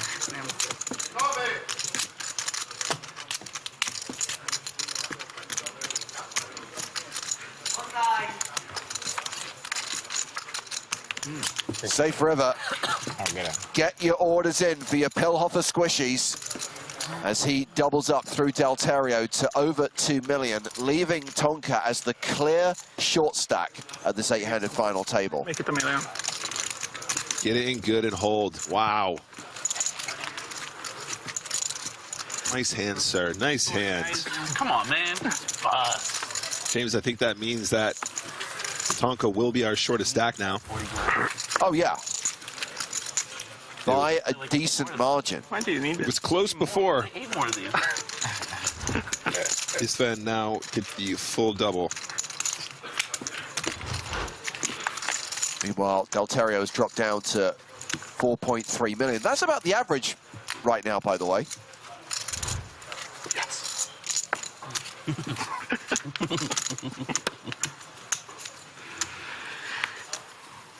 Obviously, I have to allow this comment to fly, Nick, because someone has deemed it to be Chat Pro Saturday.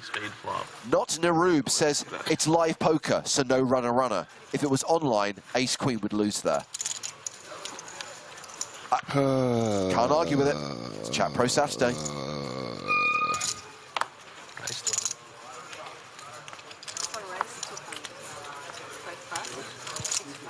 Runner just isn't a thing live, you guys. Just isn't a thing. It just never happens.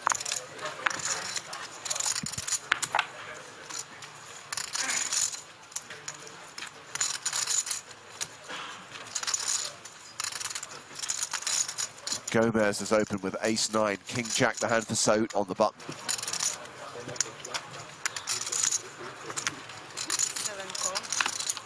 He's going to play him like he played those jacks. Flat pre-flop in position, love and life. Pillhofer now fresh off that double has ace-4 off in the small blind. Play like also. It's like two. I'd like to see him thinking about these spots though, guys, because you can tell Pillhofer is always looking for an opportunity to squeeze. We've seen him do this on several occasions. I can remember 2 hands specifically where there's been an early open, a flat from position. He's looking down at a weak ace and he's going, I think I can squeeze this one in.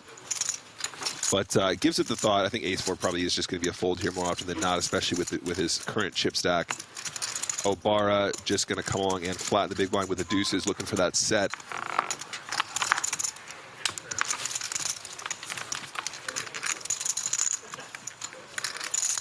Jack 8-7. Top pair for Seit.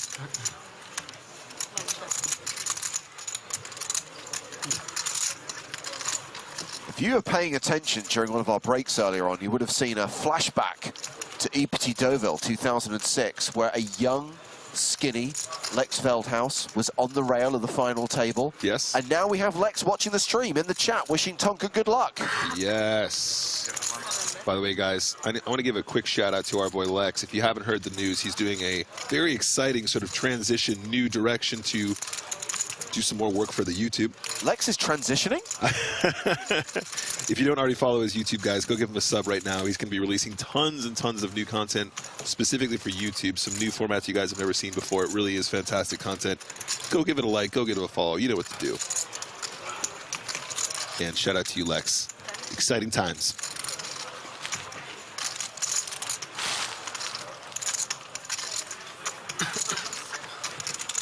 Need to get Lex back on tour. Want to be commentating on you on a proper final table, Lex, not some charity event in Milton Keynes.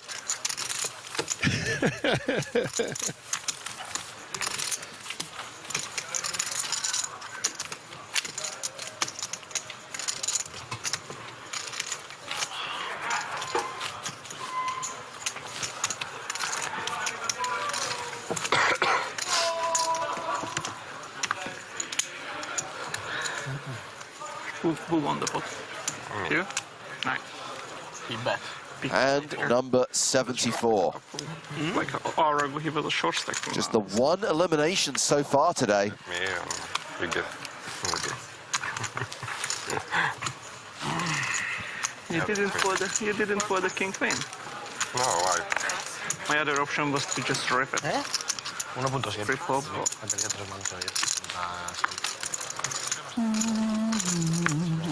Alright, someone's gonna bust them now. But I was like, seriously, one of you three need to fucking figure it out. That much. So my 3-bet range is really tight. Yeah, I know. And you know that. And you need a good job. And if you push, I just fold.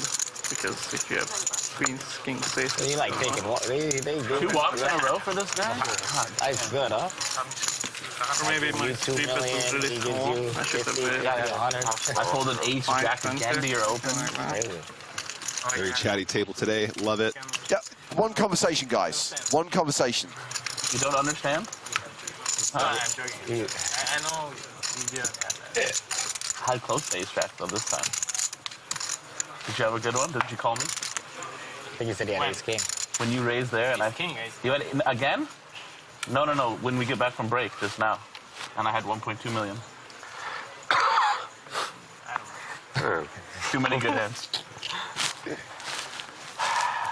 Give me the pass.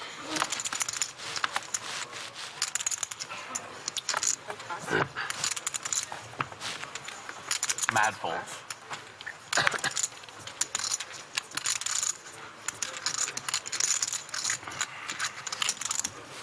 Dan, I would love to answer your question, but I genuinely am not 100% sure what you're asking.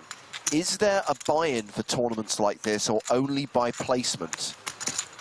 Oh, for example, is it like you have to have achieved something in kind of like ranking points to get? No. Got it. No, it's open. As long as you've got 5,000 euros, you can play. Yep.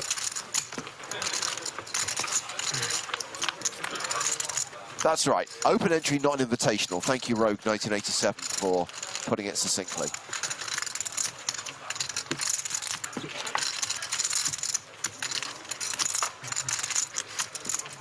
I mean, if it was invitational only, you really think Tonka would be here? I'd like to think we have some standards on the EPT.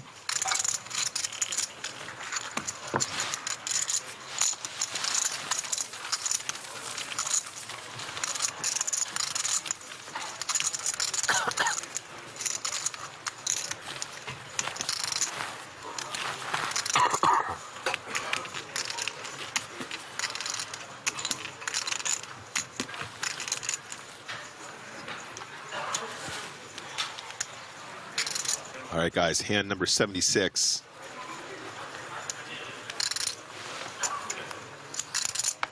Jack-10 suited, very pretty hand for Del Terrio.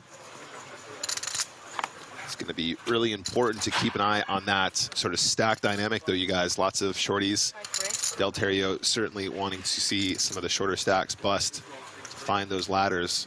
Jack-10 suited, super duper strong, though, going to open this up a lot. And here we go. Parker Talbot with the pocket jacks. I think there's one move and one move only. There's only one correct answer here, James. What's the question? Should I shove? The answer is yes. I love his phallic stack, by the way. So Tonka has elected not to jam. It's a virtual all-in for 625,000. Yeah, I dig it.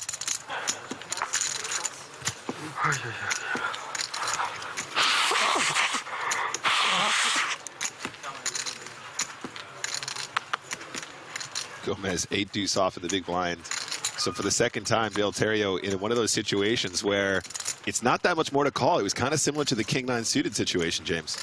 995 total.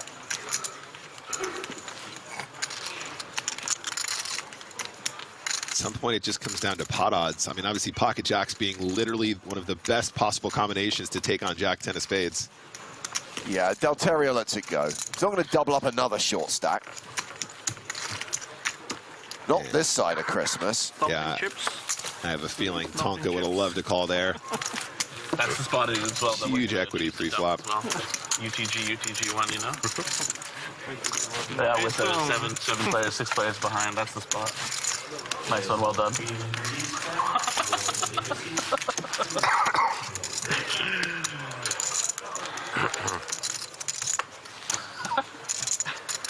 You're an idiot, buddy, all right?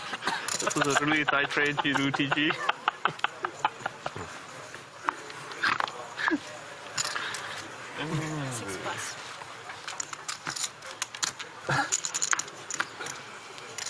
So strictly speaking, the United Kingdom is represented at this final table by Tonka, who lives out in the middle of nowhere with Spraggy, Antoine Sote, who lives in Canary Wharf, Javier Gomez, who lives in Hammersmith. We're doing all right. I mean, Spraggy's part of the Commonwealth at the very least.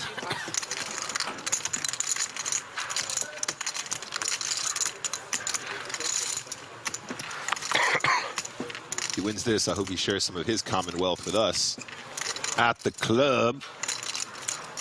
What? I don't know. Gomez here is all in with the queen jack off, blind v blind. Ooh, this might be a call. This is definitely a call, in fact. A7 suited for Del Terrio. Asks for a count. And yeah, Gomez is now the second shortest stack after Pelhofer got that double up.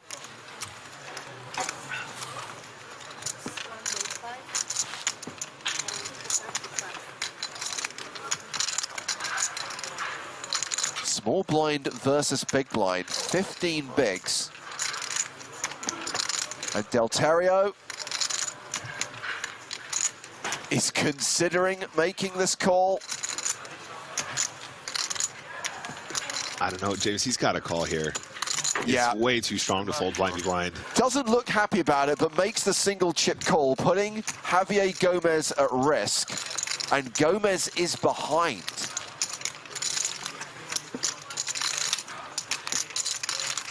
But now the queen jack will win.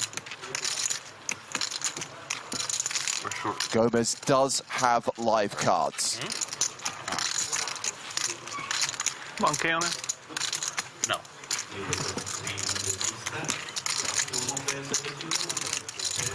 Tonka definitely pulling for the ace-7 here.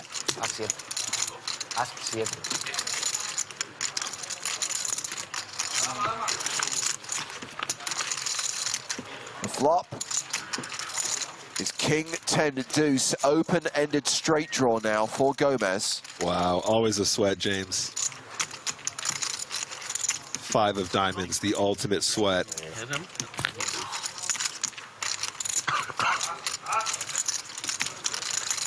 I like to say the ass. 5 of diamonds. Didn't it? Huh? 5 of diamonds. Somebody else calling for the 5 of diamonds. Instead, it's the 8 of hearts. So Gomez looking for an ace, queen, jack, or 9 on the river. So many outs, but is it too many outs, James, for Gomez?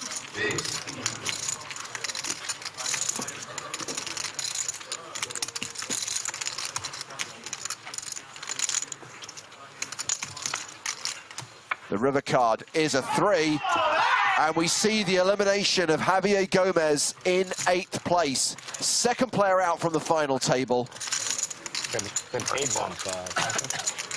And that is the just shy of a $30,000 pay jump for all the other players at the table. Euros, excuse me, thank you. 183. And I'm sure all the short stacks will be loving that. Nobody did anything wrong. I think that's a very standard blind v blind spot, but ace-7 gets the hold on a very, very wet texture. Yeah, Gomez cashing out for 126,700 euros. Delterio now playing a stack of 5.7 million. One blind. Everyone who remains is guaranteed at least 164K.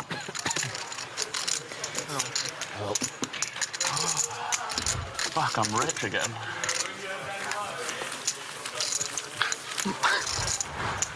And then there were 7. Tonka remains the short stack at the table with 14 bigs. Pilhofer playing 20 bigs. Sakuchi and Kalev pretty much tied for the chip lead. Big hold, strong hold. Delterio back up to 5.7 mil. I was cheering for you, don't worry. That is strong. All right, let's get this walk. You had a couple of big fights against him, right? Even in the... They did? Yeah. Yesterday, right? Yesterday. You double threw him 2 times yesterday. You double threw him twice yesterday? Twice? Double twice yesterday? On him? That's Yeah, he was done to a million. You were done to a million. Suit under the gun with 10s, and at this point we welcome Mr. Stapleton back to the booth. Man, I had a good feeling about that guy. Back to back, right? Gomez? Yeah, I'll own it. Yesterday I said I had a good feeling about him. There he goes, out in 8th. Yeah. Story checks out that you would do that to someone, yeah. Oh, God. I'm lo siento. It's my time for Lo siento, Javier. Tonka in the big blind here with kings. Ooh, baby. And we've seen this before. We've seen him double up with kings against queens. Correct. Tonka just always wakes up. He's got it when you need it.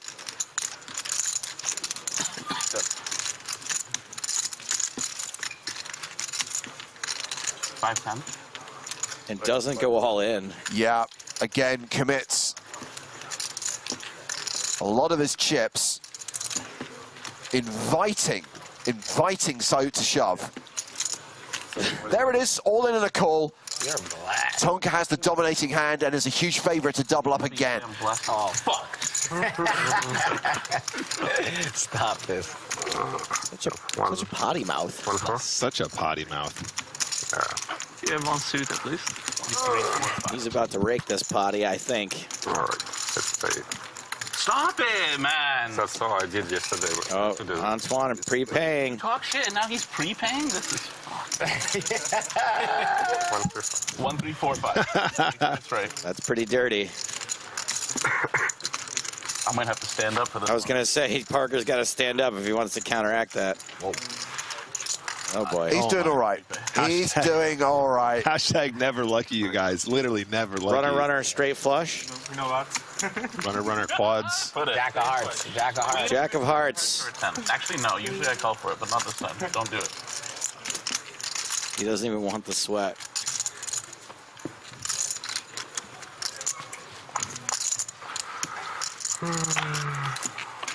Oh! It is the Jack of Hearts. Not like this. What? Not like this. Is it alive? Actually, I folded it. Oh my goodness. Keep drinking that lucky beer. Spoiler alert, the Queen of Hearts is live. Oh, let's go. Don't do it. Don't do it. Then I'll really hate you. One card in the deck for Tonka to fade. Running Queen Jack of Hearts with the fucking prepay. You're in debt. I did one River card. a long time ago. A no good flush for Seit. Tonka doubles up with the full house, and we play on. How does he always find the double? How does he do it? He's just too good. Guys, say it in the chat. Never lucky. Never lucky. He's on the team that's literally never lucky. True. Just sit here and wait for kings against queens and tens, you know?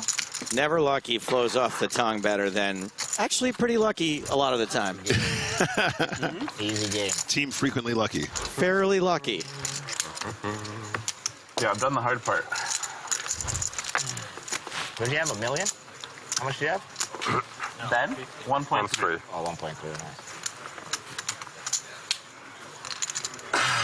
Zakat says that beer was clearly a game changer. What did I say, you guys? He asked for the lucky beer. Ever since then, it's been on the up and up. Lucky beer is only. I didn't know you could just request a lucky beer like that, Joe. I need to remember that trick. Oh, you can.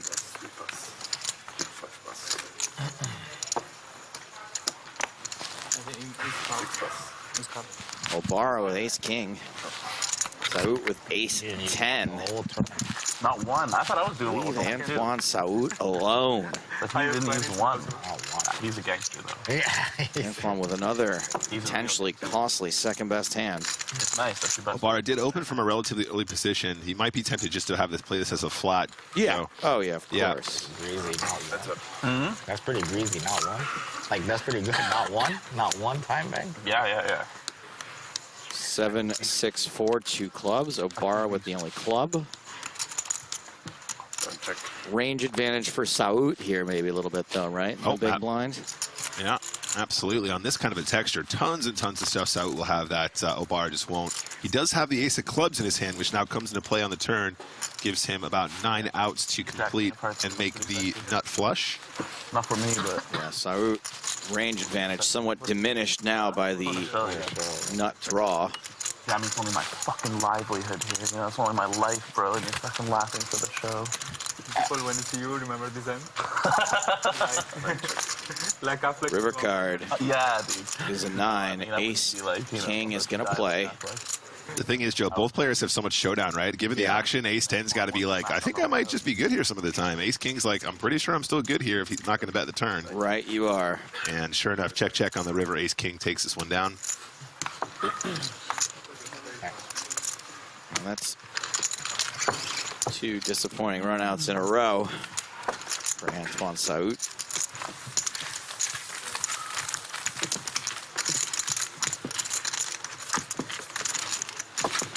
So it's taken us almost three full levels to lose 2 players.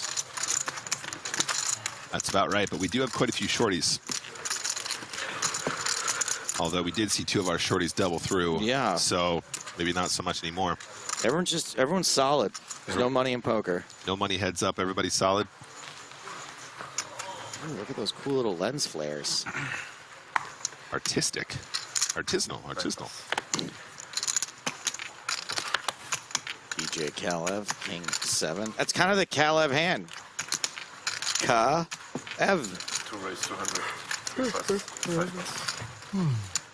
A king and a 7. Kaleven. Okay, Jack. And you? Oh, get in there, come on. Yeah, 2 red jacks. Raise and take it.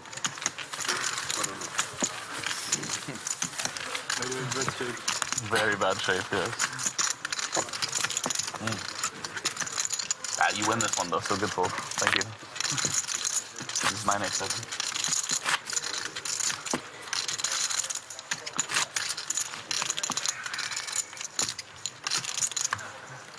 have a dinner break today? You guys know? I don't think so. No dinner today? No? Because they're only doing 5 levels, right? 5 levels max. Yeah. So 8:30 should be. Sure. What is this, the 3rd level? I don't know. This is level 3, yeah. So we're including the 5 Yeah, level? surely. If they're not doing dinner break, then they have to include it for sure. There's no way we're playing 5, almost 6 levels without a dinner break. They wouldn't do that. Action folds to Luigi with pocket jacks. Ontario, 56.7 big blinds to start the hand. Hashtag human calculator. Human calculator is charged up and ready to go. Don't cover my solar panels. Bar in the big blind, king queen off does make the call. If you turn me upside down, I'll spell boobs. King high flop immediately. Check. Putting these jacks to bed. Checks to the pre-flop raiser, who is going to attempt a continuation bet. 5 bet 160. 160. 1.6 big blinds.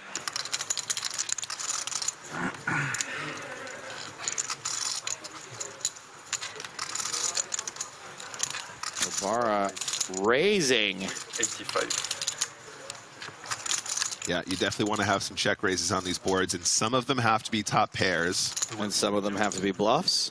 Yeah, right, exactly. So if you do want to check raise, you know, hands like 4-3 here, maybe hands like ace-3 here. Deltario Now getting sticky with not much equity. Prague, whatever, for 160.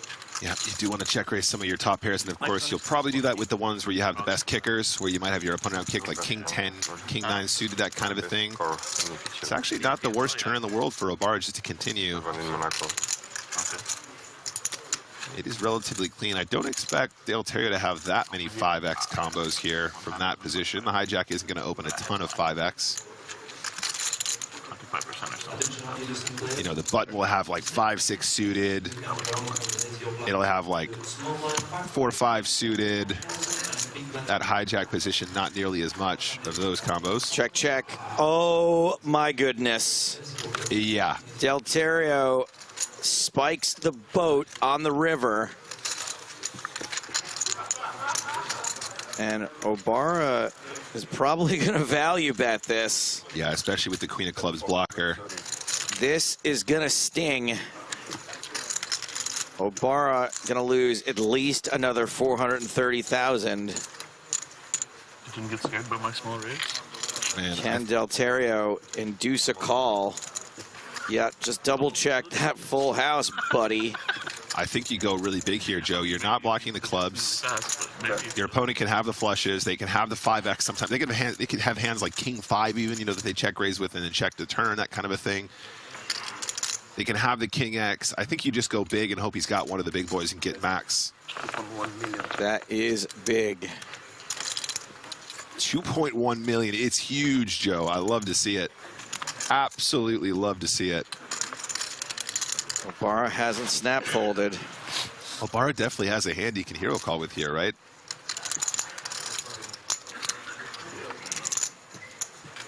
How many bluffs have we seen of this caliber? You mean if Deltario was bluffing? Yeah, I mean from any player at this table. How many 2.1 million bluff raises?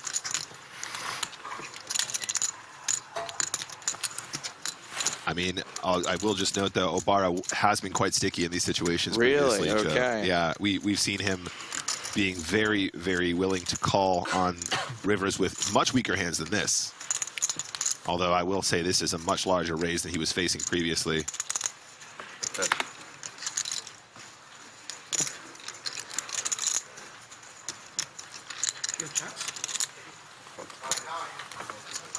Did he say, do you have jacks? He's pretending so. These guys have history. Parker said that, I think. All right, well, since it's Chat Pro Saturday, let me read out all these very correct comments. OMG No Good says he never fold. Correct. Perez says, go for this is snap call. Shad says he is calling. You are all correct. Keep playing the same hand over and over. Every time opening three blinds. Yeah, every time it happens on the big blind. Exact same shit, dude. That's race. Fourth time in installment. And so far we have all of the actions too. Snap call, tank call, fold. Sounds like Obara hit the nail on the head there. Good read, good fold. Well played, sir. Oh, that's why people keep saying Obama. It's because of Obara. All right. Also correct. Chat Pro Saturday. That's right, everyone. Ooh, that was a good one.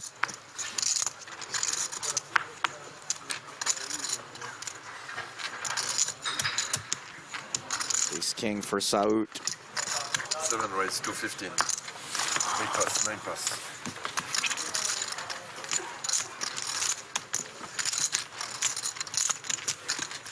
We have 3.5.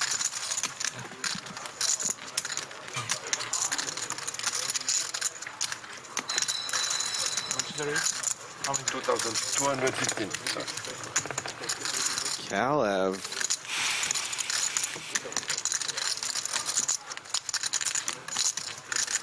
Gonna take a flop with all those chips. 6-5 suited.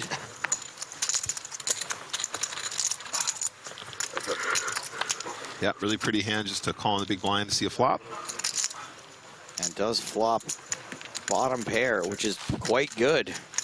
But what if you on this Queen 8-5 board? You call? Couple back doors as well. Under the gun when I jam jack. King jack suited, probably call. Yeah, That's 200. I was happy to see a fold. So continuing for 200,000.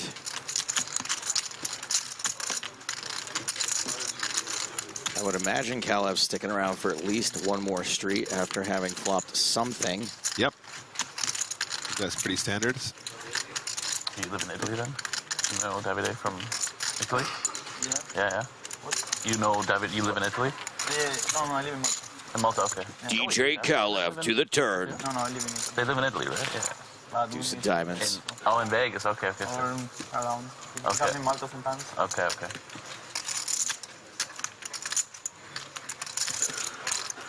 Yeah, those guys are funny. Ale playing craps was the funniest shit. He's like, wait, we betting this much now? I'm like, yeah.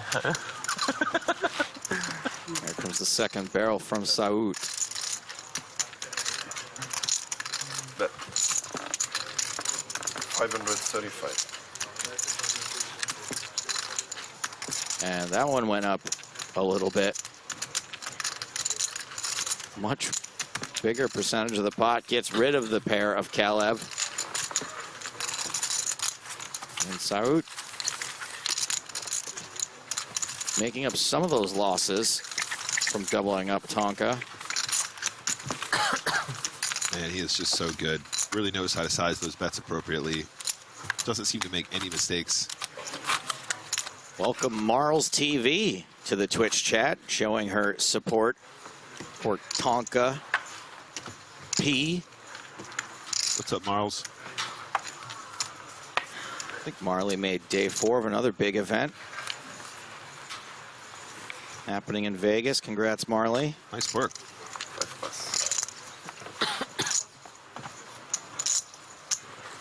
Parker with ace-10. 27.9 big blinds to start the hand.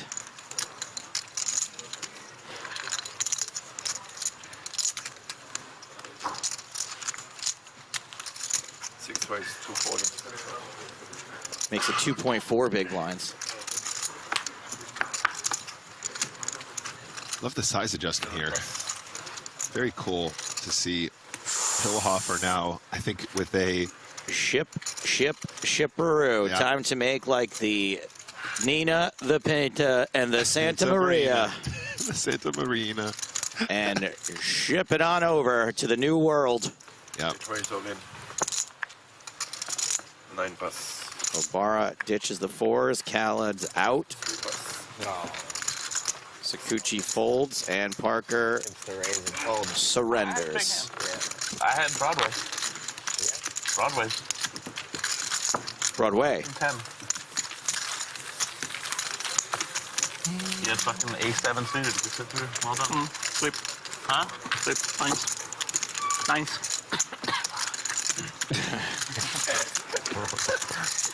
What do you want me to do? Call, see a flop. Fuck it. Sure.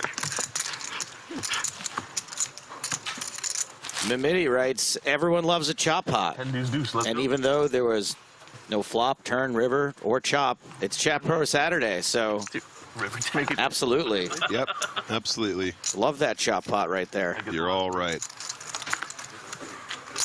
7 pass. Oi, oi, oi. 8 pass. 9 pass. DJ Caleb, ace-4 suited. Spades. 2.3.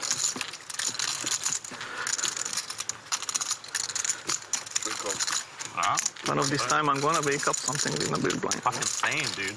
Well, Sakuchi playing those sixes slow here in the small blind. I like it a lot. 2 of the big stacks. Don't want to be 3-betting this and go into war. And Del Terrio getting a great price to call a Jack-8 suited. Yep. And you even got someone to play it both times. Yeah, Del Terrio with a really, really pretty hand to see a flop with Jack-8 suited. So nice. So that mean I need the kings. I can't do it with the ace-7. And it's a Queen Jack-9 flop. So second pair for Del Terrio. A flush card, a straight draw. Sixes, not really loving this. 1 spade for Kalev.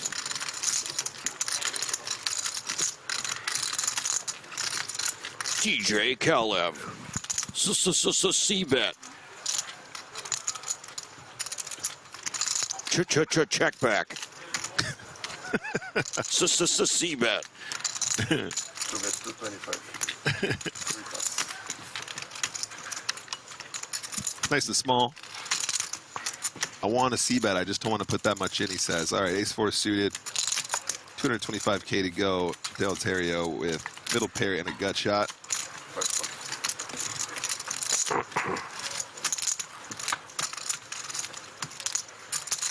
And it does make the call. 9 of clubs on the turn now.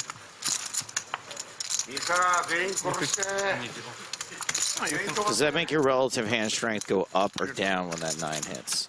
It's a great question. I think probably up, but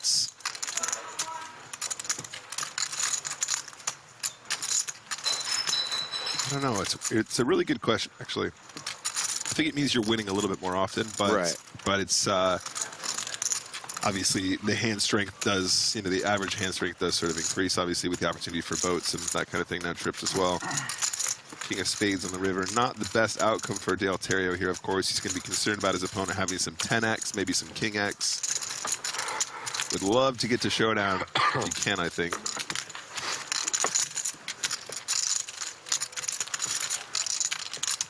Kalev would have liked to see that second spade a little earlier. And Del Terrio does manage a value bet with third pair. No call from ace high.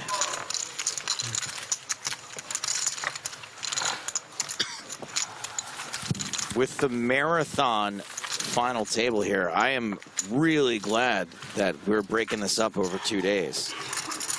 Yeah, absolutely.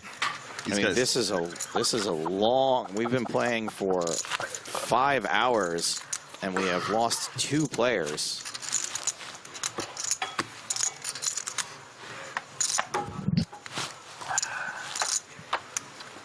Average 45 big blinds right now.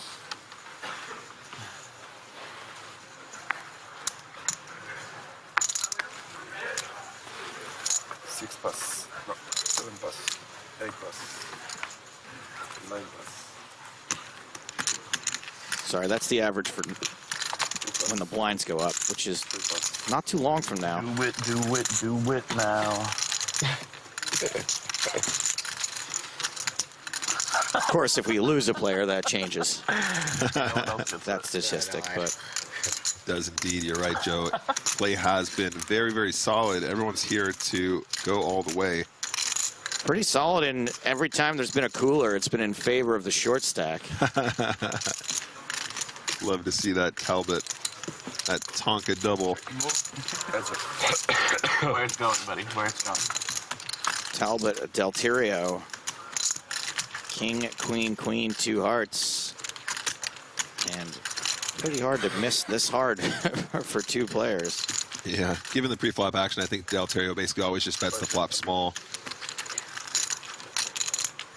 Tonka's actually got one of those weird hands in a blind v blind spot where 10 high will just be winning a bunch, but without a heart in his hand, might be tempted just to Not fold. Tonka. No, he's too good. I appreciate it though. Just raises. I really like this from Tonka. I think he knows exactly what's up in this situation. This is a board where your opponent is going to just bet this flop 100% basically. Tonk, good tonk, good tonk, good tonk, good tonk. What a boss. Oh my goodness, Oh. Delterio floats. Hello. Does it call the float if you call the raise? Stations at least. Ace on the turn. Wow, Weewa. Delterio Checks. is just like, I don't believe you. I don't think you have anything here. Checks to Tonka.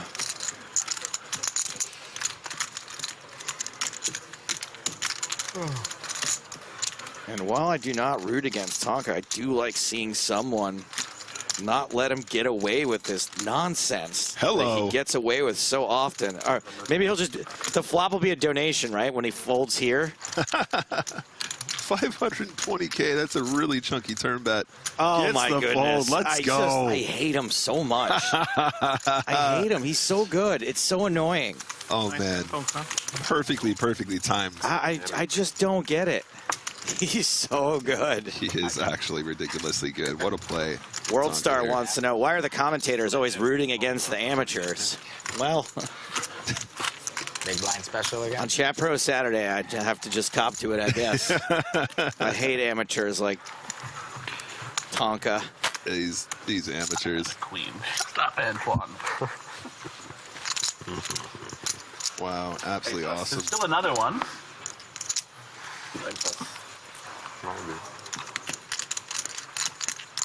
Really thought that was going to be the time somebody slammed that jewelry box on Tonka's fingers, but nope. Really high level stuff here, guys. That blind v blind battle, very interesting.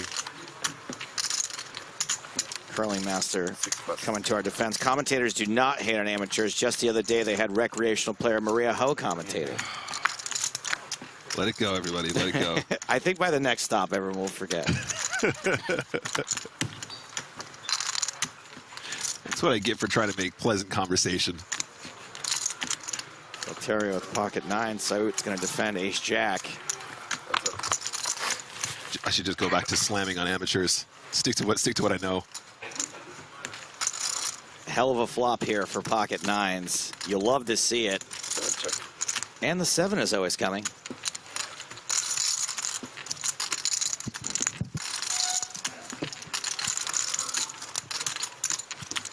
Bet 225.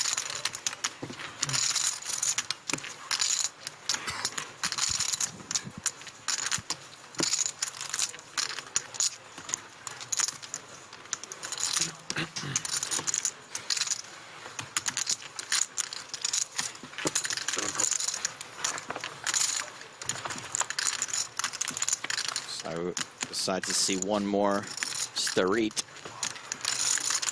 And it does give him a draw finally. 3-ball makes a wheel.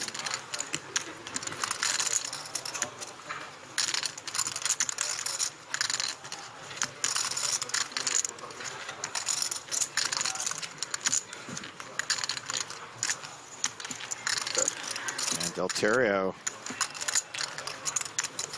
able to continue confidently betting. Just no overcard. Run out.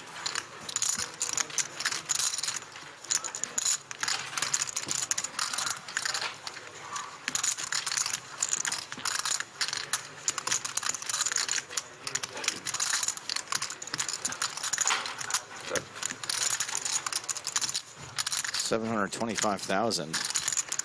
Seems like too much at this point. It is indeed Stout gives it up to Delterio, who's up to 77.4 big blinds. Excellent. Excellent, Joe.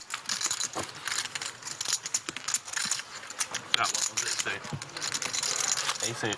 Maybe king 8. Yeah. This one this time.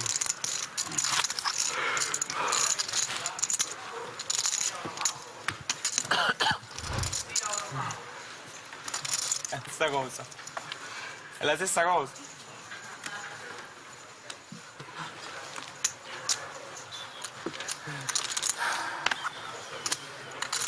Obara under the gun with king queen. 34.8 big blinds to start the hand. Always 200. 2 pass. 3 pass. Delterio with a fun one. Haven't seen many Jack 9 suited. 3.3. Everybody loves the Jack 9 suited. It is pretty, yeah. Plenty of action to happen behind Delterio, but yeah, absolutely agree. Delterio just wants to get a bit of a chip count on Obara, decide whether or not he wants to continue with this combination. Does decide that the call from the cutoff is appropriate. He'll hop for pocket threes. Now, we have seen him looking for some squeeze spots. Well, his instinct would be pretty good here if he did decide to squeeze. He does have a pretty good price just to try and set mine, but not very many effective chips behind, right, Joe? So right. Not so much he can win when he does actually spike the set, because, of course, he's limited to the amount he can win. He's limited by the size of his stack here. Shove would probably get through, but decides to C3 and hopefully see a 3. Yeah, I think if Obara wasn't so early, or wasn't playing opening from such an early position, the threes become a lot better as a push, but I think I prefer the flat on the final when you have that earlier king queen off open. Top pair to Delterio. Action checks to Delterio, who checks behind. Turn card to king. Obara now with the lead.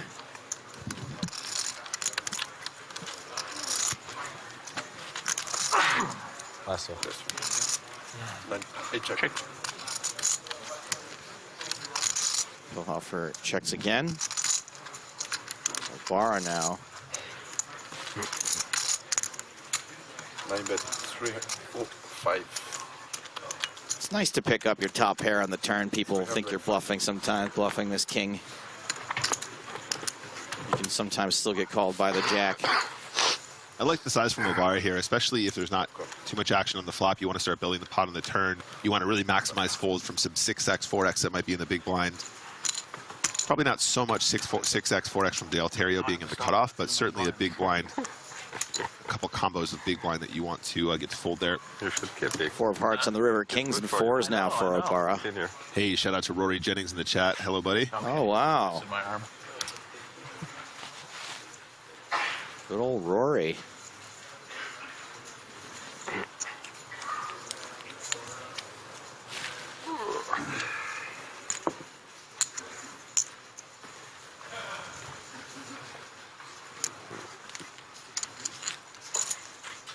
Isn't Rory supposed to be watching soccer right now?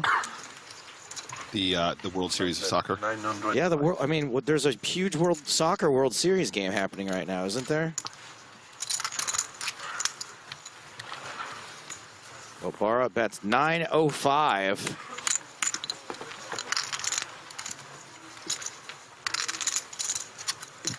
This is such a tough spot for Delterio. Obviously, plenty of combinations on the turn that might bet that you're still beating here. Don't think Queen 10 is the craziest thing in the world. Ace Queen isn't the craziest thing in the world. Producer Chris says there's hardly anyone in the fan zone watching today's game. What quarter is it in? The 6th quarter?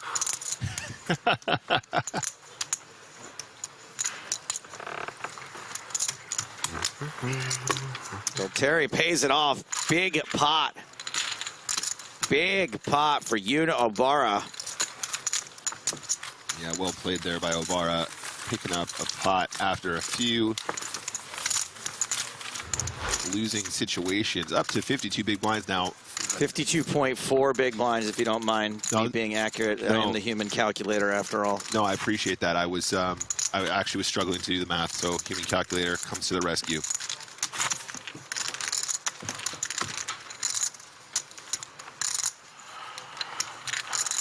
Puckle Patrick asks, what is soccer? Believe me, I've asked that question a million times, my dude. I have no idea what that is.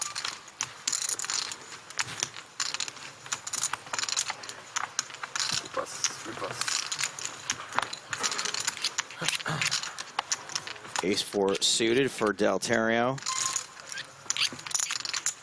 63.3 big blinds to start the hand.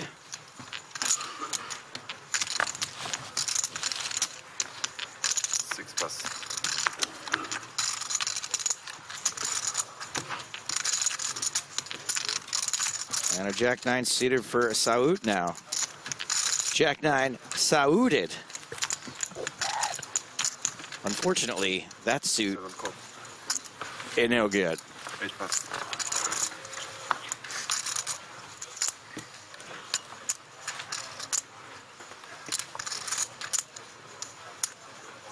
Obara, also Sauded.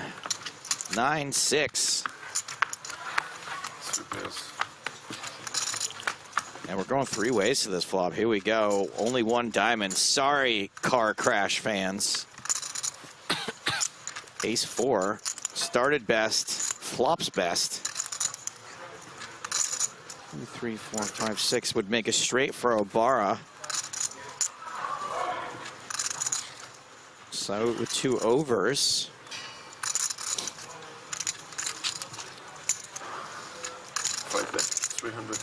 Puckle Patrick back to say, imagine Americans naming a sport football, then they play with their hands. Sorry, I don't watch any sports, but I assume even in American football, they run on their feet, don't they?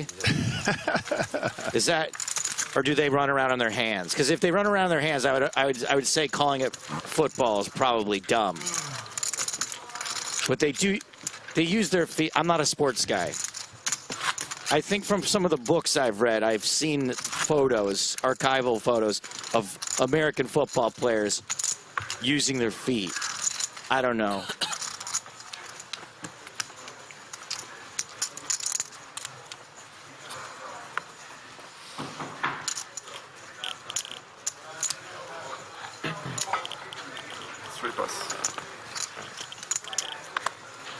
Interesting here, a statement from PokerStar Strag about how turns out the game's actually called soccer. Oh my goodness. Jeez. Good thing it's Chat Pro Saturday. 6 race. 200. Confirmation from PokerStar Strag. 7 pass. By the way, Chat Pro Saturday or not, the guy who told me to stick to poker, yeah, you're getting banned. I just have to scroll up far enough. All right, guys. Parker is going to open up the ace-4 off here from the hijack. Obara in the small blind, debating what to do. Torier says, Joey, you have no idea what soccer is, but your whole tournament structure gets adjusted because of it. Even your bosses realize it's more important for people. No, I know what it is. I just don't know why it is. Very nice 3-bet there from Obara, taking it down. I really dig that. They don't give me kings up. Every 4 years, the entire world gets together to watch paint dry. Honestly. Whose paint will dry the fastest? No? Will it be Morocco's paint? Will it be Croatia's paint? When I flip trips. The entire nation of England is on its feet, hoping that this will be the year that their paint finally dries the fastest. The driest year of all. Fuck, man. I need kings. All right, guys, hand number 90. 7 players remaining here in Prague, 2022. Dale Terrio, king, queen off under the gun. Okay, I'm back. Gonna go ahead and open this up. 6 pass. That's directed at everyone but Rory Jennings, who I like very much. I'm a huge Rory fan. I'm a huge Rory fan. 9 pass. Folding round. 2 pass. Sakuchi, who doesn't like 7-5 suited? Everyone does. You're not a real poker player. 7-5 suited, Jack-9 suited, 8-6 suited, 8-10 suited. You're just not a real poker player if you don't like those hands. King, Queen, and 7-5 both missed, but King, Queen with, it was cheap, yeah. With the lead here. Unfortunately, it was Rory Jennings saying the irony of you two ridiculing football when Nick Walsh is one of the greatest footballers I have ever had the privilege of sharing a pitch with. I mean, it is Chat Pro Saturday, Joe. That is correct. And I'm willing to accept that title. Can you do with fake ace? See bet from Delterio takes it down. Still haven't seen that footage yet, Rory. Just wondering when we're going to drop the footage of us, our little football match in Barcelona with the squad.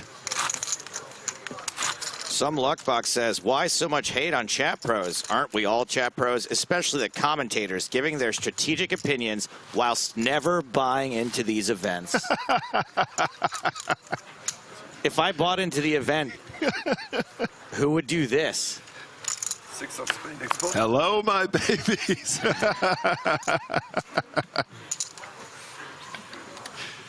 Yeah, that's right. You can't do what we do. Don't you start. You can't do what we do.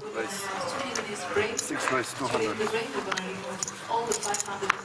Captain Underpants says, what's Parker's chip count? His chip count would be the number of chips that he has in front of him. We count them up. We sort of use it as a barometer for, you know, how well someone's doing in the tournament. So that is his chip count. Thank you for your question. Talbot opening ace queen, shoved on by Pillhofer. And this might be the one. Is he going to find another spot, Joe? Another domination situation? We do not see Parker fold the best hand very often. He doesn't fold it this time. Domination situation. Pillhofer behind and at risk. All right, chat. Tonka, Tonka, Tonka. Okay, I feel bad because I actually really think Pillhofer is a really sweet guy. So I don't want to root against him, but got to be Team Pro, right? Sounds good for you. Chat is on its feet. You know how this works. Cheering for the best hand to hold. Yeah, Jack comes. Nice shot. Best of luck, boys. I'll go, bro. Good luck, brother. We're going to a flop. Sure. The obligatory, meaningless good luck exchanged between Talbot and Pillhofer. Empty promises.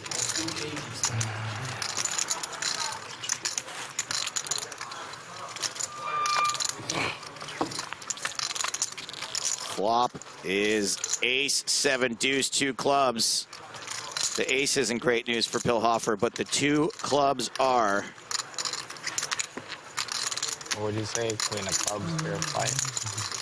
The rail's calling for the queen of clubs for the ultimate sweat. Pillhofer still with 3 outs. 2 chances to hit one. Turn card is a king. Does nothing to change Pillhofer's situation. No additional outs.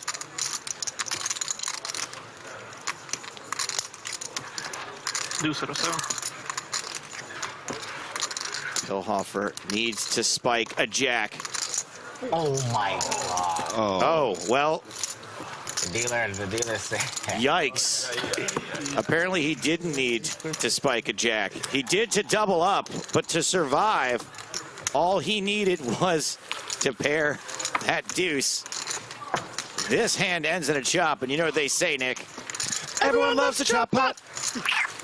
Ooh, he went falsetto. It wasn't fair with the deal. Tried to give it a little bit of flair there. Your fault. You put your finger on the cup.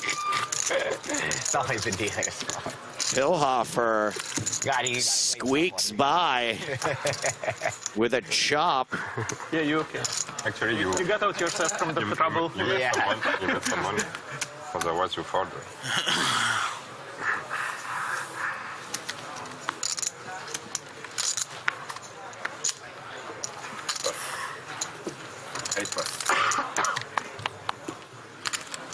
From now on, give me just shit hands instead. Yes, everyone. Yes.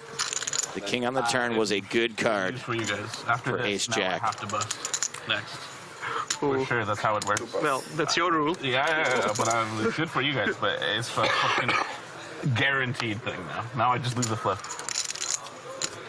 Ace, king, 9, something like that, you know.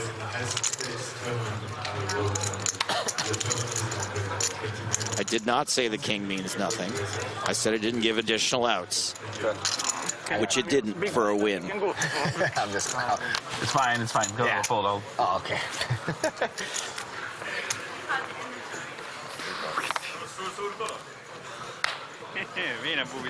Hallod, oszt egy hatos első, leosztja az első lapot, a második üzemet rádobja a kezemre, fölfordul egy hatos. Obara with pocket fives makes it 200K. Parker with deuces, probably still reeling a bit. Heads up. Everyone's very, very good at realizing that there was a chop after the chop happened.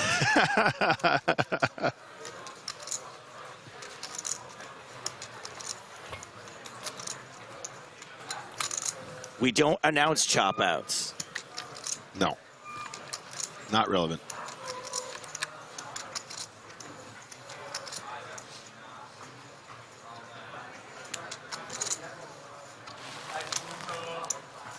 Chat Pro Saturday in full effect, though, I will admit.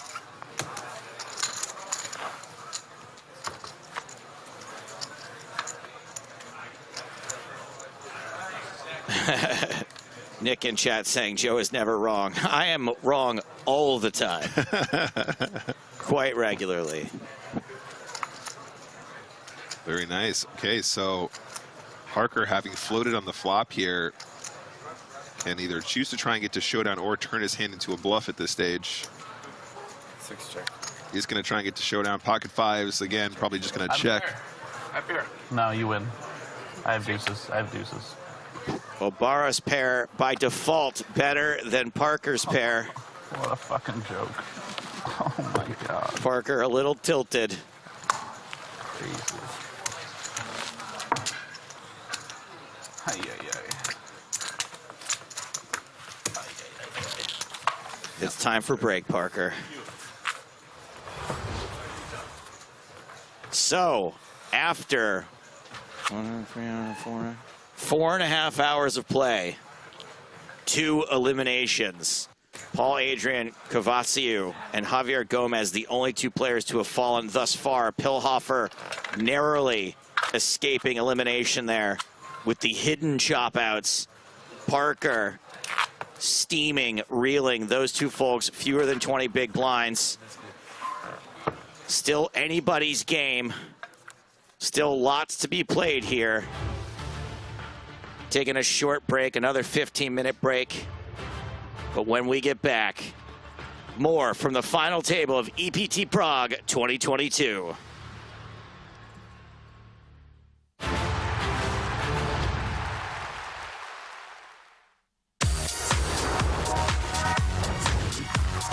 Hallelujah! It's a miracle. Hard attack, like. Bang, bang, bang, bang, bang! Yes!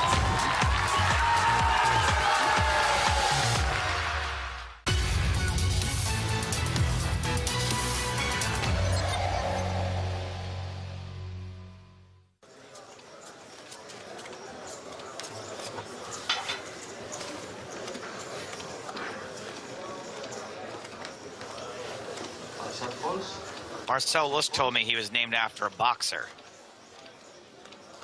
That is a hashtag. Real fact. Fun fact. Fun fact, yes.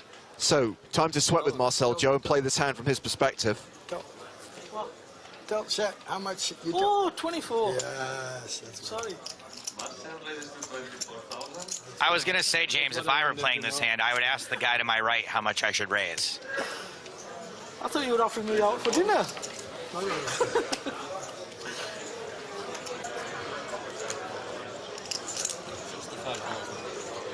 We raised to 65,000. Ben raises to 65 as fall on the big blind. So, re-raise from Ben Grundy. How much did we... Okay, well, we're calling. Doesn't seem completely unreasonable to only call 40 more. Is that all it was?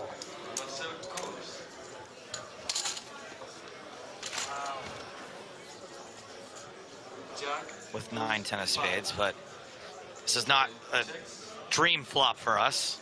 No. And I'm probably just going to check back and hope to pick up some equity on the turn. Yeah, pick up a straight card or a spade. Instead, it's the 4 of diamonds. Man, it's checked twice, so, I mean, he's completely missed and playing like a goober, or he's got something huge, and I'm weighted towards him having something huge here, slow playing aces, kings, queens, a set of jacks. Well, Marcel's going to try and buy it. I don't know what you 3-bet with that you check twice, other than like crazy value hands.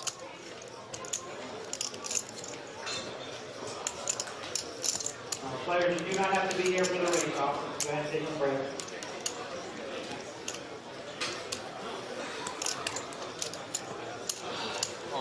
Wow, okay. Ace queen was the hand for Grundy. He was ahead. Okay. So, I guess I was super connected. You're lucky spade didn't come. I don't want spade. I just want the low flop. Nice play, Marcel. I guess I was wrong about the strength of his hand, but also he probably should have bet at some point. If I put my chips in there, unless you go all in, I will not lay down my hand. You raise me 40, 50, 60, 80. I had a good hand. 3 years, I will be that good. 3 years. You're lucky I had the hand that didn't hit, the only hand that I raised there with that doesn't hit the flop. I don't know yet. That's why I took the extra card first. Because sometimes you are rude enough to play like you have 3 jacks now. Yeah, but I would check 2 with any pair of the jacks in which I know your game. But you take me, I know what you take me for. A pair of 9s or 10s or 8s. What do you mean no? It's like blinds are now 5,000, 10,000, 100 ante. I had it the other day about 5 times in 20 hands.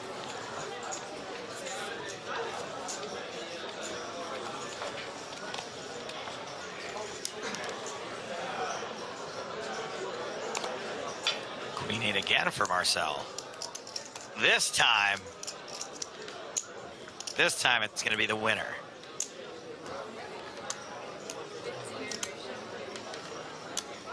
Marcel, this is the 25,000. 25, 25. 25,000 total. And ace jack for Fraser Dunphy. 280, 1,000, 2,000. You the players for €1,000 buy-in. Andy 200, flying 1,000, 2,000.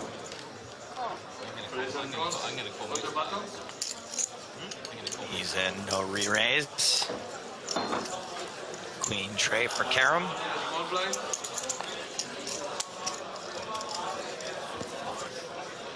Does Grundy come after it just because it's loose?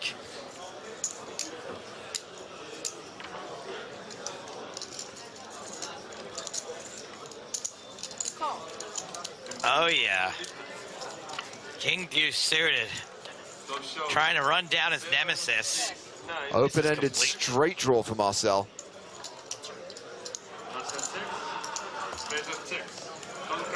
Checks around. There we go. So Marcel has the straight. Grundy has now got the flush draw. This is gonna get weird. Oh, this is great. Oh, this is great. 3x raise from Marcel.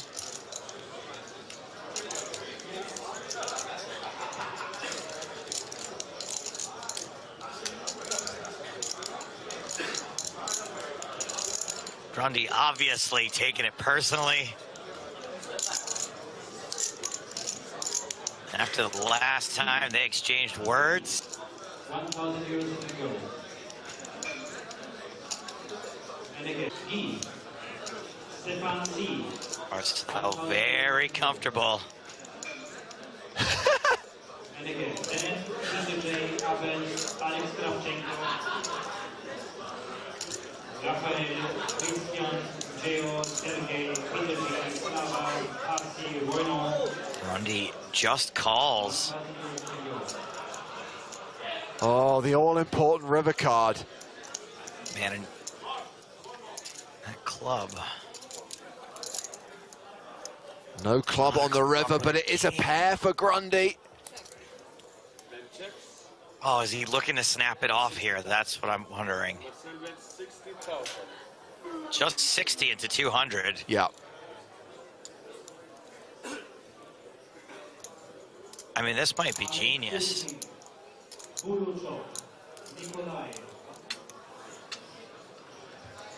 Can he induce Grundy? I mean, either way.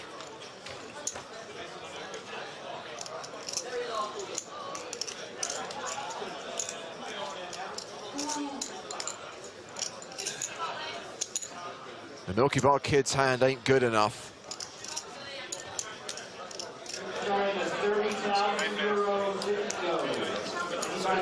I've got socialist, that's hardly anything here. I can beat the sickest bluff. It's not that sick of a bluff to bet 60 here. There's so much in the middle. Yeah, I like it. He's talking to himself. I'm talking to myself.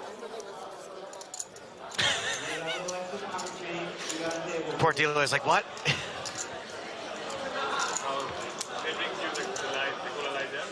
This might be the longest tank we've seen. Yeah. And now we ask for you. And big codes. Great size value bet from Marcel. I thought it was a little small, but maybe Grundy would have folded for more.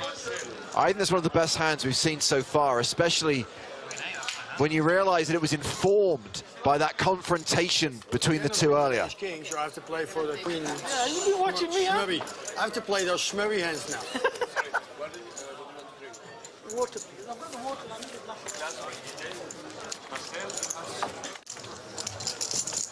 Marcel has the big blind in his hand.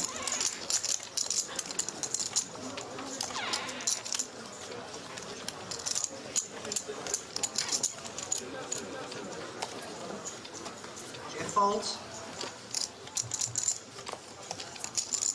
Ross folds. Ross Boatman folds. Joey folds.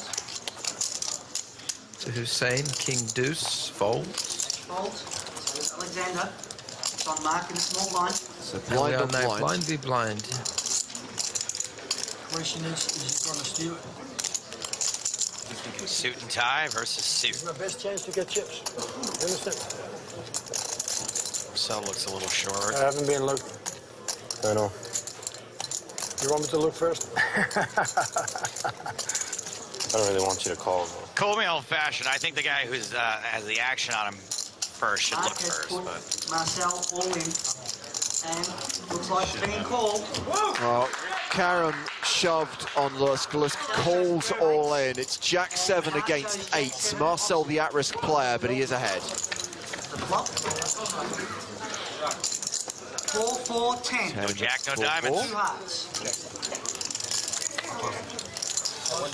7 of hearts. 7 on the 3 turn. hearts. Marcel has the 8 of hearts. It is always coming 7. And Mark Karam eliminates Marcel Lusk. Marcel out in 7th place, cashing for 112,000 euros. Round of applause for Marcel, please. Clap. It's a clap, chat.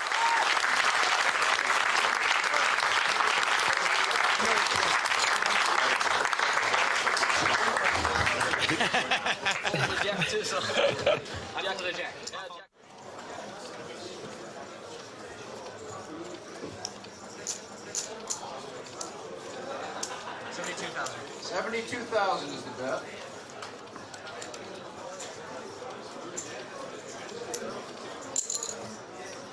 So I think 12K, 24K. Williams raises it up. Hussein shoves ace-8. Take your moment, kid. This for the title. Take your moment. Mom, Dad, come over here. You want to play a big pot with those two? How many you got? Count them up. Count them up. 2, 3, 4, 5. You have to ask for a count. Arshan's counting his chips. 7.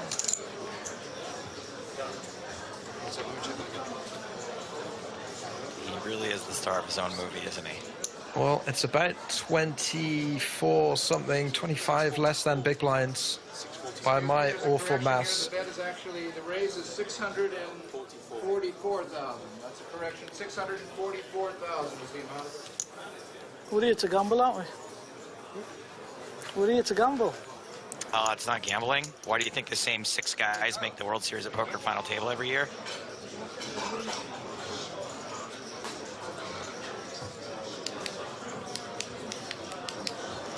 I think by 2020 standards, ace-10 would have been a snap. Jeff Williams searching for information. I call. And calls. So here we go. Jeff Williams has his opponent dominated and is on the verge of becoming an EPT champion. The first EPT millionaire. His parents watching from the rail. The flop is 9-7-5. The flop is 5 of hearts, 9 of hearts, 7 of spades. I've already announced the flop, Lee. Repeat 7 on the turn. 7 Repeat diamonds 7. on the turn. Jeff is in the Thief. Jeff is still in front. Arshan is looking for an 8 or a 6. 9 or 5. And some chop outs. That is not an out for Arshad Hussain. That is the end of the tournament, and that is the moment that Jeff Williams won the EPT2 Grand Final back in March 2006 in Monte Carlo, winning 900,000 euros, more than $1 million US.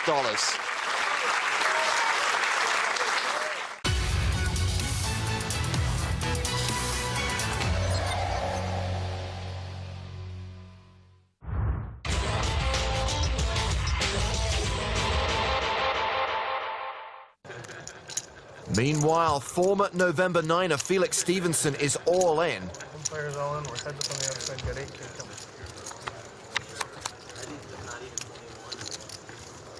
Jack 10-9 flop. Check. I'm already in. All in. Nerville shoves. What a flop. Call. Pastor calls. 2 all-ins and a call. On 1. We're gonna need some more triangles over here. Pastor with an overpair. Noville with a set of 10s. Stevenson with a straight draw. This isn't just a car crash. This is a Blues Brothers style pileup. Big pot and an even bigger side pot. The turn card is a jack. That means Stevenson is drawing dead. Good again. Neuville, a 90% favorite. A jack on the river sees Neuville eliminated as well. Wow. Double bust out. All right, good luck, guys. Felix Stevenson hates the Illinois Nazis. He's out in 32nd. Pierre Neuville out in 31st. And apparently Juan Martin Pastor is on a mission from Gad. He moves over the 1 million mark.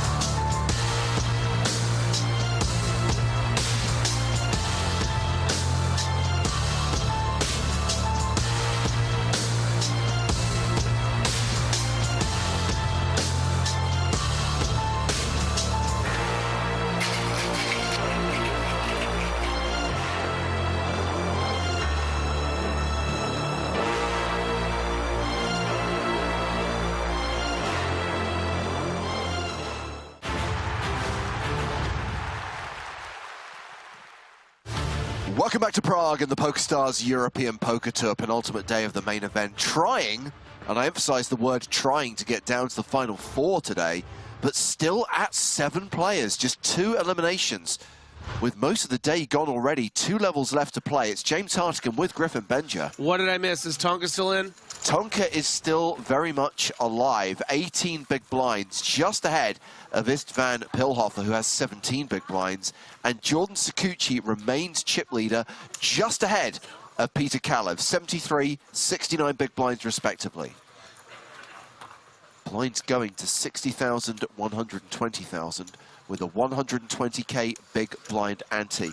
Let's see if we can get some bust outs. I don't want to lose anyone, especially Pilhofer, especially Tonka, but something's got to give, guys. You're such a sentimental for the short stacks, James.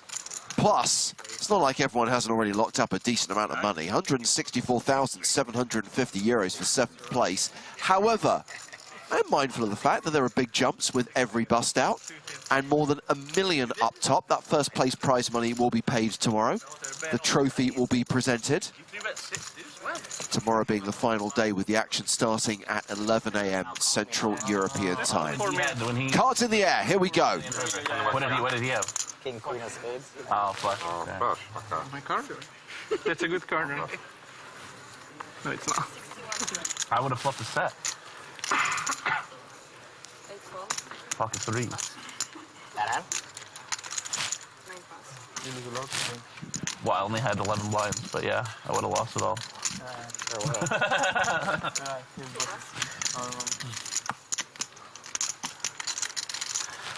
Okay, let's do this. Round to Sikuchi in the cutoff, who's got pocket 9s. Is a good bet.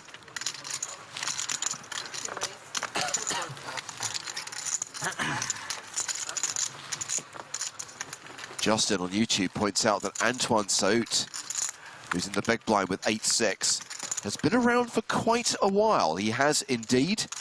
I think most people may remember him from his first World Series of Poker main event final table. That was back in 2009. He finished 3rd that year. Then made the final table again in 2017, finished 5th. Came 7th in the EPT Monte Carlo main event in 2016. I mean, this guy was even deep in the World Series that I final tabled. Pretty proficient player. Has defended and has not connected with this board.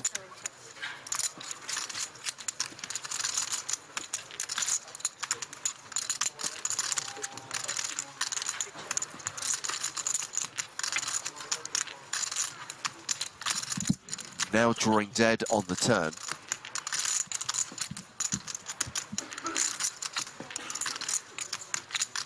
Imagine he just starts betting.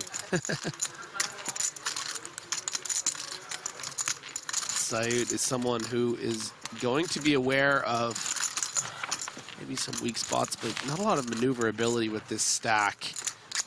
And even though Sikuchi has shown weakness in this hand, I don't think it would be Seit's intention to try too hard to win. But look, sees something and just hopes maybe he can fold out an ace high, make it look like he's value betting, you know, a queen. But unfortunately, Sikuchi a little too high in his range with the 2 9s, and Seit is going to lose some chips.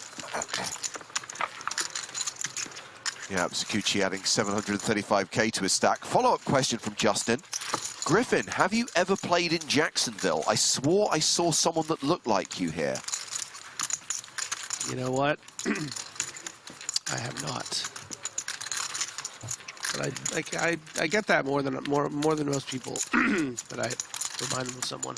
So Griffin clearly has a doppelganger who frequents card rooms in Florida.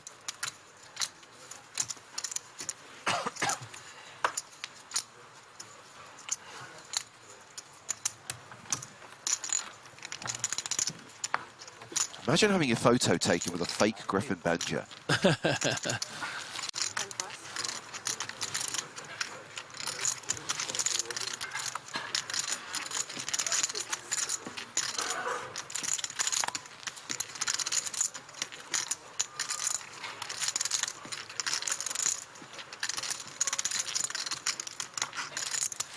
Delterio in the cutoff. Been quite impressed with Delterio. Not someone that we saw too much of on the feature tables in the days leading up, but someone who was all over the leaderboard Yeah. But from what we've seen on this final table, very, very talented player. 45. Very aware of situations. We saw how interestingly he played that 5-3 of clubs against Tonka, even though Tonka did get the best of him in that blind-on-blind battle. In this spot right here, King-Queen for... might end up being too many chips. But Delterio going to be very aware that this is right on the line. But when you get, you know what, we're at 120K here, James, or are we at? Yep. Yep. So this is about 16, 17 bigs. It might be a bit too much. Maybe suited, you want to mix in some calls, but and maybe you want to call for 1.5 million, 1.6 even, 1.9. You can afford it. Caught off to big blind. Do you think Pillhofer might look down at King Jack here and shove? How often are you dominating? You're probably live a lot against some pairs. Pillhofer actually has near the top of his range with his jacks, but you're still flipping, and there's the call.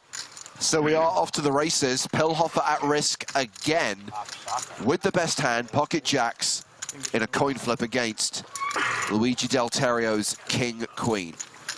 Just hold. That's what you want, really. Bubi, király, dama. I think you prefer like king, to be honest, but... Will Pillhofer survive again? Could have been worse. Can I have a lucky beer, please? Thank you. I need it again, yeah. Yeah, you're golden.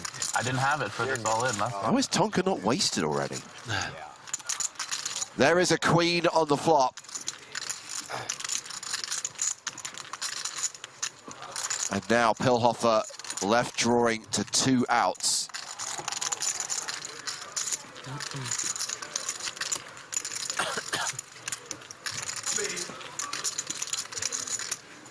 Turn card. Here's a jack. Oh my goodness.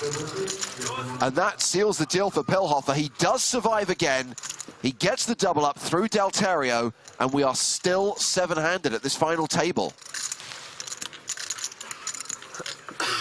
Unbelievable turn card for Pillhofer. Meanwhile, one hell of a setup of a question from Jerry on YouTube. Griffin, have you ever played in Berlin? Told you I busted. Yes, I actually won that's actually one of my biggest wins ever was from EPT Berlin, the high roller, 10K buy-in 2013. So it was a real big accomplishment at that stage, and still, of course. And I have one of these gold trophies, so Berlin has a special place in my heart. Delterio still playing 5 million, 41 big blinds. It does mean that Tonka is now very much at the bottom of the leaderboard all by himself.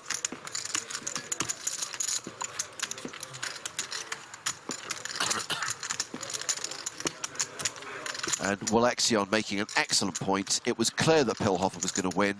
Big beard versus tiny beard, and we have talked a lot about beard equity today.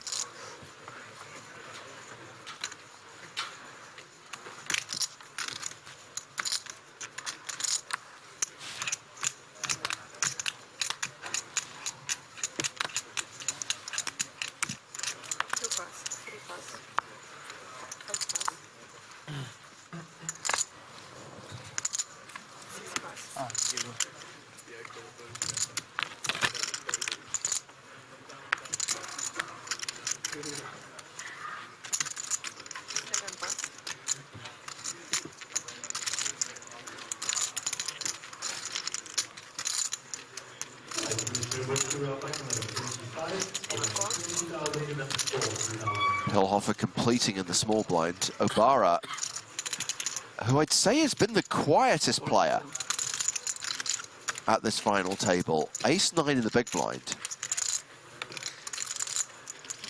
But Obara's ready to play. Raise and a fold.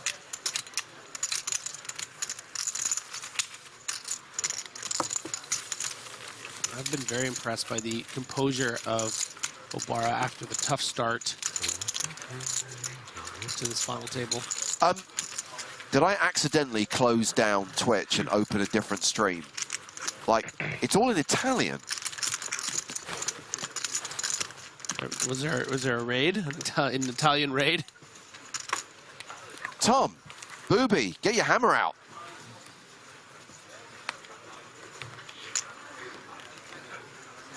The Twitch version of English only at the table.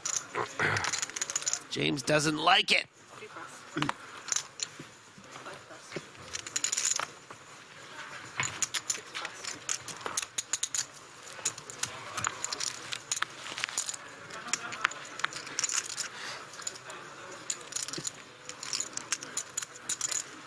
Bless Mick trying to join in the chat. Pizza, pasta, macaroni. He's blending in. They'll never know.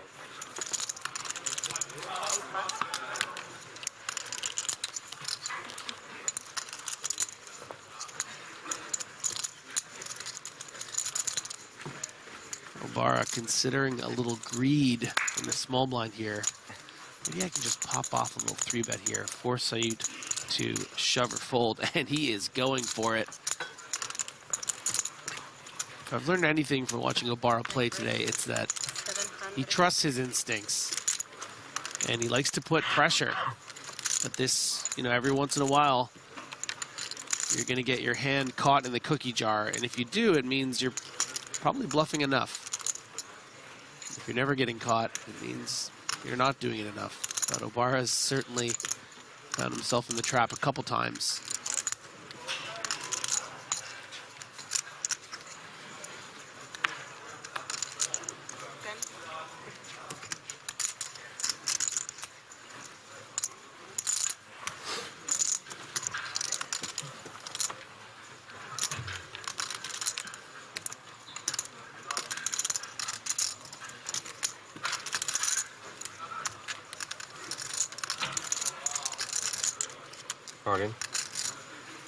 Have some of that, says Antoine Sait. And Obara maybe regretting that frisky little move from the small blind.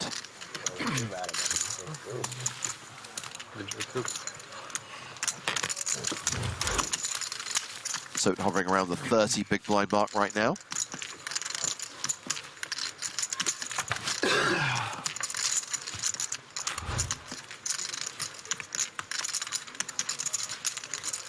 That one might have been ace-5.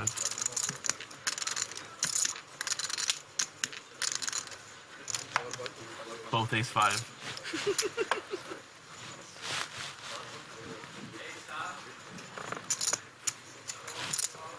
Special Jack 4.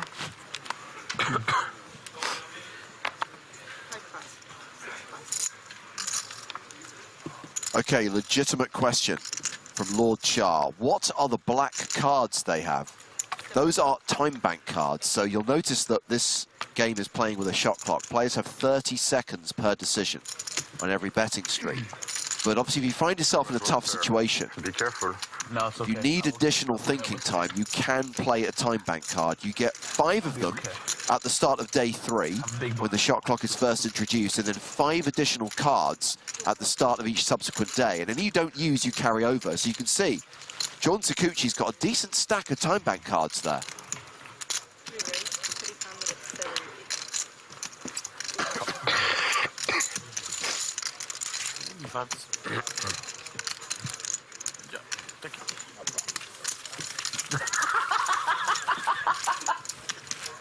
That's what I was thinking.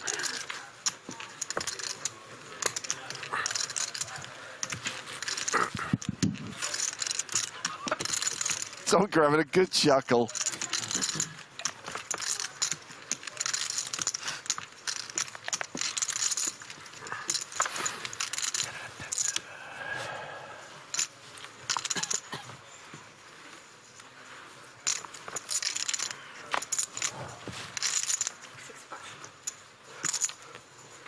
WorldStar asks, is the $55 mini EPT the last mini in this series? Oh no. You're too deep. Yeah, maybe one more orbit through. There is a $55 tournament starting in 15 minutes, which is our version of the super high roller for 1,000th of the price of the actual Super High Roller in Prague. But there is another game later this evening, which is at $2.20 hyper. Tomorrow there are 3 more tournaments, including the $5.50 mini main event that has a Paris package, a seat to EPT Paris added, which will go to the winner. Kalev has raised the button. Sakuchi is 3-bet from the small blind. We've got a small pocket pair against ace king here. Yeah, chip lead on chip lead. Kalev sitting there, you know, with a pretty good button hand and, you know, deep enough to call here. I think you're going to feel particularly comfortable against Sakuchi as an opponent because he doesn't get too out of line in these spots. We saw the hand earlier on the FT where Sakuchi had the ace-king, didn't 2-barrel against the 10s of Kalev, so Kalev going to be very aware of that. Was happy with the jack. And be very prepared to fold on flops like this. Whenever you're all in on the funnel, right? I mean, I was thinking that earlier when I was all in with kings against queens. I was like, yeah.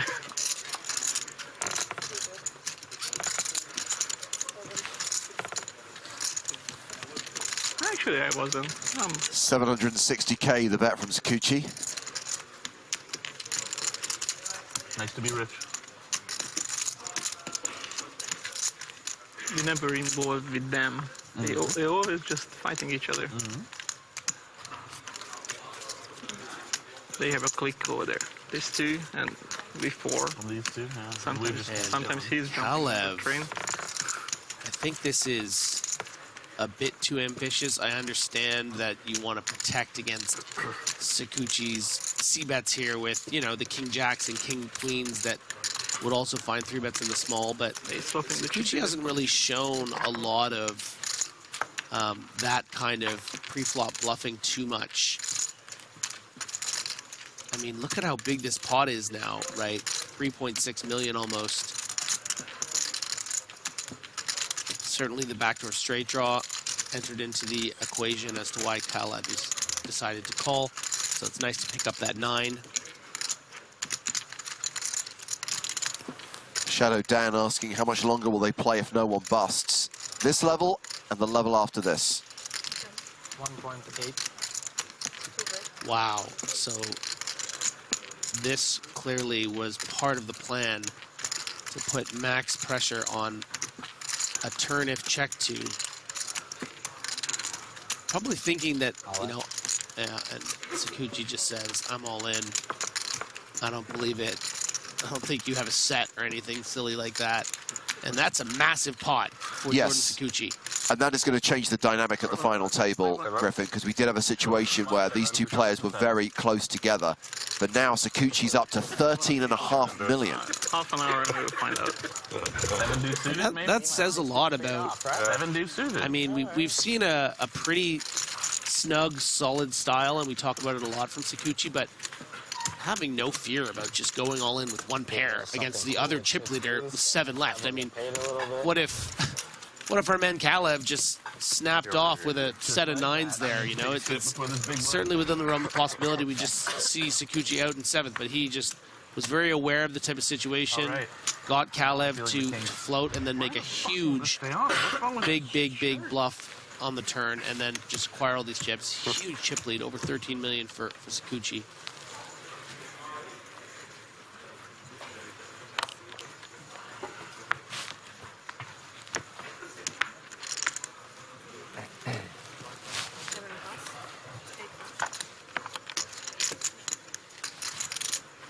I haven't looked at the chip counts exactly, but that's going to drop Kalev to just over 4 million, I think. So stacks really evening out outside of Sakuchi's.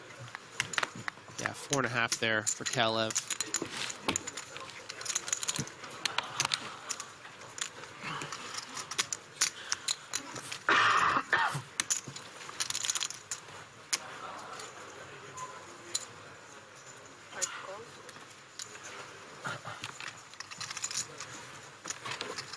Ontario is flattered in the small with 4s. Tonka lets go of the 10-9. These two players will go heads up to the flop. Yeah, not the most conventional small blind flat sometimes, but, you know, at this stack depth, under 40 big blinds, out of position. But I think because you expect Tonka to play quite tight from the big blind. You're not going to worry about too much squeezes or Tonka even completing. As we see, Tonka actually folded the best hand here with the 10-9. Oh, what a terrible fold. And Dalterio actually is going to think, oh, I probably have the best hand here. Obara's going to have something like ace-jack, ace-queen, and is actually even going to call this turn card. I'm going to get some value. So if it's another small card on the river, something like a 3 or a 5, you could see Dalterio putting in another block bet, but not with that ace. Get your flaming Barrys out. He's made an appearance.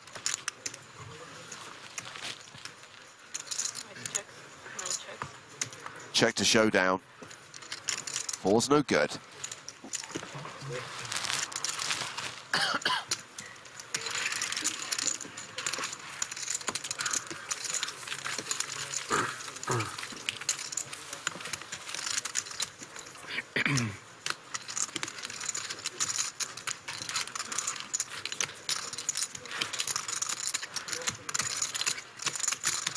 I believe we have reached hand 100 of the day, Griffin.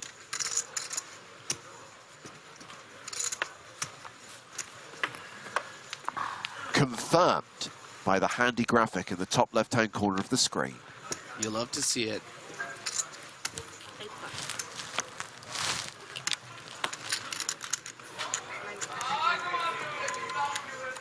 King 9 suited for Kalev in the hijack.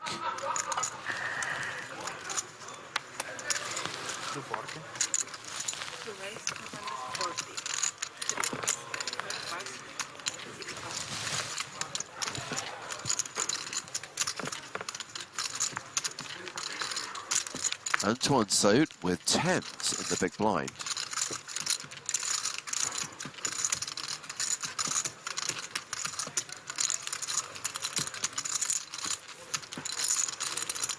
I think this must play as a call because of the ICM, but it's, you know, you can certainly make an argument that Saud should put in more chips pre-flop, but he would probably do it in the form of just shoving. But with those other short stacks, not minding, I think, keeping in those worse hands like a King 9. I mean, you can see the extra value you're going to get here. I think also a consideration is maybe Kalev isn't going to be as trigger happy with the, you know, the barrels and all that sort of stuff after having gone from as many as, I think, near 8 million chips on this final table to 4 after that failed bluff against Kikuchi. So maybe you're not going to get in as tough scenarios trying to call down like a queen high board could, you know, be against a player like this.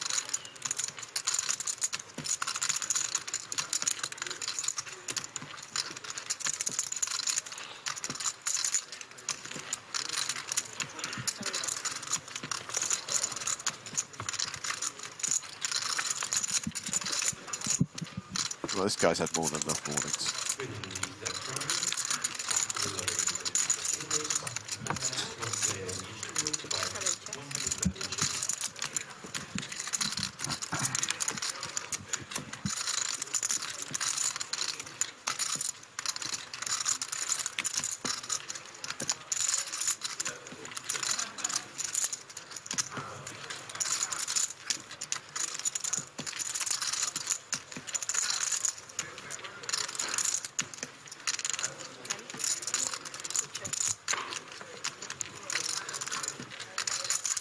Well, 10's still good on the river. Very good. That's straight for Saut. And just a pair of 9s for Kalev.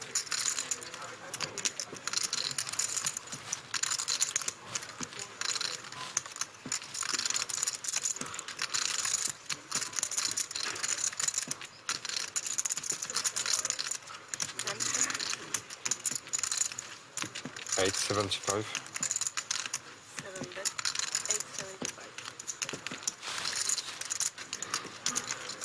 Quite a big bet. Into about 1.1 million from Saut here. You know, quite balanced between very, very strong hands. Has a lot of the 10s here. And then, you know, can have some raggy type spade draws. Yeah.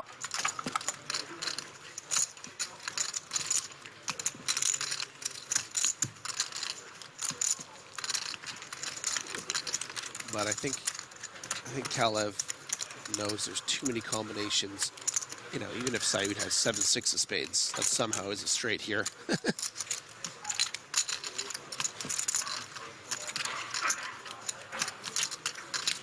Probably counting some combos here. Well, king 3 of spades, I would beat that. Ace deuce of spades. Oh, no! Kalev shoves on Sait, No. who calls and gets the double up. What a turnaround. Kalev just lost that huge pot to Sakuchi. Now doubles up Antoine Sait. And Kalev is now the short stack at the table. Is a disastrous result for Kalev. A little bit of galaxy brain stuff. You know, the king blocking the stone nuts of the king 10. But that's incredible. When we came into this session, Griffin, Kalev was almost tied for the chip lead with Sakuchi. Now he is in the danger zone. That was a good danger zone. 3-1. It would be harder for with 1-10. The other, and if he doesn't have the space, because the king 10 of spades, that would be the. If you have 1-10, not 2, then you're thinking more, right? Yes, but I have 2. Because I have 2. But I have 2. You have to go, you have to go. And Antoine Sait, as James remarked as we went live here on this level, is a bad, bad man. And we've just seen him in that mid-shortest stack, but now gonna be up over 7 million and be very dangerous going forward. Sait with chips is not something that anyone wants to see. Except viewers at home. The other players at the table, yes, just to be clear. Just to be clear. Crystal.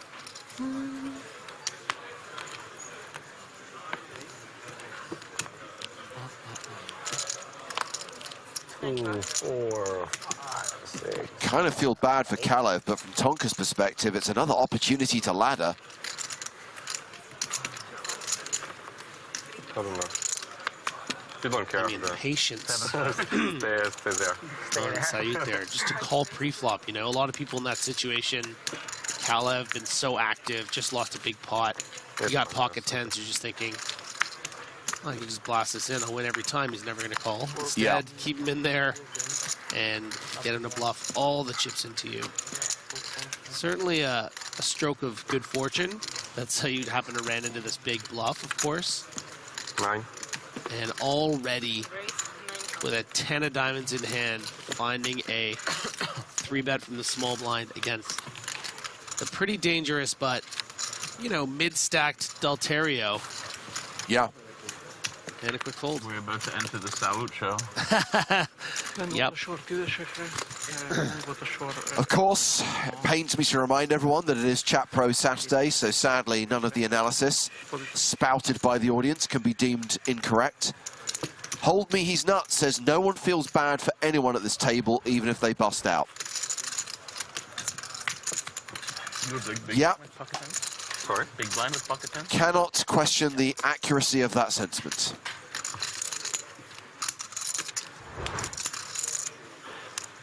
I think Tonka's trying to decode what he would have done. You can see his eyebrows raising, like, you had pocket 10s there in the big blind? And he's just like, I think I would have shoved there. So, Kalev, the short stack, King 10 suited under the gun. Yeah, he'll go out on his shield with this hand. Asks for the triangle. He is all in. Ace-Jack for Luigi Delterio.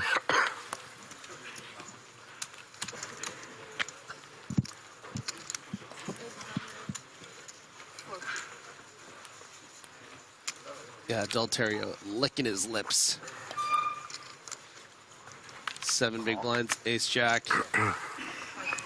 Just gotta hope that the 4 players behind don't wake up with someone better.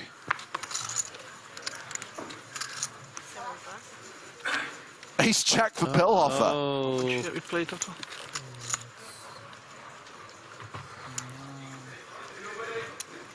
Beyond, it's 3.2 behind. For me.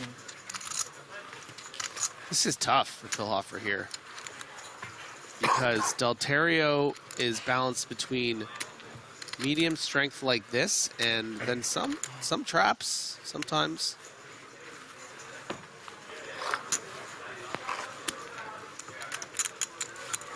But ace king, you know, would probably reshove. So he's gonna fold pardon me, Pillhofer's gonna fold the top of his range there. I think ace queen might have gone for it, but ace jack. Well, the good news for Kalev is that we saw an ace and a jack folded. Yeah. The bad news is he is still officially behind right now and will need to hit to survive. Oh, you should have said it after, actually. When he's ahead. Yeah, when he's ahead, so... Well, 30 minutes ago, no one would have predicted that Peter Kalev would be the next man out. You're dead. Let's see if he can survive this all in. Whatever happens to Kalev here, the, you know, cojones on this man for that kind of bluff on this stage to leave yourself with 7 bigs. I mean, that's a scary man to play poker against. Ace high is holding, and Kalev sees his equity slip to 25%. He needs a king or a 10. Okay, no, I had 2 red.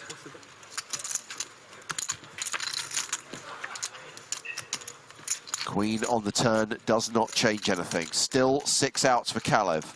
King or a 10 required. If he doesn't hit on the river, we are down to 6.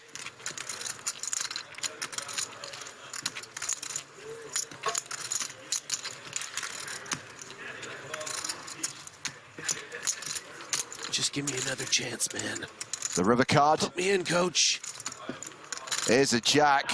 Kalev is KO'd. Our 7th place finisher in this EPT Prague main event, cashing out for 164,750 euros. The remaining 6 players, including Tonka, who's still short stacked, guaranteed more than 200 grand now. Yeah, a very dejected Peter Kalev walks down the stage, but should be very, very proud of, you know, so many of the way that the hands that he played over the course of these days, especially the ones that we've seen here. Been privileged enough to see. All right, Daddy needs you know, sometimes when you're dancing close to that edge, sometimes you fall off, and that's another thing that's exciting to watch. Someone that plays that way, every once in a while, you're going to see them fall. No, you can tell us what you are. I got him to... Great character and an even better DJ. Ace king? Yeah, I knew if I check back, he bets, right? That would be a little bit risky, you know? Huh? Good. That was a little bit risky, you know? He went for it. Crazy? Yeah. Sometimes you're gonna look up some sets. If he has it, congratulations, right? I'm here for a reason, I guess. Again, Chat Pro Saturday bringing out the best. Caleb says absolute ICM disaster. Eric Long punted the dollars. Ben Weaver punted away the 2nd highest stack. I mean, technically, none of that is wrong. Just kind of feels like dancing on someone's grave. You're rich. I think it's my biggest score ever, actually. No shot. I think so. Oh, yeah? He knows. Yeah. He's like a... 270 you won? 207. Yeah. So a reminder that Tonka's best EPT result was here in Prague in 2018. And he came 6th for, I think, just shy of 170 grand. So he could still finish 6th, but at least he'll get his best score. Because 6th place here, this year, pays 214,150 euros. You guys haven't final tabled the main event? How many times you?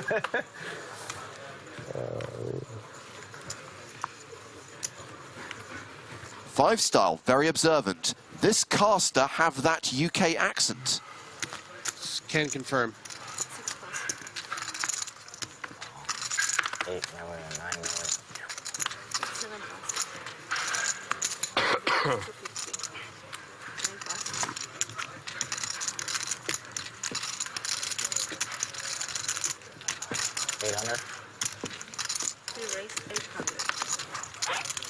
And unless Pilhofer has another 9 under there. First raise in like 2 hours, right? This is going to get through. Sakuchi always has it, buddy. Don't feel bad.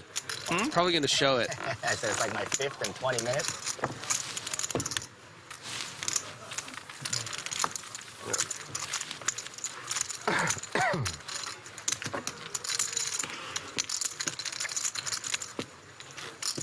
After is 25, 150.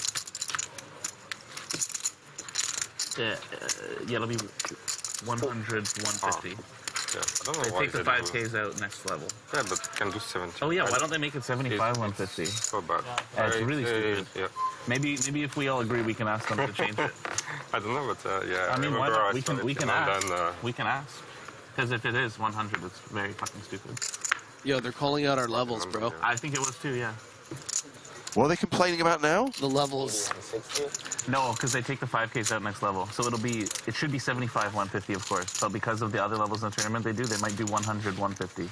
Because they do 1K 1500, right, early on? I hate to break it to you guys, but the next level absolutely no argument. is 8160. Oh, wow.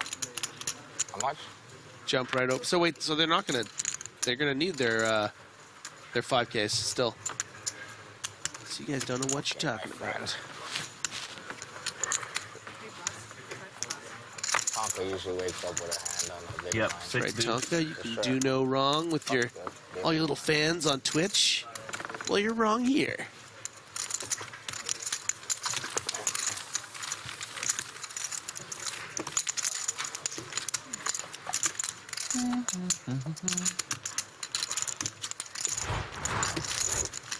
Six-handed at the final table. Expecting the bus 7. Sakuchi, big chip leader right now. Antoine Suits comfortably in second place. 6.5 million or 7 million? Tonka is the short stack.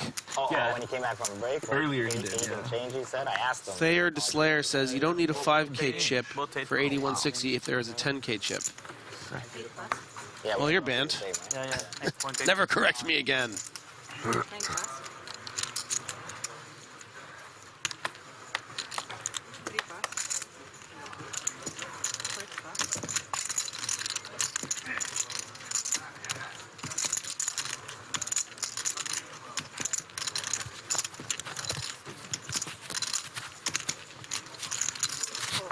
$1.5. 1.6 even.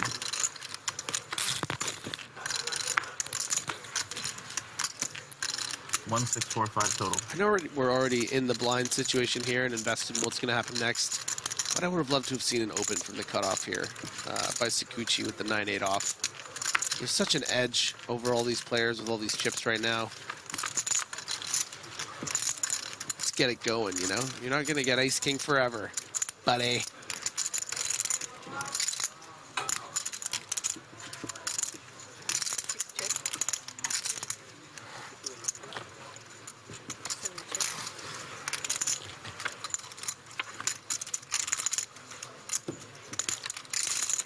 Ooh. Turned flush draw for the short stack Talbot. Might want to start betting to be able to fold out something like a 4 or a 5 by the river. Certainly would have heard from a queen probably on the flop, or even an 8.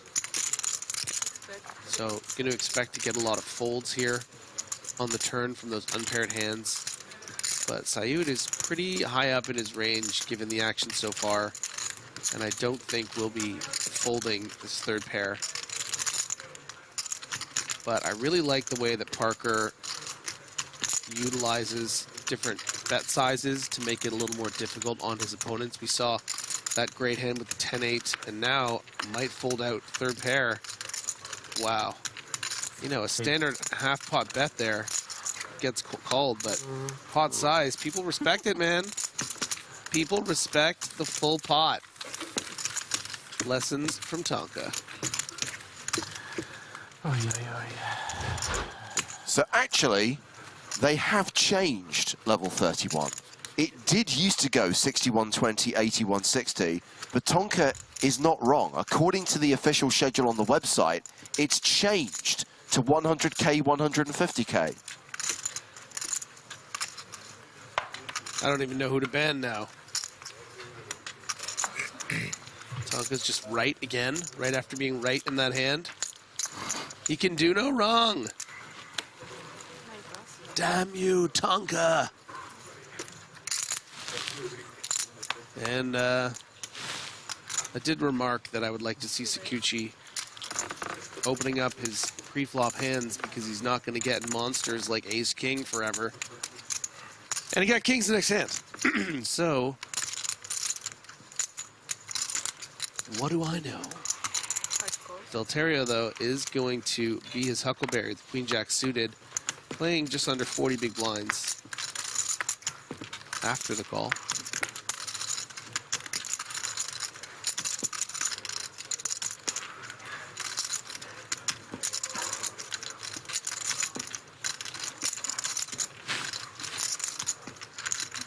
At least that means they're going to get rid of the 5,000 chips, Griffin.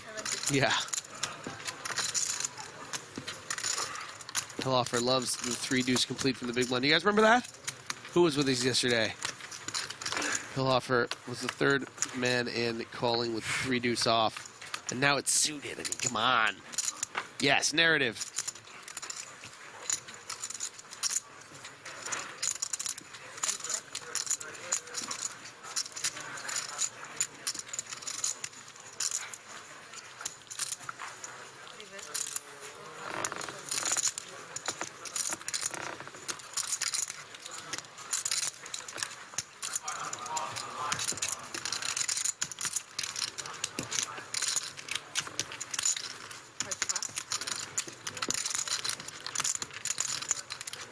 Merciful TV asking if I can send you the cash for letting me crash on your couch in a land in London, Ontario. I mean, it's so specific. The name drop of Alexander Dubov. He was his Counter-Strike name was Revenge.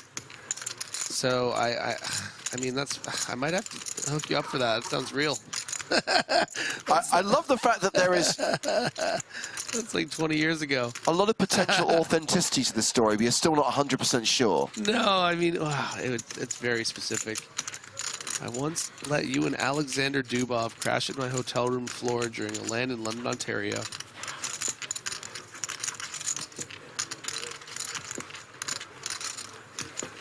Ugly card. Really ugly.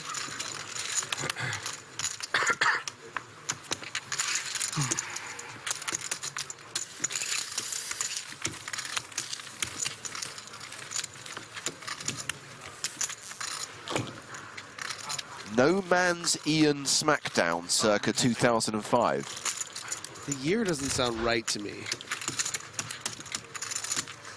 What the hell is a No Man's Ian Smackdown? No, the year is right, actually. What am I thinking? It's maybe 18 years ago. Yeah.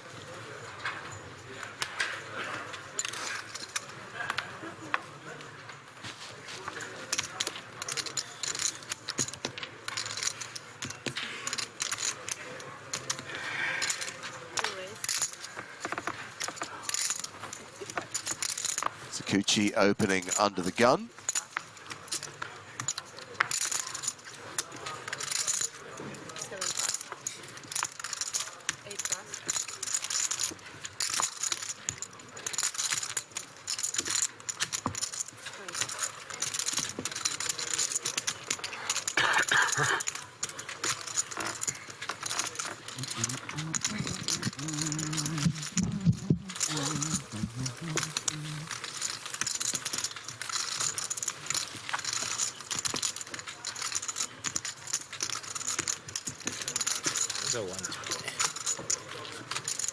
March 7th to 9th, 2003, date confirmed. Wow. We've gone back 2 years, but... It did seem a bit early. Or late, rather. You were featured in a Got Frag article at the time. Speak English!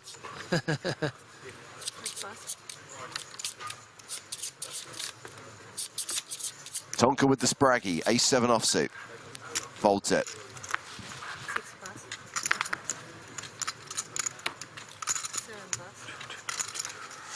Ooh, I really like this Chat Pro Saturday comment from S. Bruner17. You never win a tournament by playing well. Every champion interview, they always say, I got lucky, so luck is more important.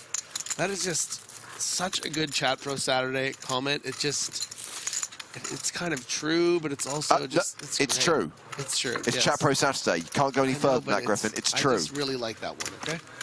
100% true. Joe Stapleton, ladies and gentlemen. I've done a lot of those interviews, and they always say that.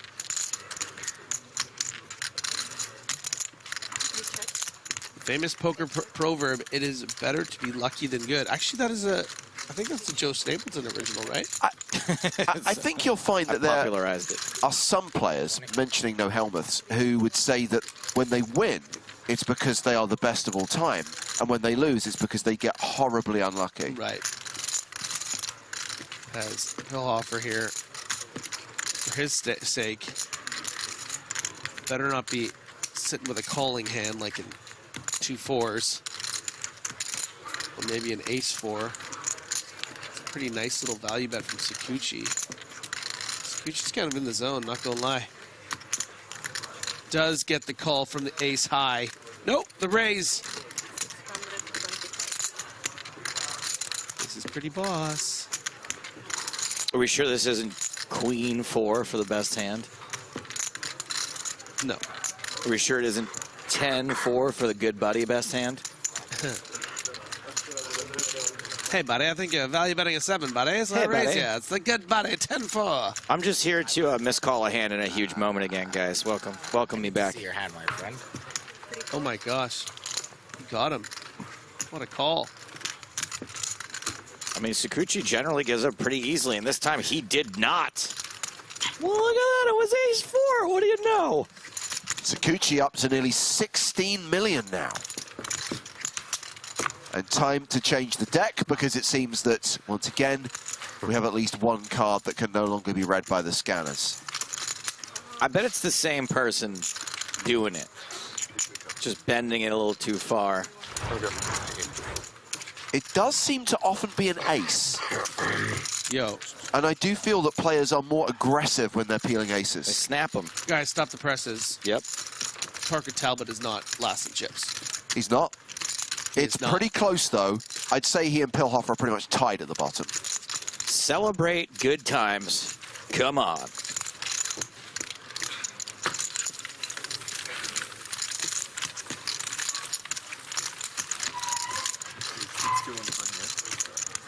For the avoidance of doubt, the next blind level is 100,000, 150,000 with a 150,000 big blind ante.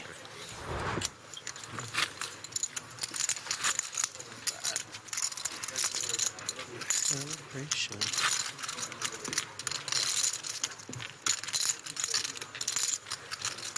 I know this is a mistake, but I do want to apologize for missing the opportunities on that huge hand last level. I feel very embarrassed about it, and I have to say it. Oh, I was watching it. I have and I was say thinking, it. I'm like, oh no, Joe. Yeah, I have to say it. It's the only way I'll feel better about it.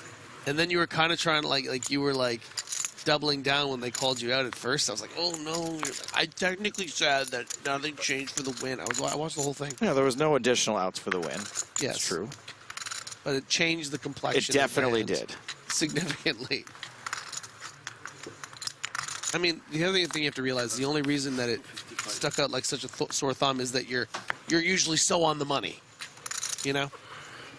It's like, when you're never wrong, when you are finally wrong, but one small thing, it's like, it really, you know, we all notice, and we just want you to be you.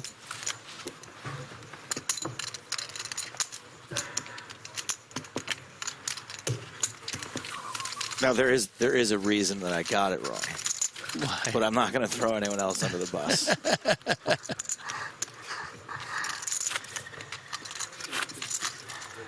Where are yesterday's dealers? We had different dealers yesterday. Yeah, she's Missouri Horror. I still should have noticed it, is what I'm saying. I still should have, despite my reasoning, my rationale. You're so money you don't even know it, Joe. It's always your fault when you get in the box. Huh? Kings with him. That sounded a lot like my voice. I had kings with him? Yes. Where? No, you need a new dealer now. Huh? And it was in your big blind. Yeah, but my qualms with this. Good to see everyone laughing again. The cards he deals. He's an excellent card dealer. What? 240. Great Gonzo says, how is Joe going to blame Maria?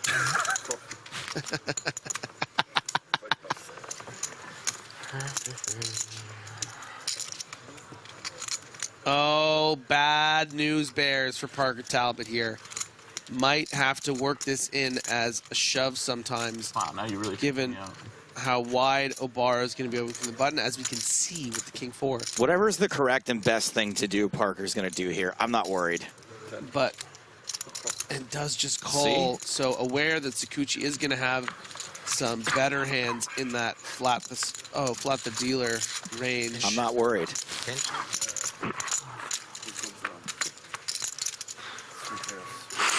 Queen 5 deuce, bottom pair for Talbot, not good enough to beat these sixes.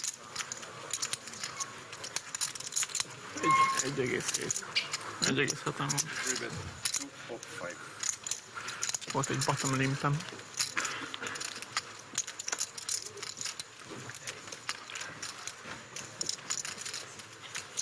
I think Talbot's going to recognize that he's good some of the time here, but there's too many variables with Obara in between, with Sakuchi just getting there. But instead plays it as a raise, which is going to be such an attack against the particular hand that Sakuchi has.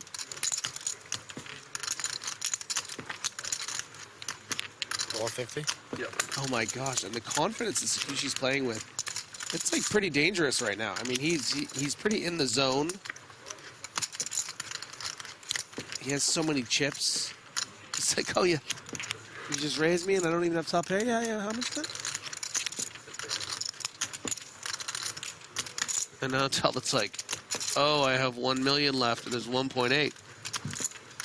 And I don't even fault him for it. I think it was a kind of a nice little cheeky check raise. Deuce. River card is a tray ball for flushing. I mean, a shove goes through if Talbot finds it.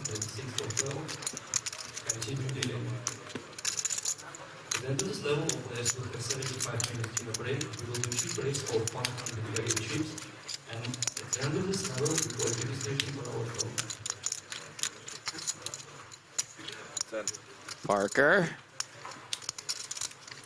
The trigger is there. Will he pull it? I'd say that's a pull. 1 million. Is Sakuchi? Nope. I didn't even get the words out of my mouth. Let's go. Not heroing this time. Let's go. He's too good. Where are my Tonkites out there? Ladies and gentlemen. You asked for a double up. And however you may identify, he is just too good. Line 2, huh? Buddy, wait until you see my cards, right? Shit fucking dealer.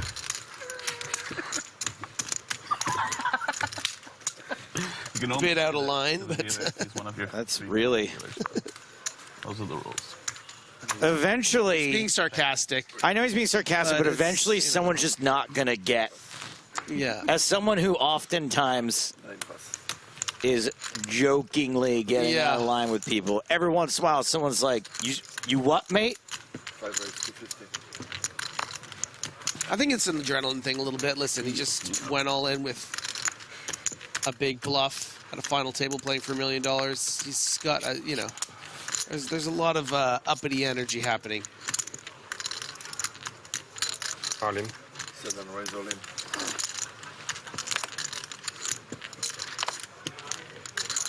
So all in, and Ontario That's how we get ladders. Right? gives it up. Find some jacks, bro.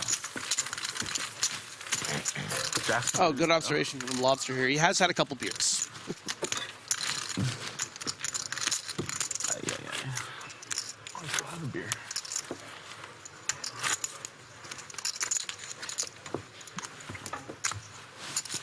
He's at lucky chip. Antoine's World, boys. I got it. Of course. 1, 2, 3. How many players are left? 1, 2, 3. I didn't say you 4, 5, did. 6. 6. 6. 1, 2, 3, 4, 5, 6, 7. Oh, there's 8 listed by Nightbot. Okay. 3 pass, 5 pass. Definitely a bit of a vibe shift. It's like 1.7 since Kalev left. I think when there's such a presence like that. Yeah, that's what I was about to say. You know what I mean? Yes. It's just it really dictates like Raise 240. how everyone is going to behave. And now it's just like, okay, we're in sort of one of the more intimidating Parker and figures is Sakuchi. gone now. Yes, Yeah. and now it's like Parker and Sakuchi, that's sort of like, you know, two guys from Toronto energy and joking around. And even Sayud is cracking a smile. God, raising really sucks, eh? Somebody does something crazy. Even when you raise too, raising sucks. If you fold, he's much shoving on me. No, No? I just fold. Sorry, would you like me to That would you ruined my first walk. Actually, you donated some. Hey, that's all right. To donate. It's fine then. Well, I don't know. Let's stop raising. I'll start open jamming, I think.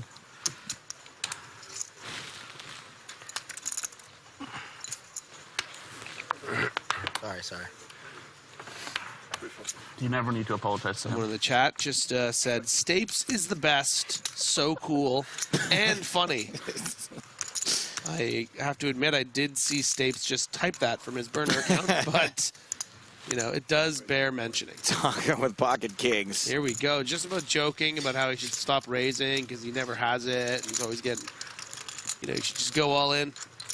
Now he's got It's at least his the third K-bots. time with Pocket Kings today. T-bot with the K-bots. Sometimes I don't. You know how it is. And this is probably just going to get through. Name, now he's going to show it. with the raise, you see? Yeah, it happens sometimes. You just need to get dealt kings. Oh my god, so cheeky because he actually was dealt kings. It's like his little wink, so wink. meta. Little wink, wink for the He's audience. like winking That's for for the you. audience. That's Twitch good. chat. I mean, that's someone else something to make my full house. That's a performer right there, you know. Someone who has a relationship with his audience. No ace this time, huh? We are six-handed. Wasn't good enough. Trying to get to 4 today. Reasonable.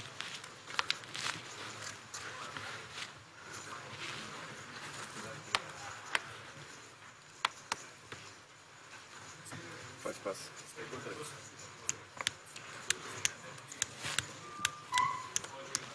Six pass.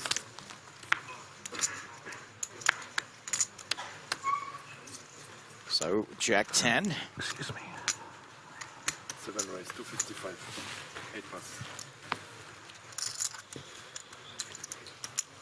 9 pass.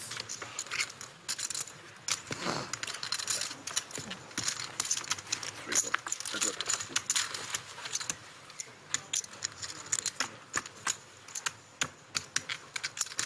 And Sakuchi coming along, up and down draw for Saut. Sakuchi blocking the draw and flopping a pair. I mean, look, unless the turn is a queen, 275. I see Sayut finding a way to win this hand. Really? Oh, yeah. I mean, maybe he's more incentivized to not have to try to chase after these chips from Sakuchi, but big range advantage, obviously. Also, last time I didn't as have time the to look at aggressor. you. Just beat me in the pot with your chips. And turns a 5. You know, you want to get those 7s out on the turn here. But a queen's probably not folding, so we'll see how Sayut does it.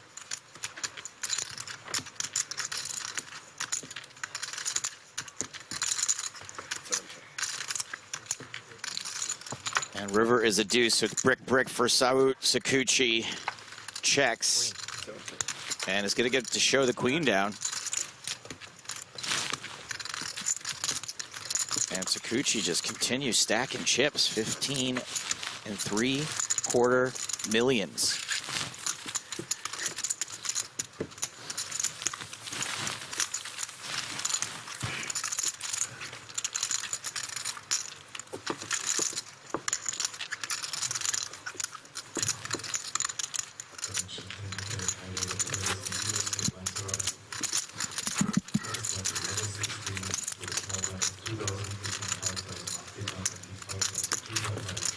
Got around 30 minutes left on this level.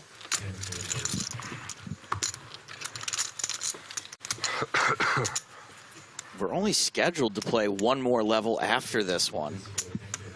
Is that a hard stop, even if we're still at 6? Okay. Hi-ya. Steven asks, what happened to DJ Kalev? He is out. Thank you for your question.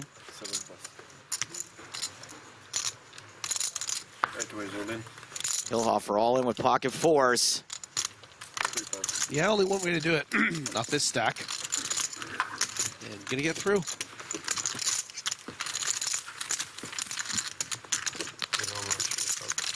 How much you got? 19 bigs for Istvan. No, before 2.03. 2,030,000.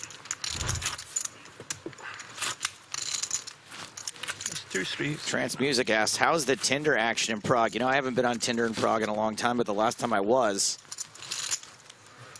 a very, very beautiful, very tall woman came to party with us on the last night, and then she told me a story about how when she was on a date in Dubai, she got attacked by 37 dogs. And it's one of the most strange stories I've ever heard in my life. And things ended pretty early that night. That's the end of the story? I mean, there's more to the story than that, but I don't know if I really want to tell the whole thing. It's just such a specific number of dogs to be attacked by. Yeah, it is very specific.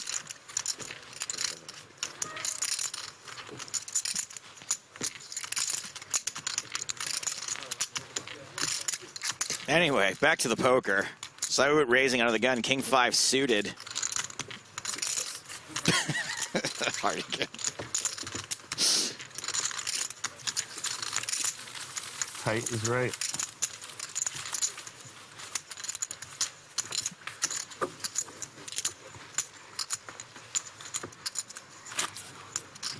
Tight is right. So wise.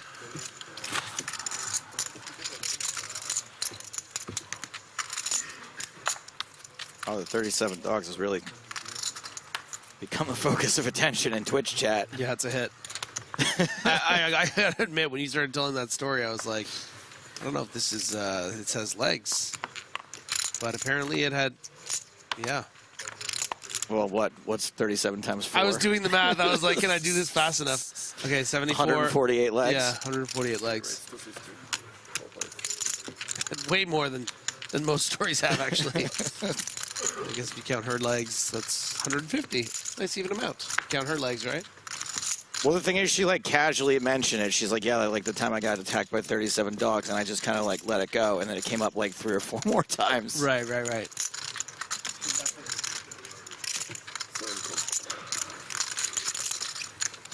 Queen 10 for Sakuchi. Sait defending 7-8. And Sait flops a gut shot, but again, Sakuchi flopping the best pair. 280. 3-bet 280.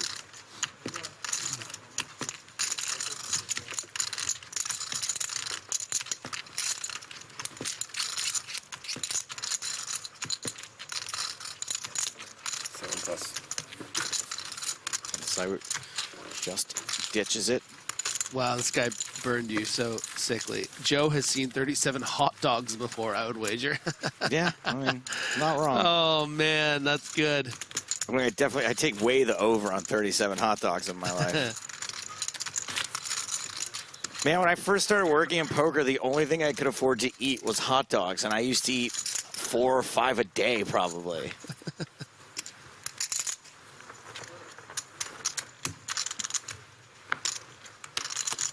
Obara, first to act this hand. King 6 off, folds.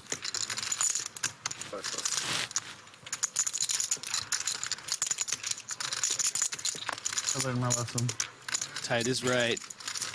Producer Chris also saying first time he went to Atlanta, so all he could afford was hot dogs. When I was in college, I ate a ton of 7-Eleven hot dogs too. It was like my rotation was McDonald's dollar menu, Taco Bell, and 7-Eleven hot dogs.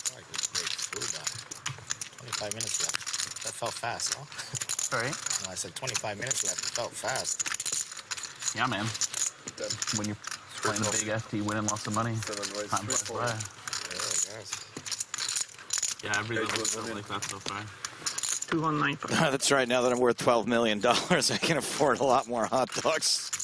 Come on, Antoine. You got a call there, bro. Not this time. Not this time? Okay. I would not vote for the shove either. I can tell you that. Huh? Would have not voted for the shove either.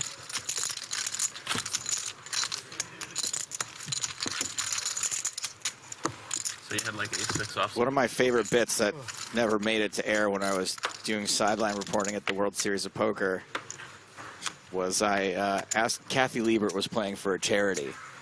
And I asked her, I was like, I asked her about the charity, and she's like, oh, it's for like, hungry children. We donate food, blah, blah, blah. Hungry children, hungry children, hungry children. I'm like, that's really great. Thanks so much. And I looked directly at the camera and I go, coming up next on ESPN, the hot dog eating contest. And they didn't air it. Oh, no, that's too bad. the Nathan's hot dog eating contest. Yeah.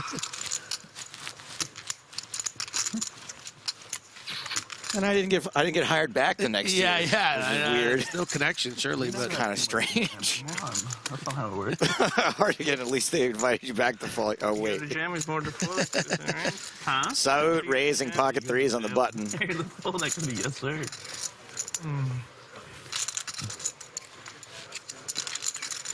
And Obara is going to defend the 75 varieties of Heinz.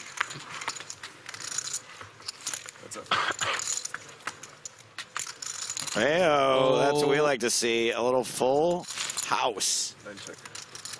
And Obara with a decent... Ooh, boy. What? A straight draw. Yeah, a decent check raise candidate here. Maybe a check call depending on the sizing. Not the kind of flop you want to just straight up fold. 155. So an opportunity to get into trouble here. If he wants to start repping the 6 now, and he does without hesitation, and it's just the dream. My goodness. It is just the dream. Reaches for them big old chips. Those red and blacks, 100K each, 480,000. Just flop a full house button to big blind and then just get check raised. So good. You flop a boat. It's just...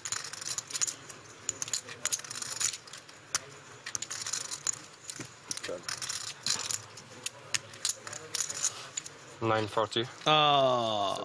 940. Oh, this is over. Still good though. I mean, look, you're gonna. All right, hold on. Let's not jump to conclusions. Let's just wait. 940. 940. Obara could absolutely lose his mind. Well, Saud is gonna know like what kind of player Obara is, whether he's willing to like go crazy and make it time banking 1.8 here, or if he might have just shrinked up had Saud just flatted.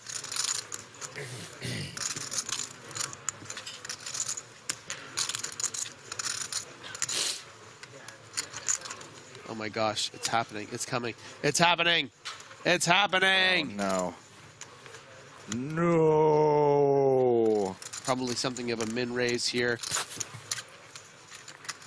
The raise was only 460 more, so it gives him room. 85. Oh my goodness.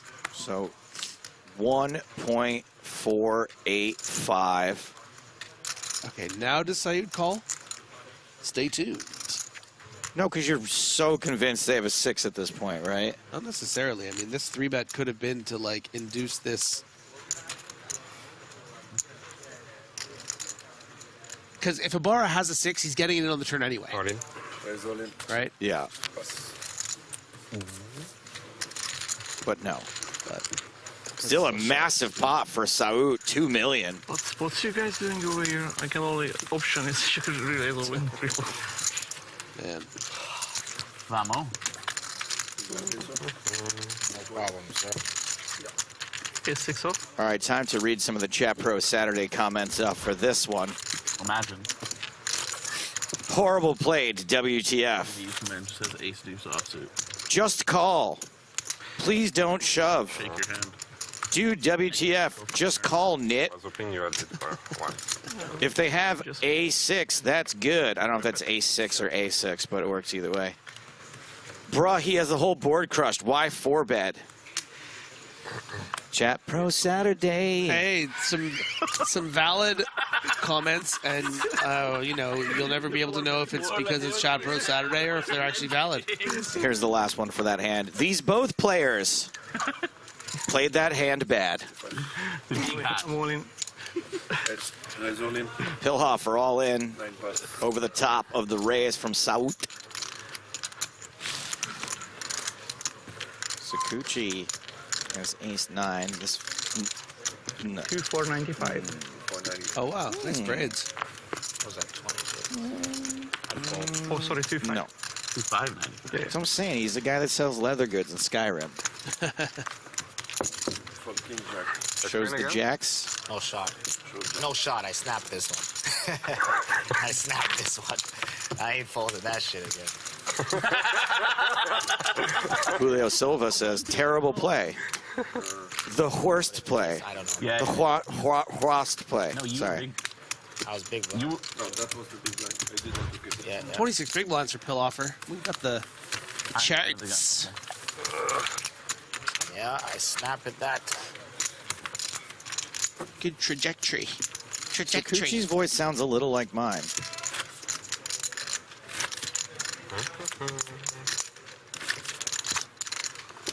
Ricardo says, I trust chat commentary more than Stapes at this moment after that missed chop call earlier. Now, here's the thing. 100% true. 100% true. The thing is, I'm still going to ban you for pointing out my mistakes. Yes. They folded like. Yes, that's actually why I have not had a Twitch account for quite a while. Still banned. Won't let me back. He's getting really loose. Upswing Poker says, come on, admit it, Griffin. That's a pretty big mistake unless you have a very rare exact read, and you mostly do this re-raise OTT with the bluff, not when you have the full house. Why are people saying, Griffin, you think that was a good play? When did I say it was a good play? Come on, now James Hardigan says, come on, admit it, Griffin. That's a pretty big mistake unless you have a very rare exact read, and you mostly do this re-raise OTT with the bluff, not when you have the full house. Pie Face Poker says, come on, admit it, Griffin. That's a pretty big mistake unless you have a very rare exact read. But mostly you do this re-raise OTT with the bluff, not when you have the full house. So it was. I went through a range of emotions with that hand. I thought it was a mistake to 3-bet the flop, 4-bet the flop, because for the same reasons you're all complaining about the shove being a bad thing. But Antoine Sayud obviously had an understanding that Obaro had the capability to put in another bet on that flop. Half an hour? So I was surprised to see him not peel there and just instead shove. OMG, Sakuchi rivers the deuce.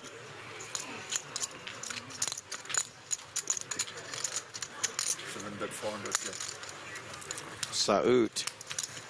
That's 400,000 for value, mind you. For value.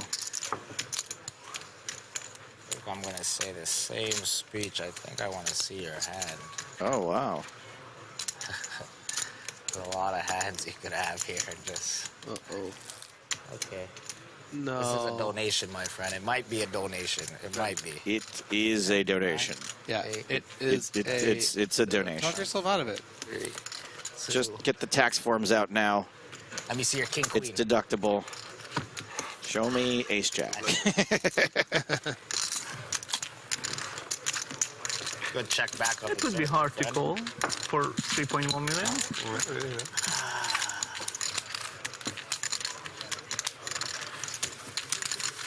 Sayud having the time of his life.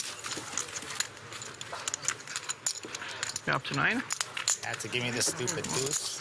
6, 7, 8, even more. Almost 10 million. Parker's made room for more beer, I assume. You won another one. Like I said, it's Son of a perch with a hot take about the trend of wearing fanny packs. Doesn't like it. One more. Yeah. Oh, it was a big pot. Compares it to the scarf trend, which I feel like we haven't seen a lot of lately. There were some scarves here in Prague. Too greedy. Logi's mom says, has anybody reminded Griffin today to check his privilege? Yes, they have. Thank you for your question. Yeah, you're not the first. But you're doing God's work. I appreciate it. You know, just in case it hadn't been done yet. Obara with ace-8 suited. The Italian and the Japanese, round 77.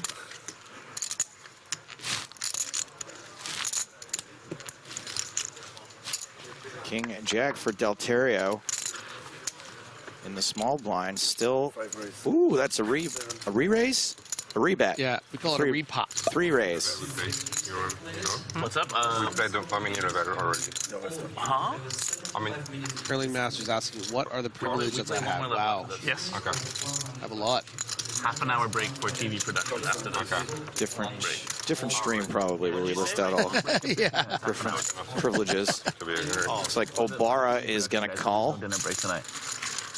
So they need like a 1.7 in the middle. Not a lot of stack to pot ratio here between these two. Oh yeah, but Obara's loving that. 8 high flop. You might win, but we're getting heads up. Delterio's not hating this flop either, as far as I mean, we'll probably you know. It seems like a very whose range, whose range that plays better too, right? Yeah. Like what Obara? How does Obara have an 8? You'd only have one combination of 8. Ace-8 suited. Like the comment.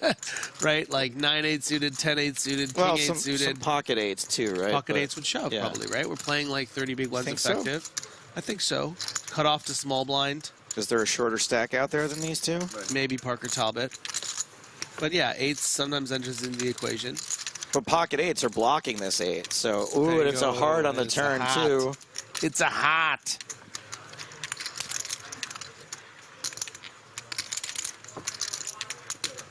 Delterio could just think, okay, Obara's gonna have The turn on the something like an ace-10 here. Maybe if I bet, bet the turn. maybe if I bet like fold. 900K, I can get ace-10 to fold. You bomb the river, I can't fold my one. And that's exactly what Delterio is trying to do, but it's not gonna work out.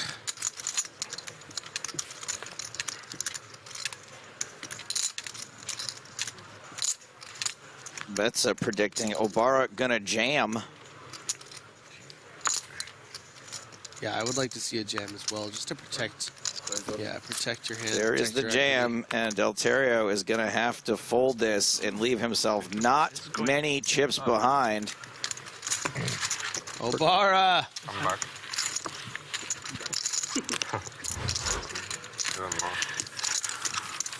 Obara's really growing on me. It's cute.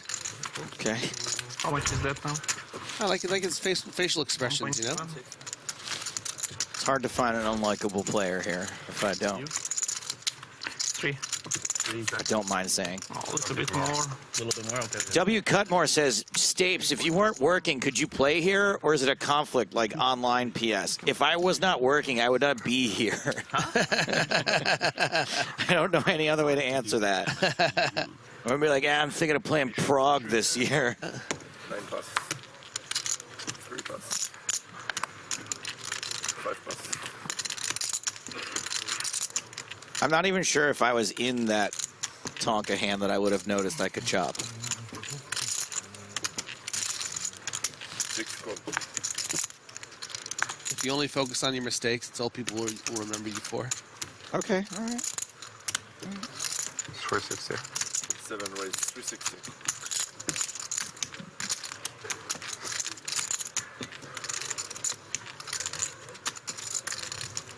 Talbot thinking about getting weird here.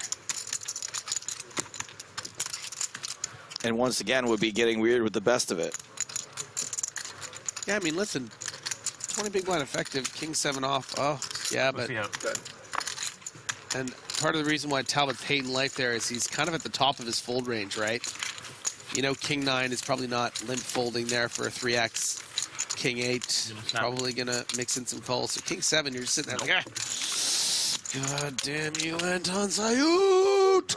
Huh? We almost jump. Yeah, yeah. But then I took the coward's way out and folded.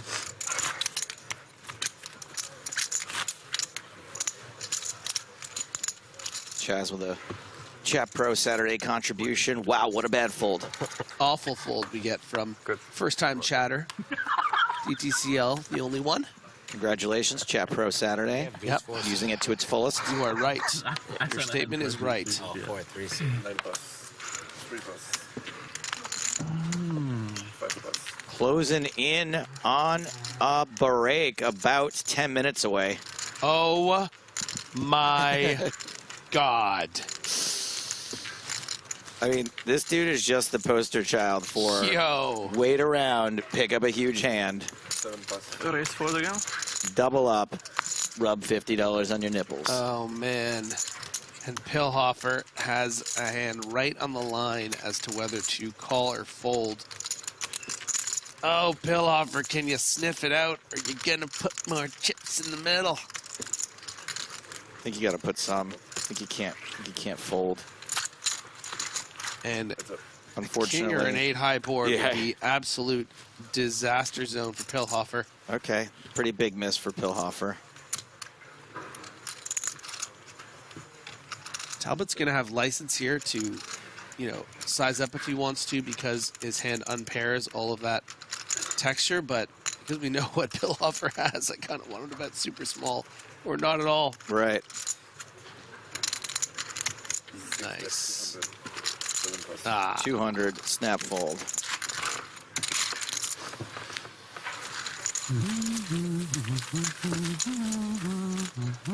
Wasn't too much to jam, by the way. Because I have less, you know? It's better than you have more. I have a good card to bluff on. Just jam, bro. Why not? Before that? Just jam, bro. I'm gonna raise for the game.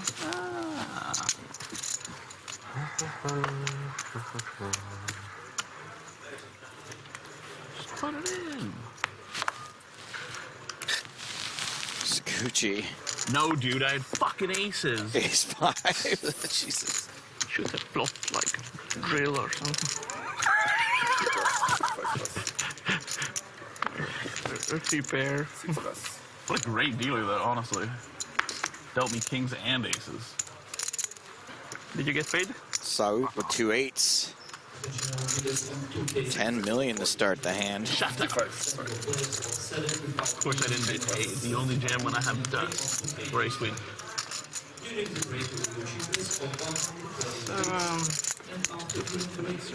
Lara with ace 6. Hey.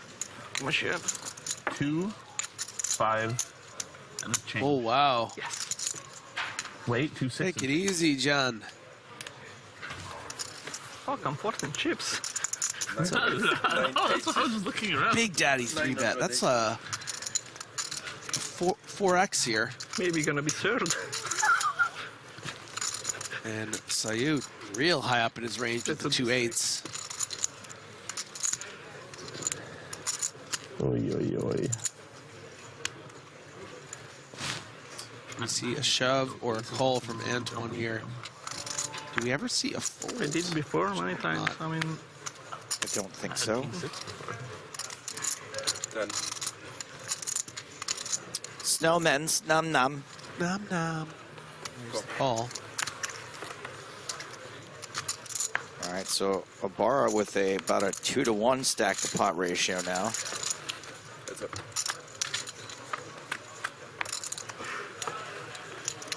Queen 10-6, 3 diamonds. No one has a diamond. The Bad Toro asks, tonight we will see the winner or not? Technically, you will see the winner tonight.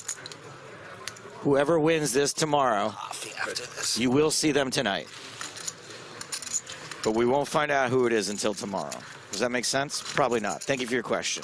Ibarra bets 230,000, and Saud folds the best hand. Power poker, is that still a phrase? I mean, you invented it how many years ago? Like 8? I haven't heard you use it in a while, but it's still a thing. I've not used it in a while. I'm just wondering if it's out of fashion. to 6 million. He just texted me when he had ace 8 of spades.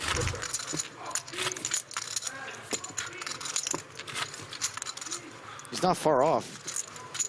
Is he talking about the ace 8 of hearts hand? I don't know. Oh man, I'm getting sleepy. Me too, man. Everyone, I mean, just get down to 4 and you guys are done. We got no control over that. You do. You are. And Delterio, after one 3-bet double barrel that didn't go his way, is down to the danger zone and is instantly seeing a reshove. And we got a fair fight here. Get him. We You guys have not are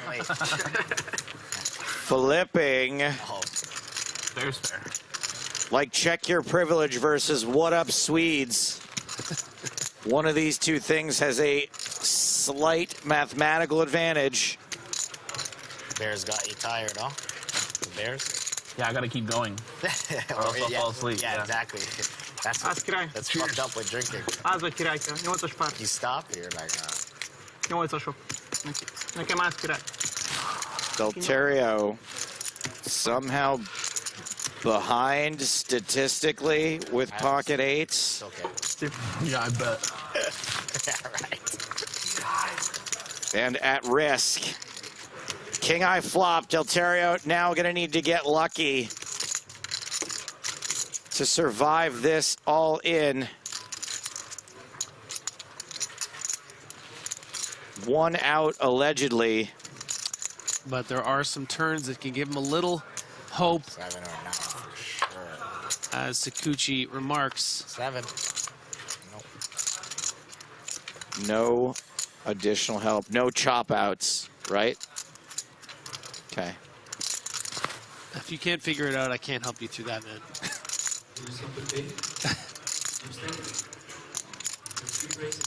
River card. Nom nom. Need to see the last snowman in the deck. Nom nom. River card. It's a queen. It was round, but not the right kind. Luigi Delterio succumbs. And another fairly quick exit. Okay, you happy?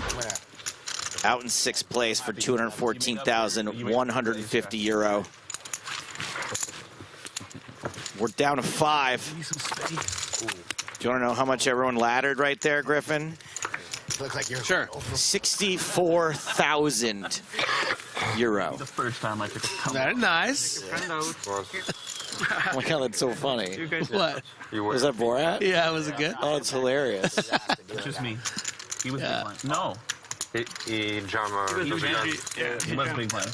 That's so funny. Yeah. This is a spot on Borat. That's good. My wife. My wife. My oh wife. My God. You Yeah, know? that's great. Like from Borat. Yeah. Yeah. Yeah. Wanna need sober. So somebody just sent me a picture of Griffin at what? 14 years old? 2003 we figured out, right? Yeah. What are you holding up there? So that'd be 20 years ago. I'd be 17. We won. Intel Pentium processors? We won a tournament, and they gave us like video cards and processors, I think. Hey, who's this? Do you have an adult chaperone? I don't know who that is. But I know all these other guys. I forget maybe a couple of their names, but This guy's in jail now. that's Alexander Dubov, Revenge. Who's Merciful? Maybe it's the guy we can't recognize. This adult? Yeah. He can't just stay on the floor of his room? Or is there, should we do this conversation off air? Double face down. I mean, maybe it's, must be. I don't know. Can we find out who it is in the photo? Simply must. Merciful, I'm going to need some more information. Yeah.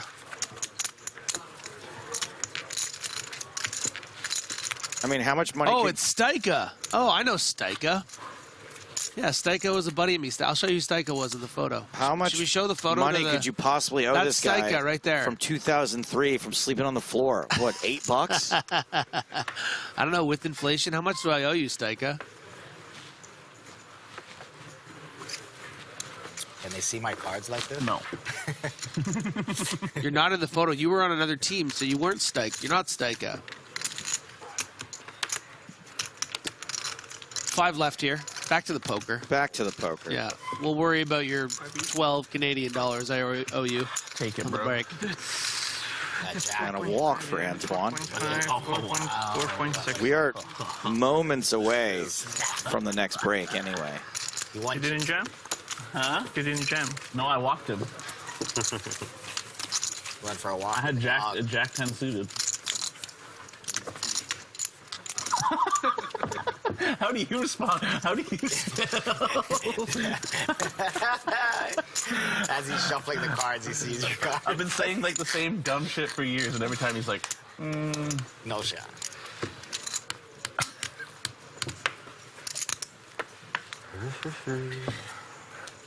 Tom announcing the chat that if we lose one more player, that will end today's play. Doesn't look like it's going to happen before we take a slightly longer break.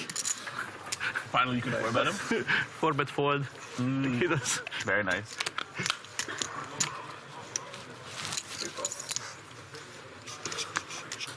Oh, 6 seconds, perfect. Okay, this is kind of funny. Be My Girl says, we are sashimi away from the end of the day's play.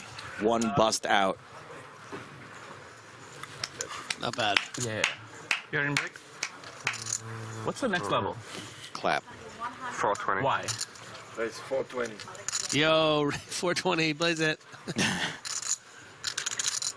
Pillhoffer in the big blind. We've got 420 and a Pillhoffer.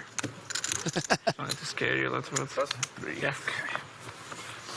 Pillhoffer folds. Saud's going to pick up the last hand of the level. I'm very curious to see these chip stacks right now. I'm very hungry. Are you hungry? Yeah. I haven't eaten since we had breakfast this That morning. that photo of you at 13 years old made me lose my appetite. Maybe we'll show it to people. By the way, after we could have break. been brothers at that age. Yeah, I bet. All right, so it's going to be a slightly longer break than usual. This one's going to be 30 minutes. When we get back, blinds at 150,000 for the big blind, 150,000 big blind ante, 100,000 small blind. Here are the chip stacks. Parker still short, has been short all the live long day.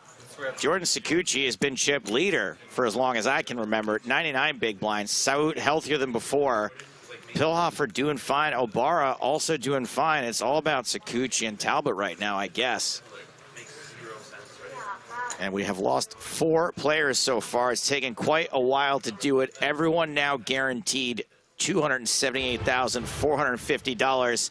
We're going to end play when we lose one more player or one more level. 30-minute extended break for now. More from EPT Prague 2022 when we return.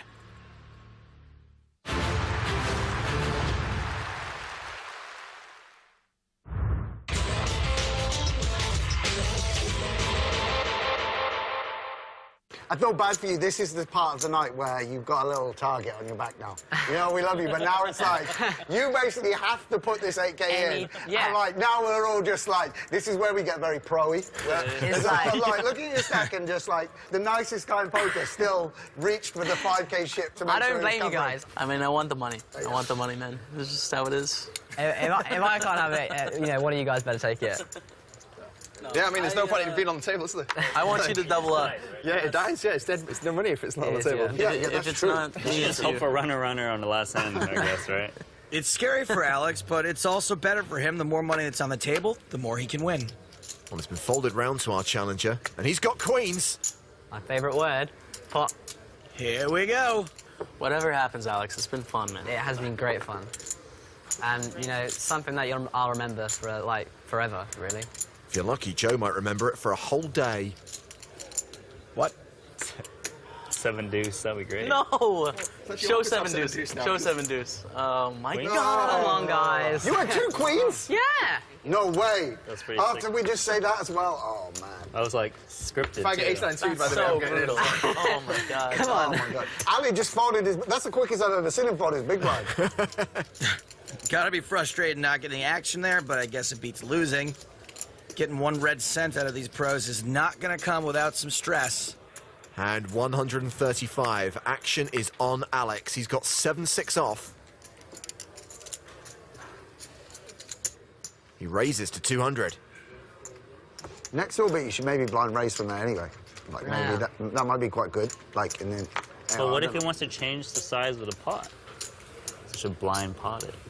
You're sick, Randy. You're sick. Everyone's coming along for the ride. Note that Jake just called with ace-king. Yeah, make no mistake, all this just calling, not friendly, it's the Sharks circling.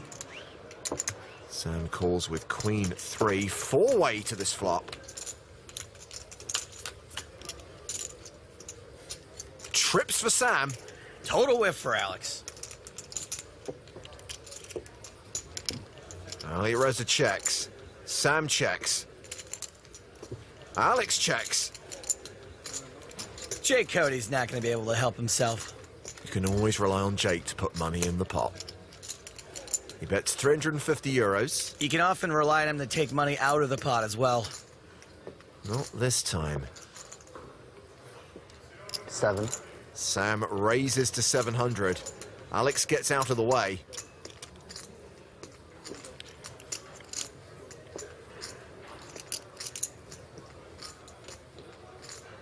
Jake calls with ace-king high, heads up to the turn. Obviously doesn't know what bad shape he's in. The turn card is a queen. Sam now has an unbeatable full house. 2,300 in the middle. Sam bets just over a grand. Now, if Sam were bluffing, this is the way he would play it. Jake calls. Getting stickier than a snow cone in August. Well, fortunately for Jake, he doesn't improve on the river. So he probably won't be calling again, but...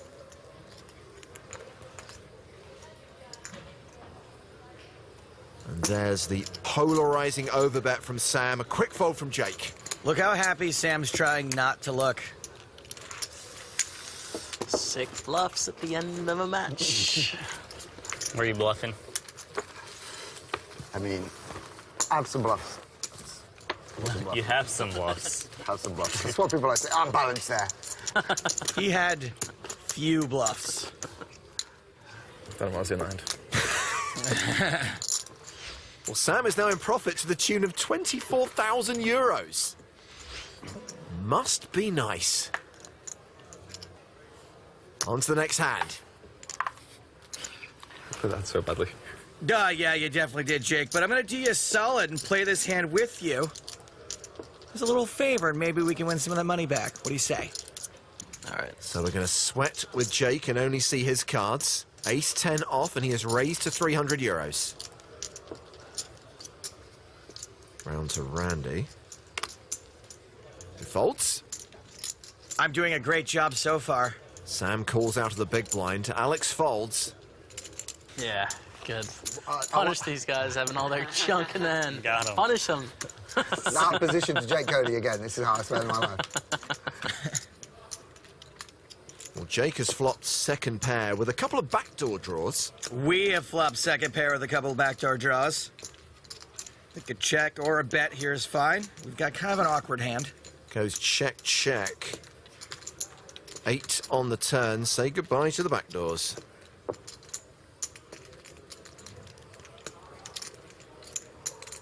And looks like Sam will take over the betting lead on the turn. 1,250 euros. In a way, we're kind of asking for a bet here. Yes, Sam could have his beat, but when we check the flop, we also let him bet all of his draws. And there are more draws here than the 94 Man City team. Set a record that year. Looked it up. 18 draws. Well, Jake is called. The river card.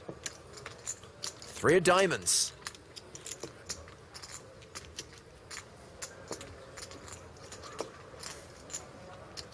Well, the flop flush draw got there.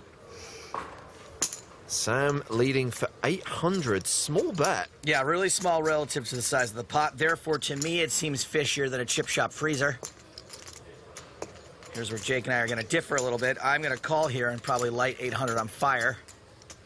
Or fold and waste the entire pot. My guess is Jake is thinking about a third option.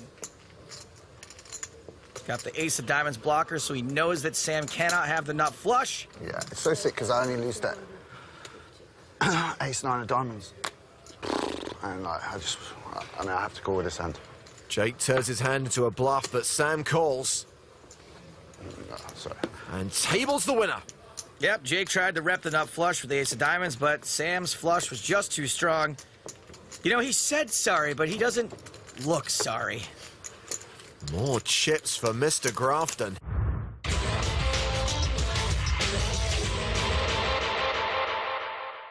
We got 3-hand in, I took the chip lead, and then I just put them all in. I was just like, all right, guys, you find a hand now.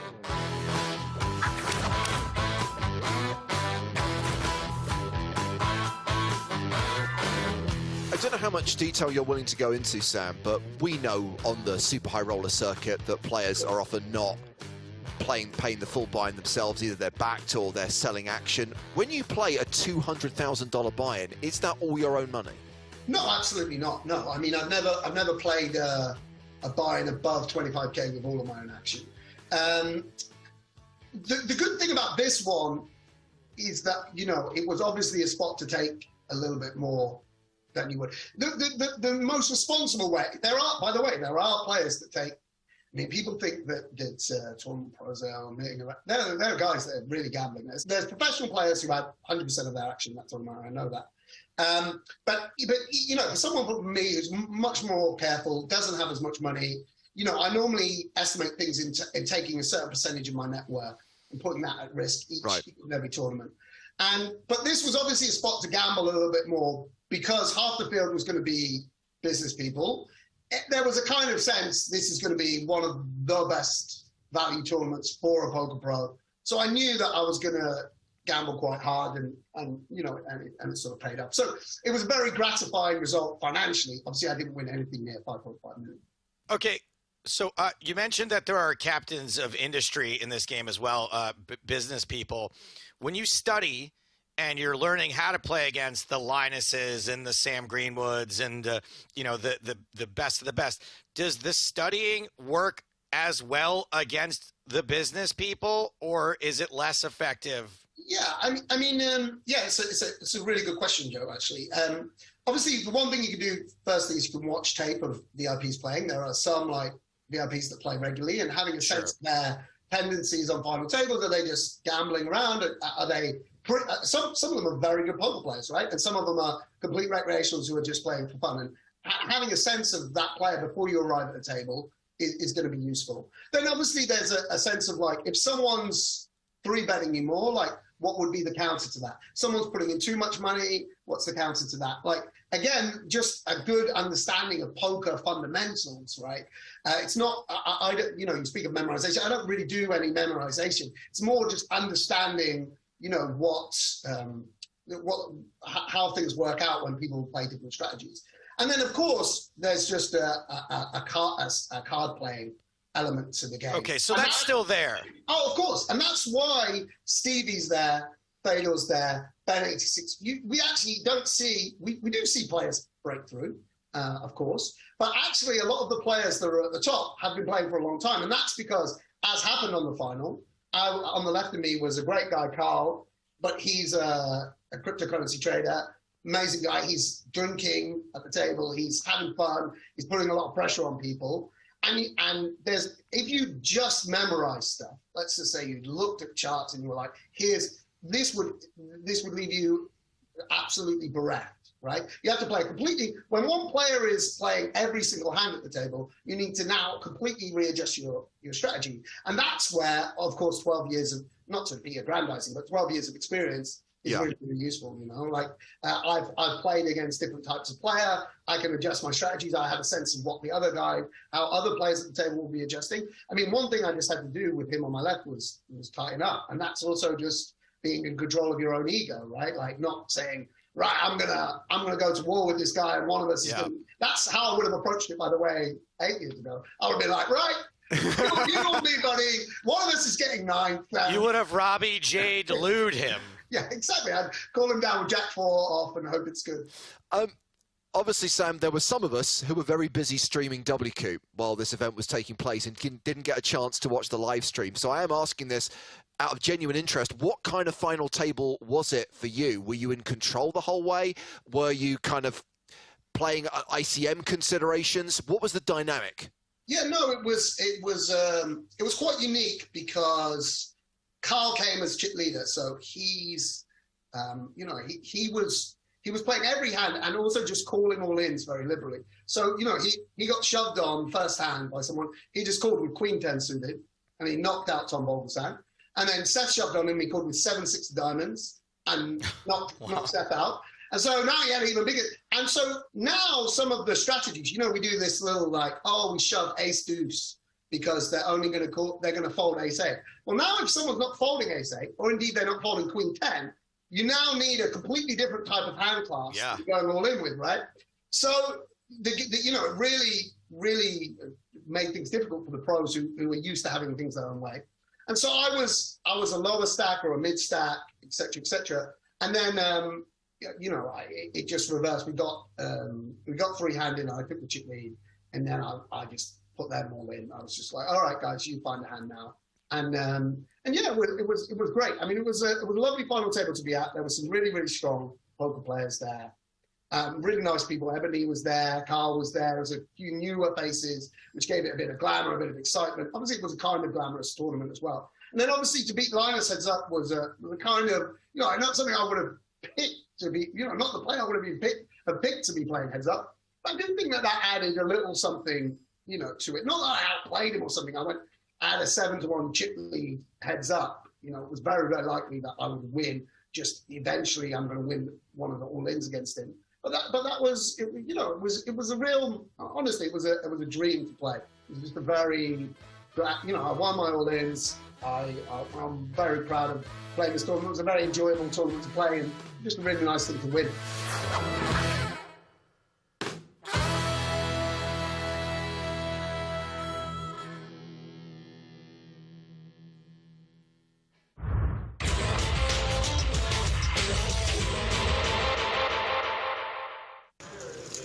Dan Shack has opened with ace-jack. And he's now facing a shove from Kamal Charoria, a watch dealer from London. Are we sure he's a watch dealer? Are we sure he's not the bad guy from Skyfall? Think on your sins. This shoves for like 12 bigs. I think Dan's got a call. He does call. Charoria at risk. Oh, you probably have me beat. What do you got?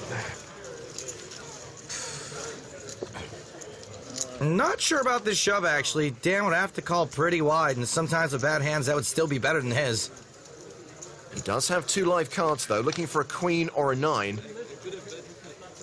He doesn't hit the flop. Ace high still ahead. Well, that's an action card.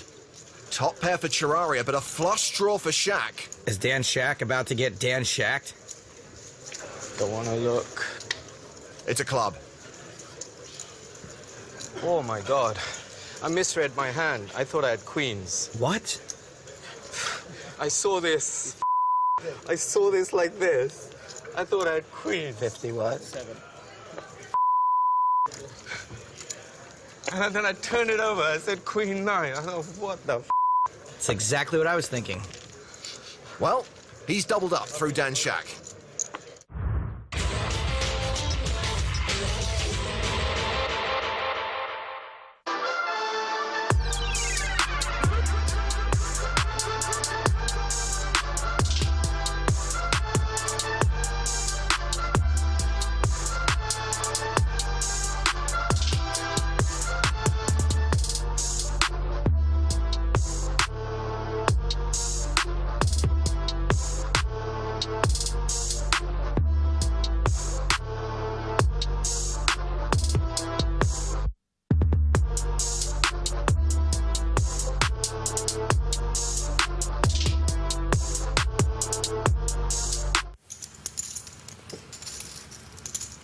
And big shock, look who's got a hand.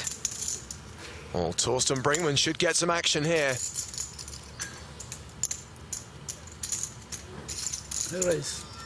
He's going to 3-bet. This must be music to Brinkman's ears. Freitas just 3-bet an under-the-gun razor. That's going to look pretty strong, but I'm not sure I can automatically give credence to a 3-bet from the chip leader, especially remember his propensity to get it in with ace-4. Pretty rare to see someone lay down ace-king at this stage of the tournament to only 1 bet. Brinkman's got the perfect size stack for it. Whoa. What happened there? Tight fold. He just laid down ace-king? I mean, why even raise if you're going to fold to a re-raise? He had position and chips behind as well. Even when Freitas gets unlucky, he gets lucky. I was about to say, Brinkmann was in a perfect position to ship it, and then he folded? Did that really just happen? That was terrible. It was a terrible fold. And action is on the chip leader, Ivan Freitas. He's got 9s, and he raises under the gun to 245,000. A decision for Torsten Brinkmann. Freitas really hasn't gotten out of line too much today.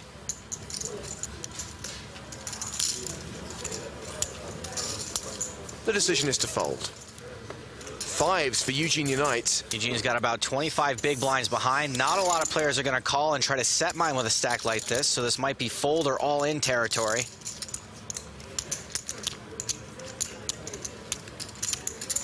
I'm all in. It's the latter. All his chips go across the line. Freitas will have a decision to make, but he's got a couple of players to act before him. Landweig gives up the button. And both blinds quickly muck.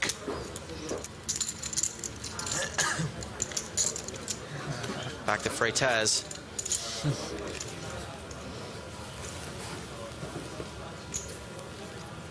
Counting out the chips for the call. Freitas hasn't folded too often in these spots. There's his wife. They're celebrating their wedding anniversary today.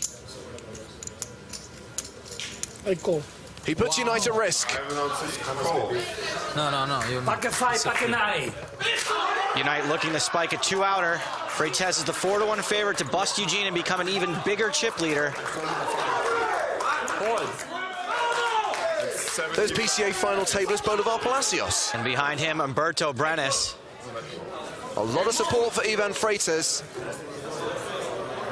A flop of 10 Queen 6. Unite still drawing to a 5. Umberto somehow found his way up to the wives section. Ace on the turn. Unite still dead to a 5. Meanwhile, every poker fan in Latin America is somehow here and on their feet. Unite is down to 1 card, 2 outs, or it's checkmate for the chess master. The river is a 6. Freitas consolidates his chip lead. A disappointing result for Eugene Unite. 6th place will earn him 250,000 euros.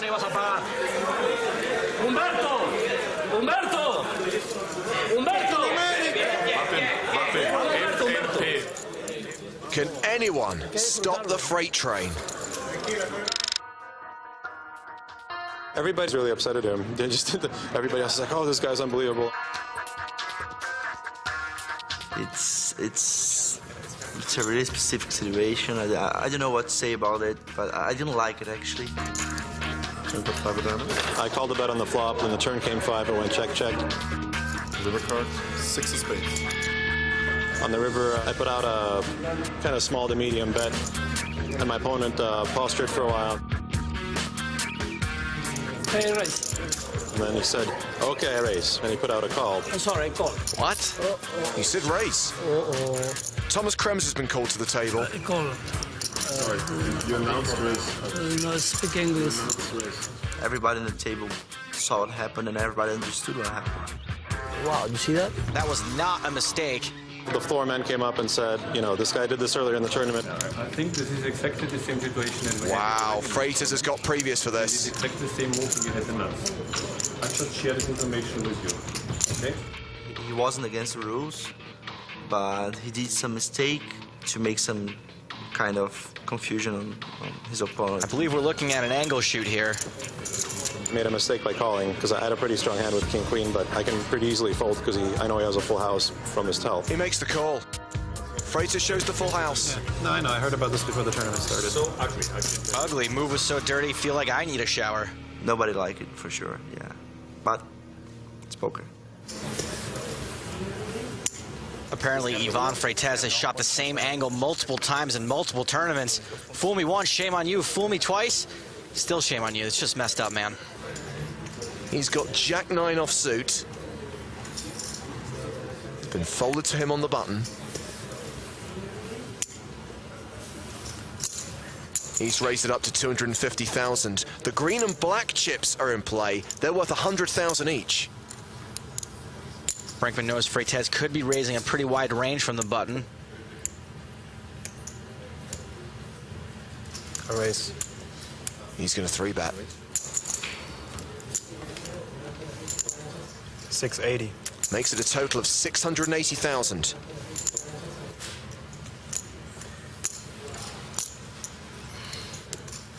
Hamas Lenvai, a 6-9 off suit. Dominated in both spots. So it's back on Freitas. 6. That's 6 million. I really think there's no shame in Freitas just letting this one go. Instead, he calls in position, and we go to the flop. 5-3-10, all clubs. Both players with a club draw. Brinkman's got the nut club draw. Brinkman was the last aggressor, and he's first to act. 680. 680,000 again, the same size as his 3-bet pre-flop. Freitas has only got jack high, but he's also got a flush draw.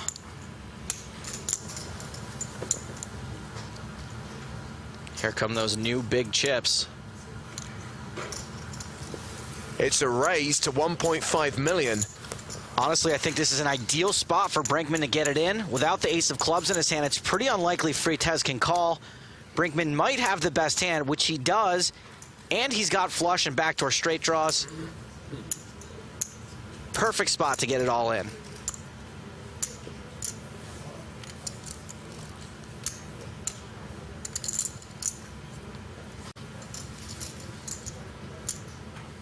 Call. Instead, he decides to call. What happens if he misses on the turn? Exactly right, James. I think that may have been a misstep. It's a 9 on the turn. Freitas takes a commanding lead. Check. And he shoves. At this point, Brinkman has to fold. Now he's thinking, why didn't I get it all in on the flop? Another victory for Ivan Freitas, who smashes the 10 million chip mark. And then Freitas shows the, well, I'm not sure if he thought he was showing a bluff or a value bet.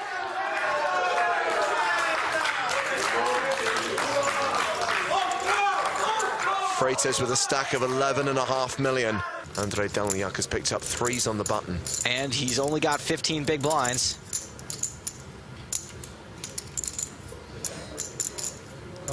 He shoves. Whoop. 1,785,1785. Decision on Ivan Freitas in the small blind. He's got ace-9. Should be an easy call for Freitas. Danilyak could certainly be shoving worse than ace-9, and Freitas got thrice the chips of the next closest player.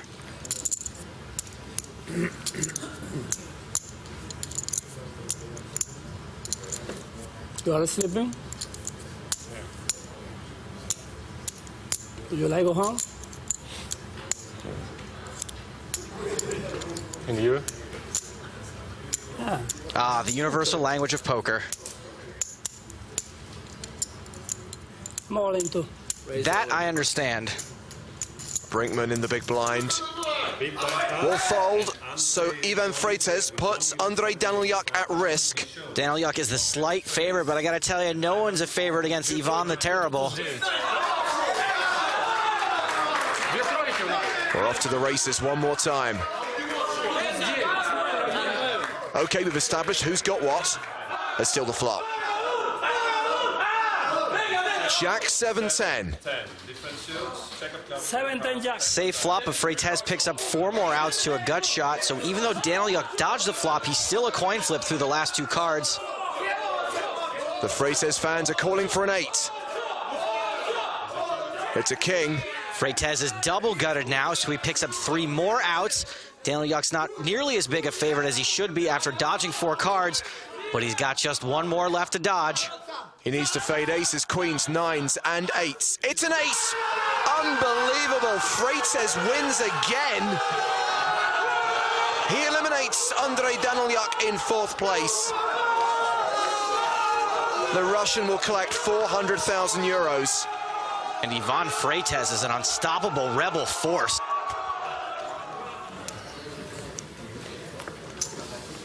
Nine set of diamonds on the button for Freitas. Definitely a raise.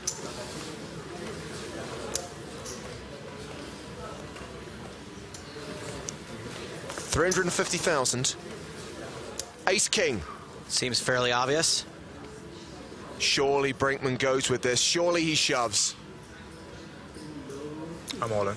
I call. And Freitas snaps like he's got aces.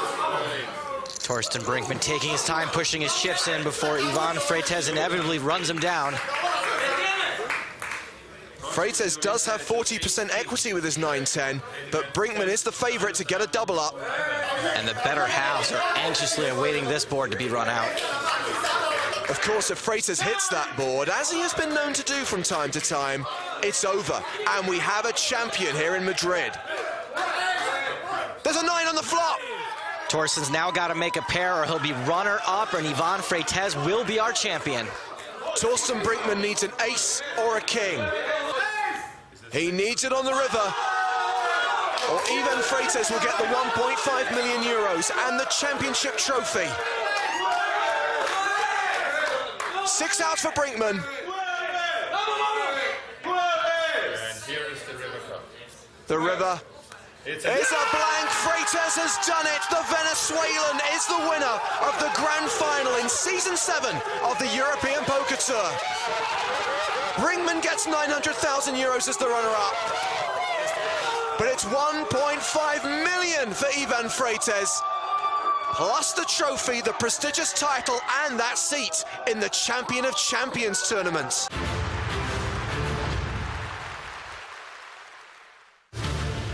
Welcome back to Prague and the PokerStars European Poker Tour. We are back for what is scheduled to be the last level of the day. Of course, if we lose another player, we will be done for the night, because 5 remain at the final table, and the plan, the objective, the mission is to come back with 4 players for the final day. He'll play down to a champion. He'll lift that trophy and take the first prize of more than €1 million.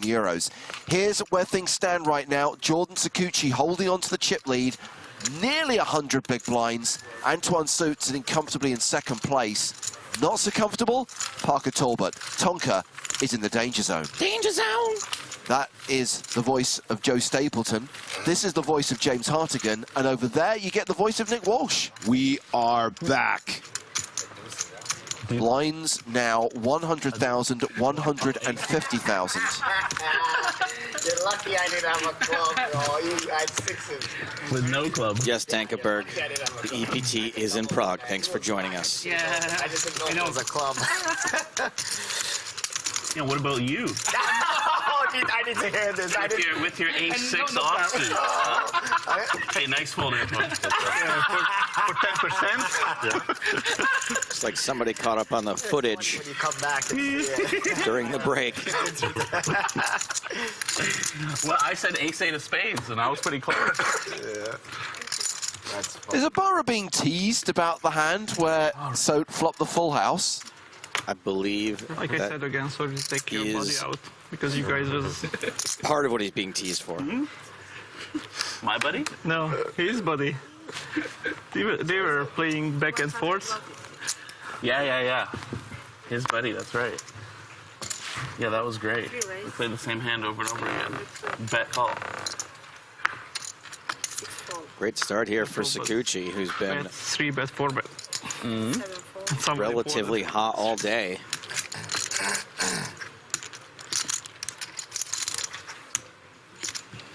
Got a lot of very straightforward hands to play, and this is another one to add to the list. Oh, he's 6, huh? Not this time.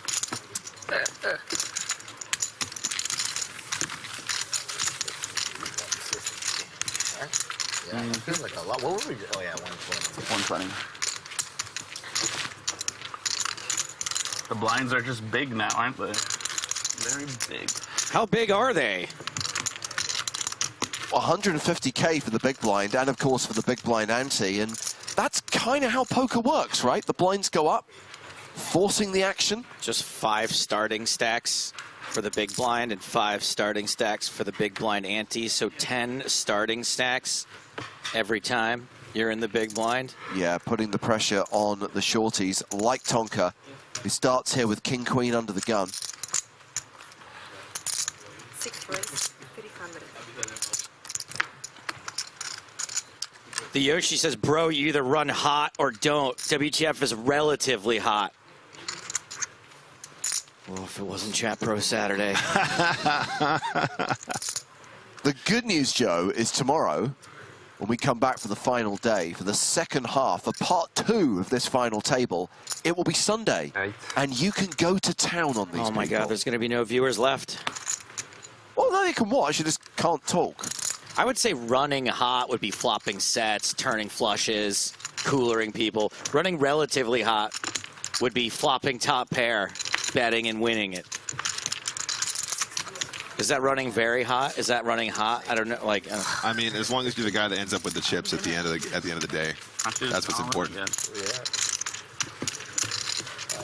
I don't care what temperature I am, as long as I'm above the standard of the table. I think raising ace queen there and winning is relatively hot. Crucially, Tonka did not call the 3-bet or re-raise with the dominated hand. So on to hand 133, but we start with the action on Seit, 10-6 offsuit. Oscar writes in to say, hey, Griffin, check your privilege. Spelled Griffin wrong, and you're wrong. Well done. It's hard to get both of those. Plus, 1.9 million. As a kind of coda, Griffin isn't even here. Correct, yes. Not even in the booth. That's kind of like when Bugs Bunny strikes out on one pitch when he just spins around 3 times. Strike 1, strike 2, strike 3.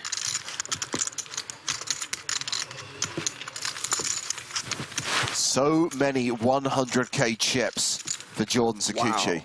Yeah, stacks on stacks.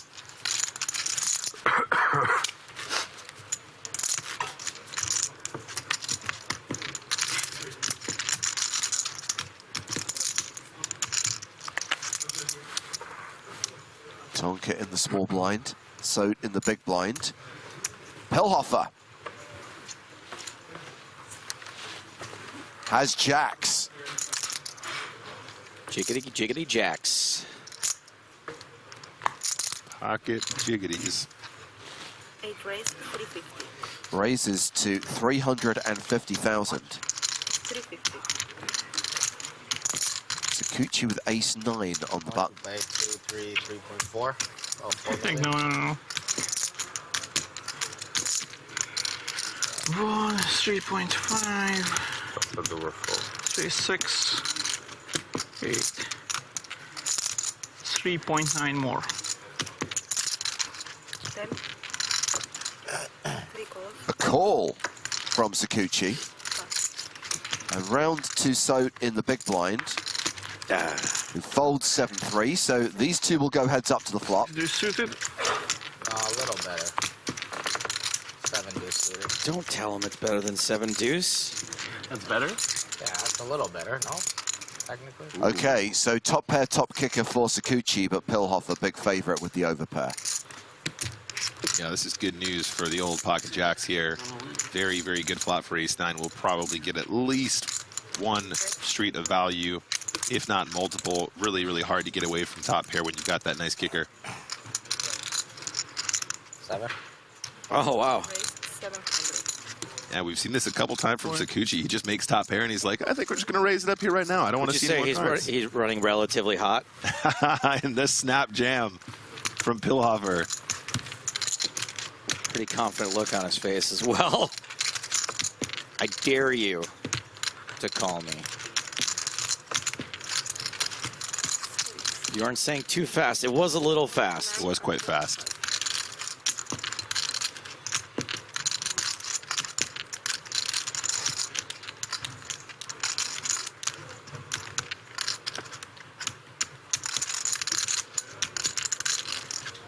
So how much, what is it, 3.9? 3 million? 3.9. He seems like he really wants to call.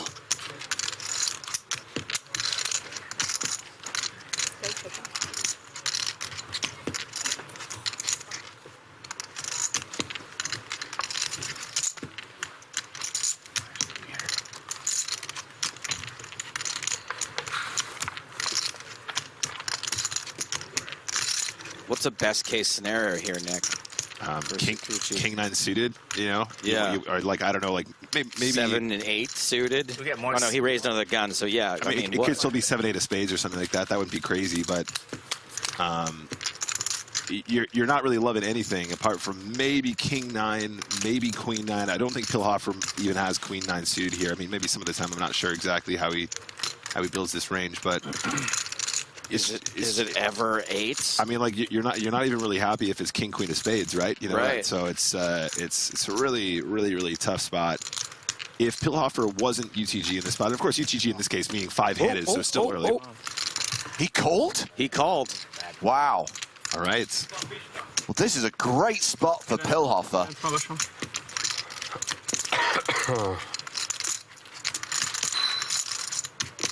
I might be reducing relatively hot to relatively cold if these jacks hold. This is a huge pot. Yeah, nearly 9 million in the middle. I think this is for like second in chips. I mean, if Pillhofer holds. And that's the key point if he holds. Has to fade an ace or a 9 on the river.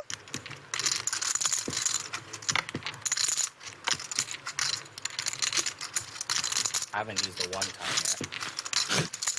I don't think you get it for this.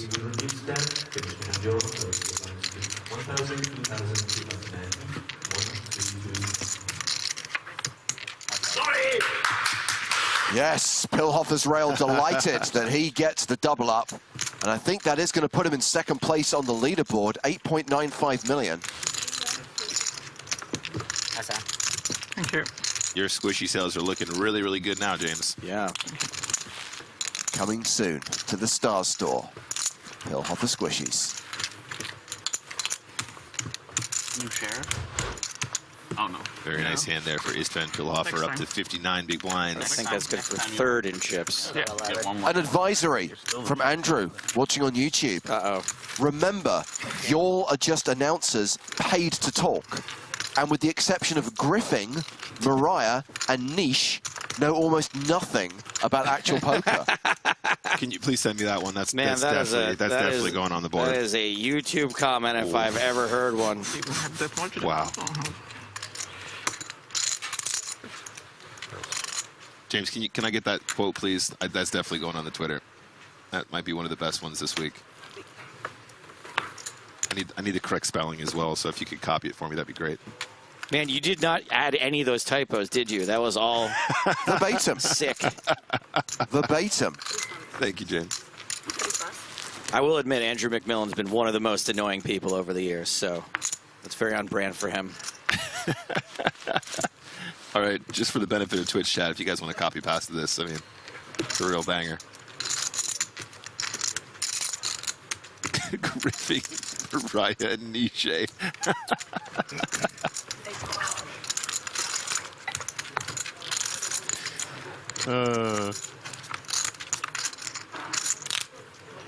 Absolute banger. As we go to a flop here, guys, Queen 4-5. Pillhofer now with top pair.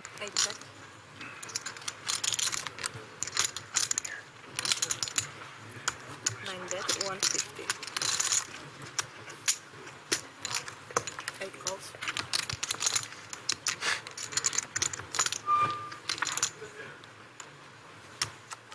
Barra doesn't fetch anything enticing on the turn. Drawing dead now.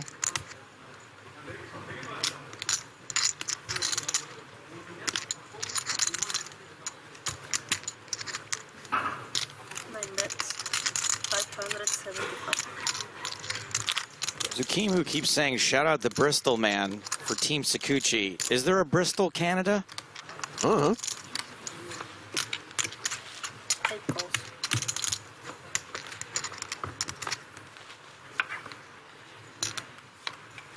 Oh, wow. Albara. Still here. Okay, Bit7 says, yes, there is. It's in Quebec.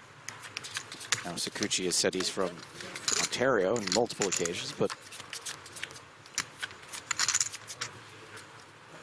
maybe he's also from Bristol, Quebec.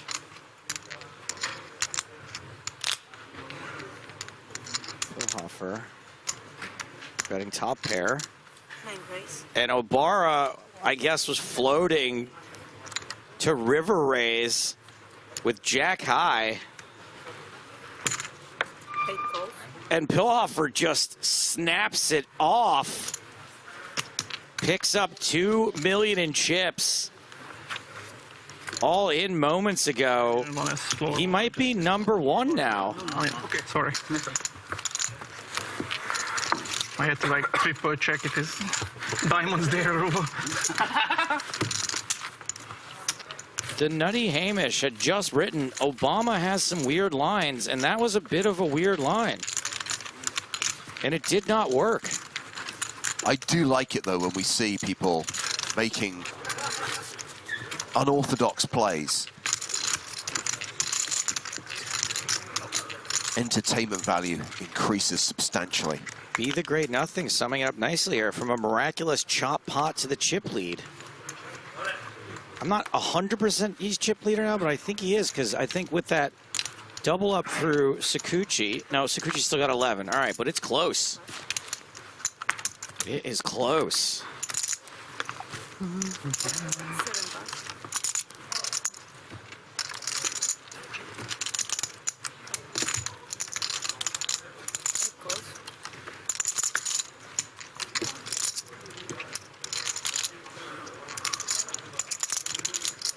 No move.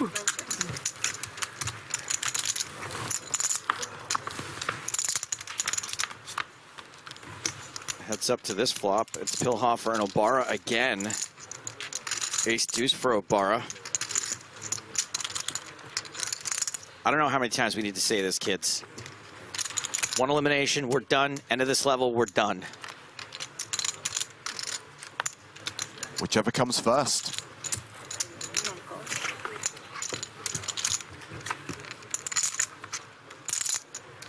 And Pilhofer and Obara still are at a turn somehow with these two hands.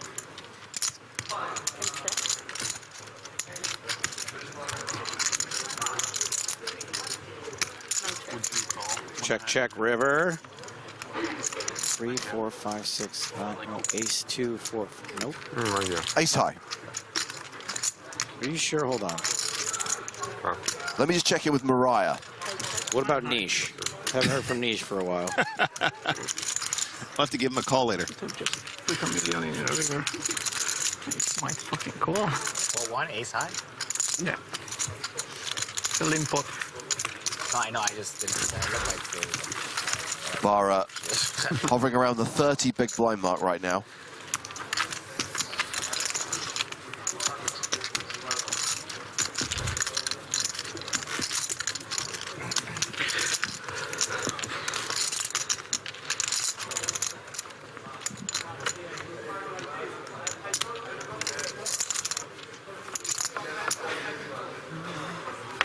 Hand number 137.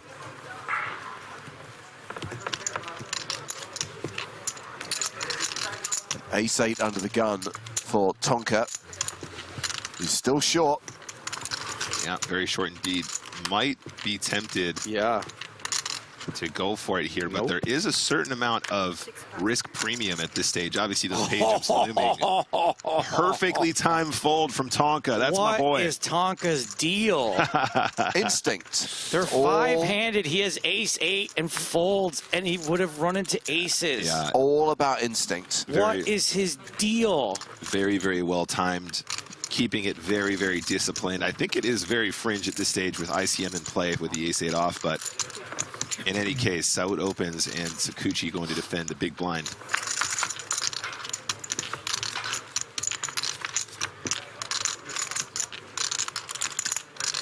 Jack 8 deuce.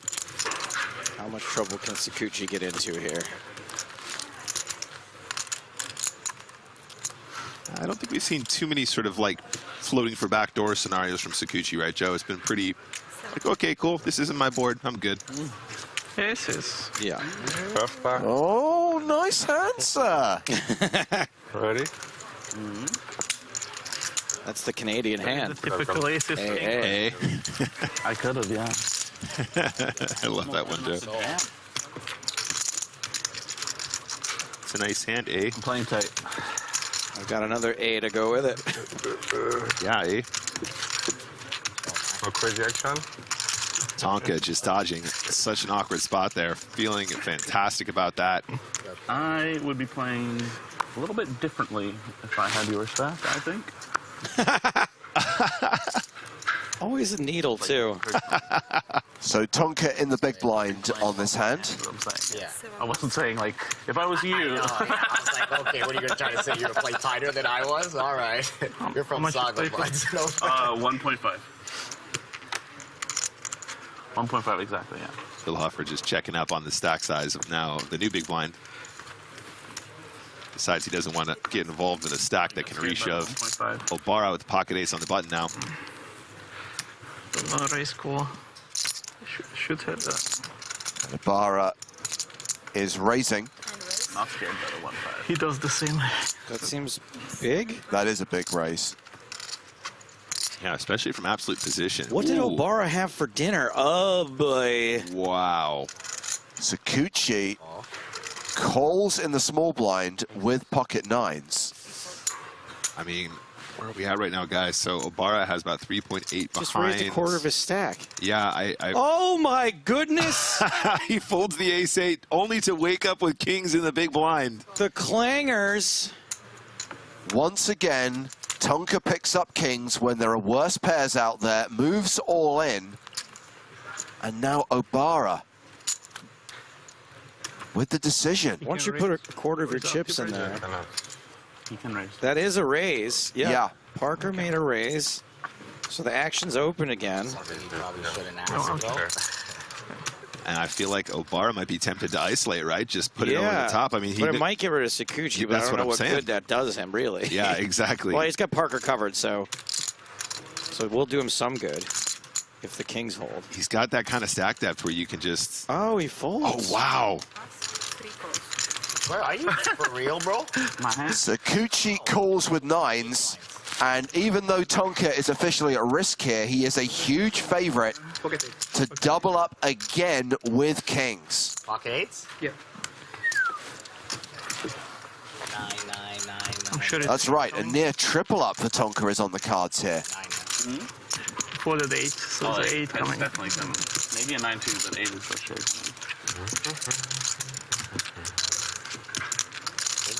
How many double ups have we seen today from Parker Talbot? 3. Second. Well, you guys didn't one was once more. A lot. They always seem to be when he has kings. I think once he just won a huge pot and didn't double up. Upside down. 9 high flop. No. Sakuchi with the set. And now Tonka drawing to 1 out. A king folded pre. Never lucky. Never lucky. Come on, the king ball.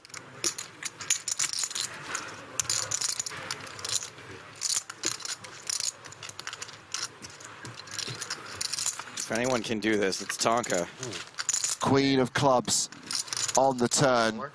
Tonka drawing to 1 out with 1 last chance to hit. I'm asking. You don't have to answer.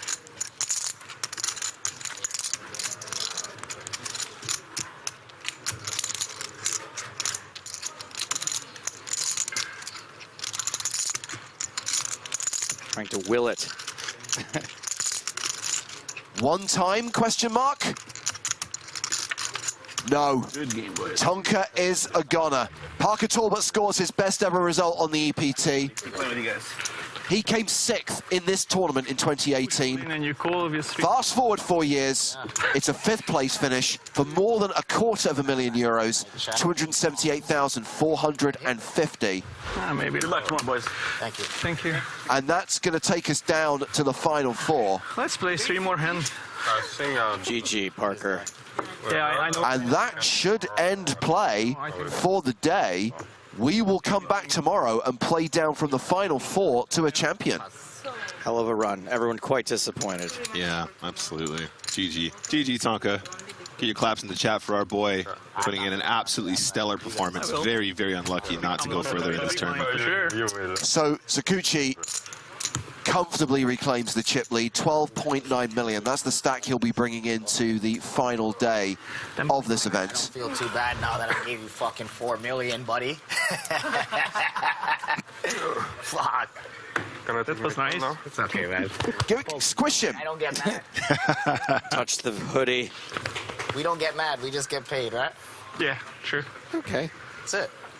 So the final four all guaranteed at least 361K. One of these guys is going to get a 7-figure score tomorrow. There is more than $1 million up top, plus the EPT Prague main event trophy. You guys want us to stay to count the chips together, or? 13 almost. It's okay. Time to bag and tag, guys. Take a photo of those towers, Antoine. It's his best ever result on the EPT as well. Love it. That's a good angle right there. Nice work. Got to get the branding in. It's all about the branding. Oh, yeah. Very exciting stuff. It's obviously sad to see Tonka go, but we still have 4 players competing for the title trophy and million-plus score here in Prague. And a reminder, guys, that we stream tomorrow from 11 a.m. Central European time. So it is going to be an earlier start. Going to be playing on 60-minute levels tomorrow, now that we're down to 4. And obviously trying to get down to a winner before the World Cup final starts at 4 in the afternoon. Ibarra will be the shortest stack. He still has 25 bigs. Look at the others, 69, 70, 86 bigs respectively. Yeah, we're in for a not short day tomorrow, despite the fact that we're down to 4. It's not often you make the same final table 2 days in a row. That is true. That is true. So we'll continue. I think we've got 69 minutes to play out of the 100,000, 150,000 blind level. And then, as I said, 60-minute clock. So that will keep the action moving apace. And that's the prize money still up for grabs,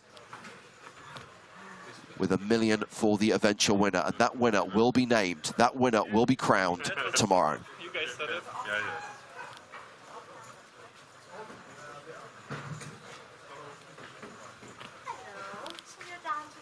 So yeah, a reminder, guys, that if you want to watch the final 4 play it out for the trophy, play it out for the remaining prize money, the place to be is either the PokerStars Twitch or YouTube channel at 11 a.m. Central European time. That is significantly earlier than we would normally start the final day of our broadcast, but you know why. In the meantime, make sure you check out the PokerStars blog. Updates, not just from the main event, but lots of other stuff going on here at EPT Prague. Find out what happens when you win an EPT package. Howard Swain's traces the journey. That's worth a read. And of course, live updates of many of the big tournaments going on here in Prague, available on Poker News. But for us, we'll be back 11 a.m. Please don't miss the start of the final part of the final table of this record-breaking EPT Prague main event. We will see you then.